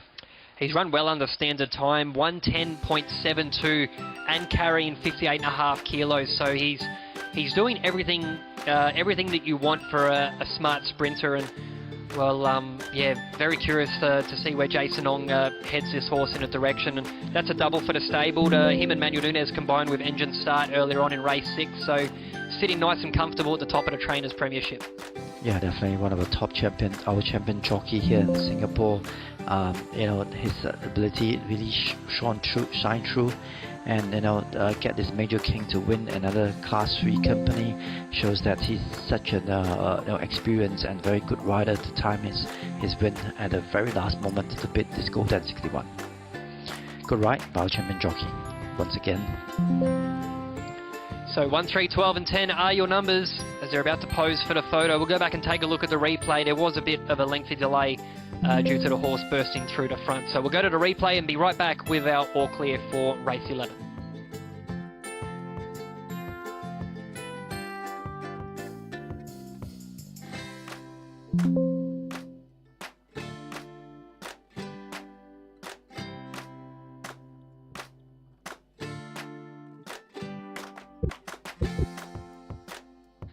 Close the backs here on Akhtar, and I don't think they've quite got it as of yet. We're set to go now, flags up. Starter releases them, off and racing. Good line considering the lengthy delay, and Akhtar showing really good speed on the inside fence. Goal 1061 is up there to grey and out wide on the course. Sacred Gift with Dark Bounty, Major King, the race favourite, lobs in 4th. And then we have back towards midfield, Legend of the Sun, Pacific Warrior, Red Ocean is 3 deep at this stage. And getting back in the field, Sacred Command to Songgong Hero, Streetcross Success. And relegated to the tail is Saber Star, 423.89, so a pretty good gallop in front for Akhtar. Goal 10.61 holds second on the fence.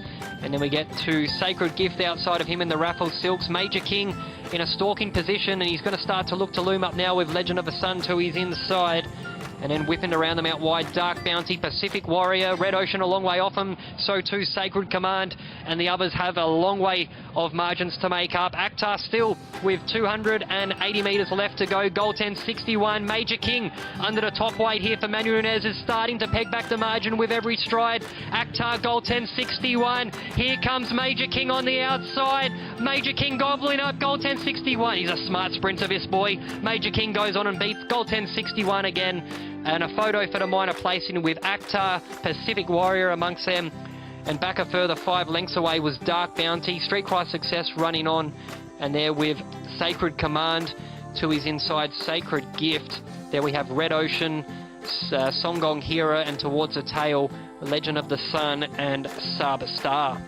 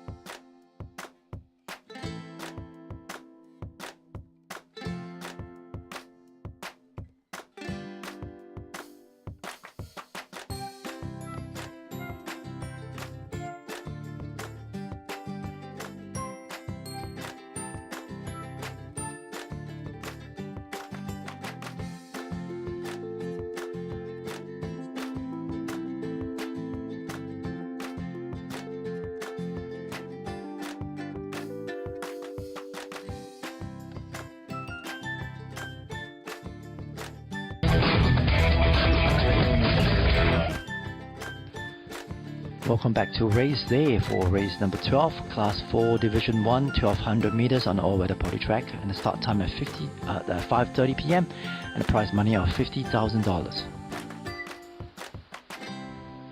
Number 1, Fly Nemo from 3, Jolene Xiao at 415. Number 2, Reignite from 5, S. Jamel at 500 kg. Number 3, Elite Legend from 10, Maynard Nunes at 484. Number 4, Grand Avante from 4, Mark Lerner at 514. Number 5, Show All 61 from 2, S. Shafriza at 477. Number 6, Last Samurai from 1, Matthew Callady at 516. Number 7, Pacific Chief from 12, Harry Cassim at 476. Number 8, Golden Brown from 7, Bruno Quiras at 466. Number 9, Zygarde from 9, Azahar at 524. Number 10, Super Porsche from 6, Mamazaki at 548. And number 11, Mr. Dynamo from 8, and Zyro at 494. And number 12, Royal Commander from number 11, TH Co at 529. Page number 13, Our Pinnacle, and 14, Vigo, and 15, Revolution, and number 16, Legacy, Fortune are scratched, so don't go there.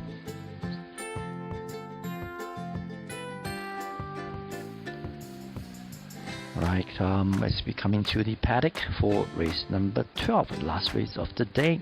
First up, as we join here with squads. First up, we are number 2, Late Mail, Reignite get 5, jump from 5 at S. Jamel on board.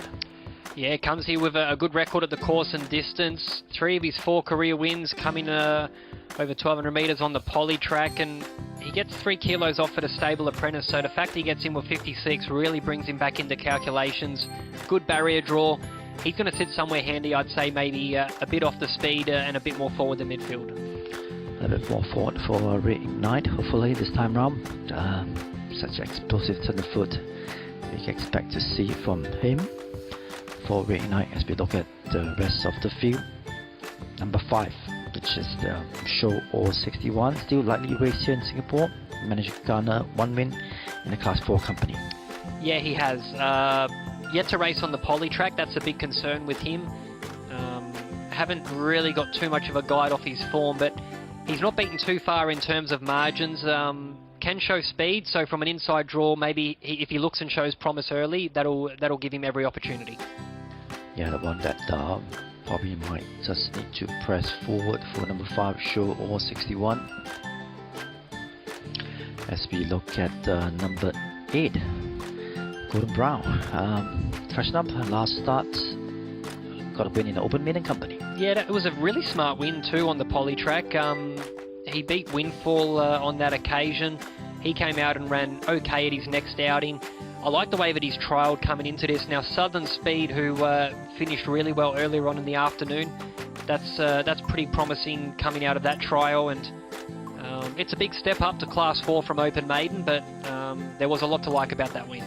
Probably a good indication that he'll run well with that trial for Golden Brown. Next up in number 3, Elite Legend.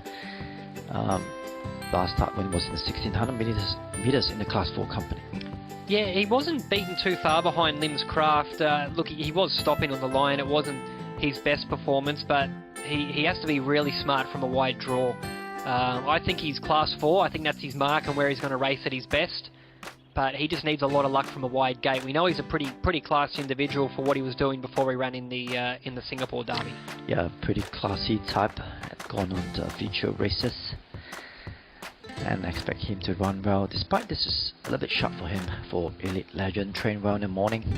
And next up is number 4, Grand Avante, still a maiden here in Singapore, but been knocking on the door a couple of times now. He has. Look, if he's not winning today, he's going to be winning very, very soon.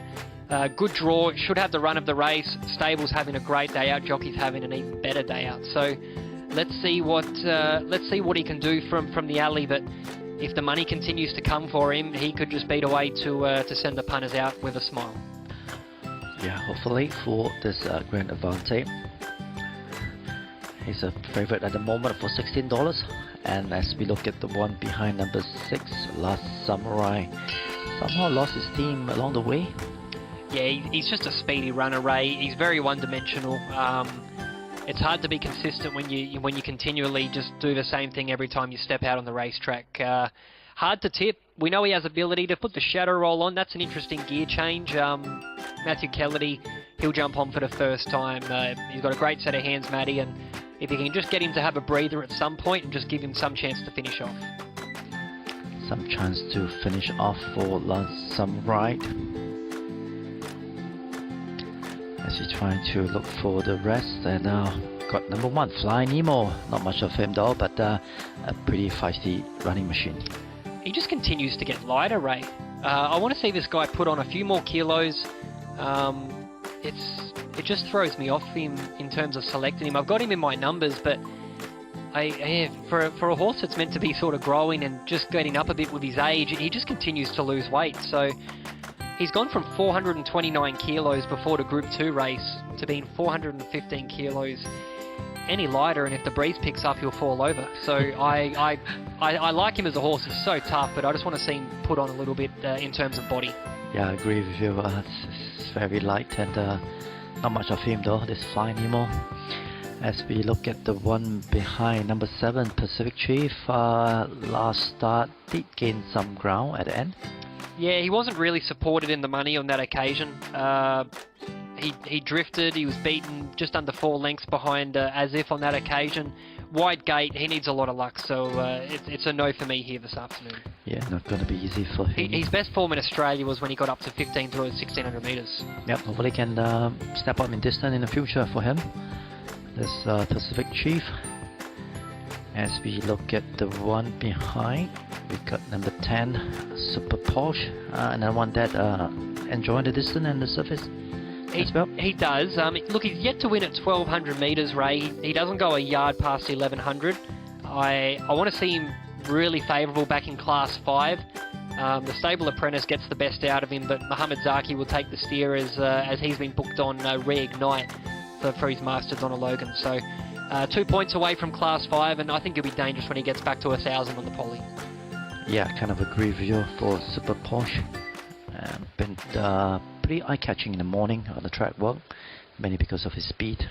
Number 11, Mr. Dynamo, another one that enjoying the surface. Just 1200 meters, a little bit of a hurdle for him. He's very similar to Super Posh, Ray. Class 5000 looks his go, and he's only 1 point away from being back to his winning grade. He's a 4-time winner, but he's never won in 17 attempts here at this level. So I want to see him run well and be ready to tip him when he gets back to Class 5. Yeah, having to tip him when he's Class 5, agree with you. In fact, and I want to put in our watch list number 12, Royal Commander, been rather quiet in the Class 4 company. He has. He's eligible for Class 5, but they're just using this, I guess, as a stepping stone race. He's a 6-time winner. We know he's been a pretty good horse over the years, but as he gets older, he's not that old to be honest, he's only 7, but he just needs to dig deep and find a few lengths. Yeah, somehow he lost his way quite early, this Universal Empire, for quite a while, and back in the Class 5 might just be his cup of tea in the future for him. Royal Commander. Alright. I think we've seen most of them except Zygarde. Here it is, Zygarde. Just managed to get one win in the Class 5 company as well. Yeah, he's been up a long time. He's going to appreciate getting back to Class 5, which last saw him beat Southern Master in July of this year. So I'll put him aside here this afternoon, but just wait for him to be in something a little bit more compatible and more up his alley. Yep, happy to watch him here for Zygarde. He went up to the grandstand. Left the paddock quite early. As we look at claims and overweight for today for race number 12. And we have Jolene Xiao get a claim 3 on the Flying Nemo, and S. Jamel get a claim 3 on Reignite. Shafriza claim 1 on Show 61, and Azahar claim half a kilo on Zygarde.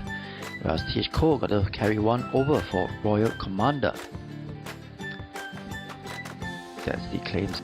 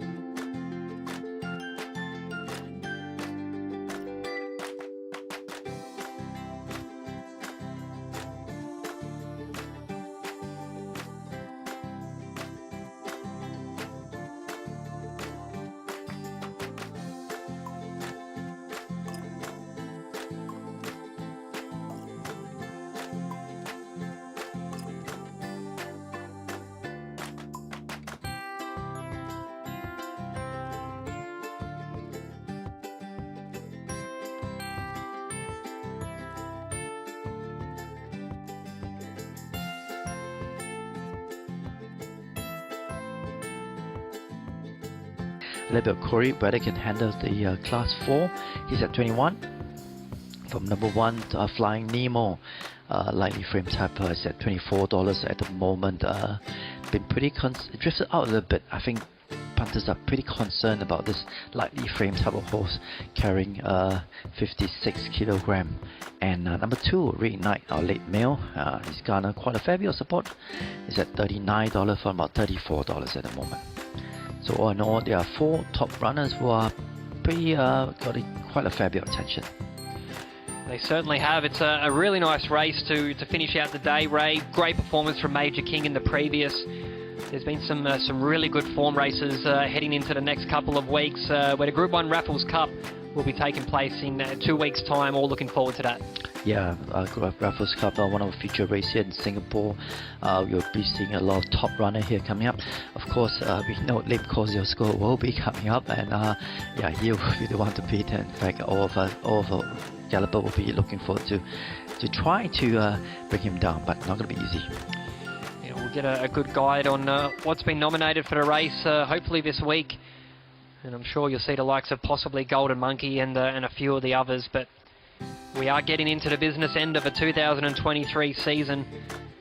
And as they start to load away here for the last time this afternoon, Ray, one final check of the market, please. One final check, not much movement for number 4. He's still the favourite at the moment. The one that garnered quite a fair bit of attention is number 8, Golden Brown, is at $21. And number 1, Flying Nemo, consistently at $25. Number 2, Reignite at $36. And number 5, Show All 61. He might just be the one that be the front runner and let the rest of the horses to go after.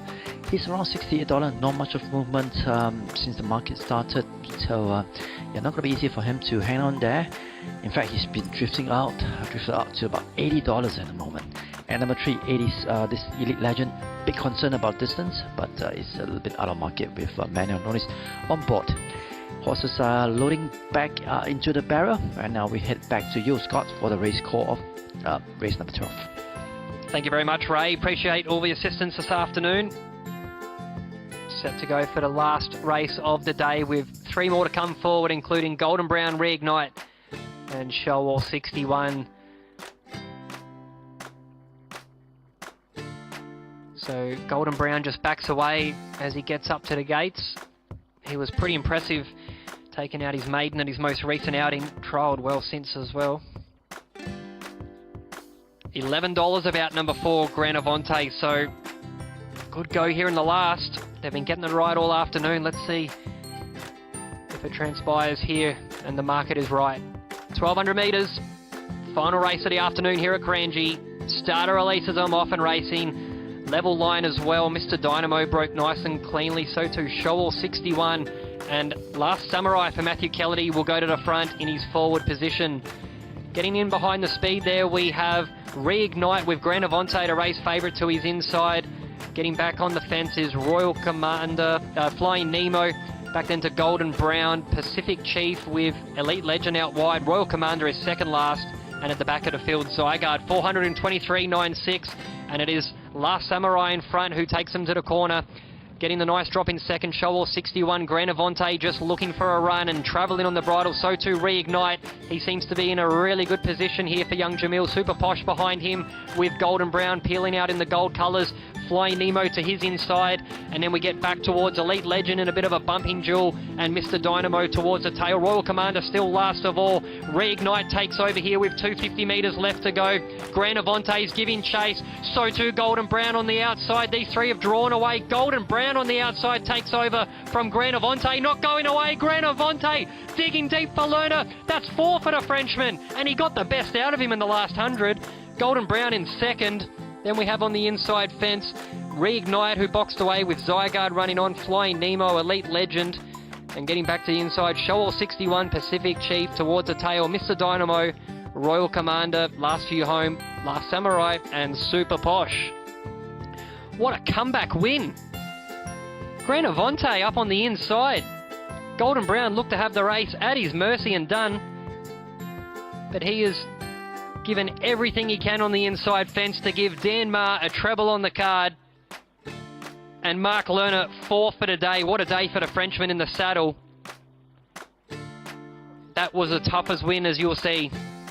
There's not many that can do that. Reignite will hold on to the minor placing. 4-8-2-3. The numbers are up in the board, and he's going to hang on by a head here, Granavante. take nothing away from Golden Brown. He's stamped his mark here in Class 4, coming from that open maiden win. But Grand Avante, Raymond Yong, 4 for Lerner, 3 for Ma. What an afternoon. Oh, what an afternoon for the Frenchman. He fought on really nicely at the end. Golden Brown gave him a really good competition right at the end.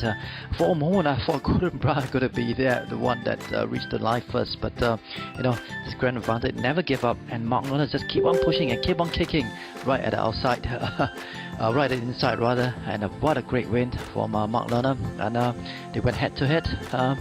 Just a little bit hard luck story for this Golden Brown. Just got bitten by a slightly better horse at today. Yeah, look at this head-on. You can just see there wasn't much, obviously not much bumping at all, but he had every opportunity to go past them, but look, the Frenchman just got everything out of him. And I think race experience as well, Ray. Golden Brown's only had a handful of starts. As I have a look at the record between the two, I could be wrong, they might only have around the same record each. Grand Avante has had plenty of racing overseas. Golden Brown lines up for just his 4th ride. So, yeah, that's a definite telling tale up on the inside fence. Yeah, I think we expect to have good results coming out from Golden Brown in the future in the Class 4 company. And Bruno really gave him a good kick at the time. Yeah, it was a heart attack moment when Grand Avante was inside. Yeah, and number 2, this Reignite didn't disgrace us all. He fought on really nicely, and as Jamal just had the experience, really a little lacking in terms of his riding experience, but he did fall on nicely for Reignite. 4, 8, 2 and 3 are your numbers as we go to the replay for the last time this afternoon, and I'll be back to wrap up the all clear and close off for the afternoon.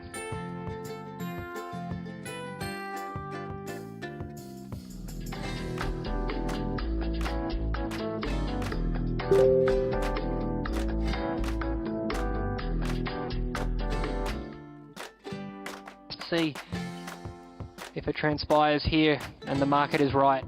1200 metres, final race of the afternoon here at Kranji. Starter releases I'm off and racing. Level line as well. Mr. Dynamo broke nice and cleanly. So too Showall 61. And Last Samurai for Matthew Kennedy will go to the front in his forward position. Getting in behind the speed there, we have Reignite with Grand Avante, a race favourite to his inside. Getting back on the fence is Royal Commander, Flying Nemo. Back then to Golden Brown, Pacific Chief with Elite Legend out wide. Royal Commander is second last, and at the back of the field, Zygarde 423.96, and it is Last Samurai in front who takes them to the corner. Getting the nice drop in second, Showall 61. Grand Avante just looking for a run and travelling on the bridle. So too Reignite. He seems to be in a really good position here for young Jamil. Super Posh behind him with Golden Brown peeling out in the gold colours. Flying Nemo to his inside, and then we get back towards Elite Legend in a bit of a bumping duel, and Mr. Dynamo towards the tail. Royal Commander still last of all. Reignite takes over here with 250 metres left to go. Grand Avante is giving chase. So too Golden Brown on the outside. These three have drawn away. Golden Brown on the outside takes over from Grand Avante. Not going away. Grand Avante digging deep for Lerner. That's 4 for the Frenchman, and he got the best out of him in the last 100. Golden Brown in second. Then we have on the inside fence Reignite, who boxed away with Zygarde running on. Flying Nemo, Elite Legend. And getting back to the inside, Showall 61, Pacific Chief towards the tail. Mr. Dynamo, Royal Commander, last few home, Last Samurai, and Super Posh. What a... 4, 8, 2 and 3 are your numbers. Favourite scores to give Danmar a treble. Mark Lerner, 4 for the afternoon here at Kranji. Stand by for the all clear on our final race.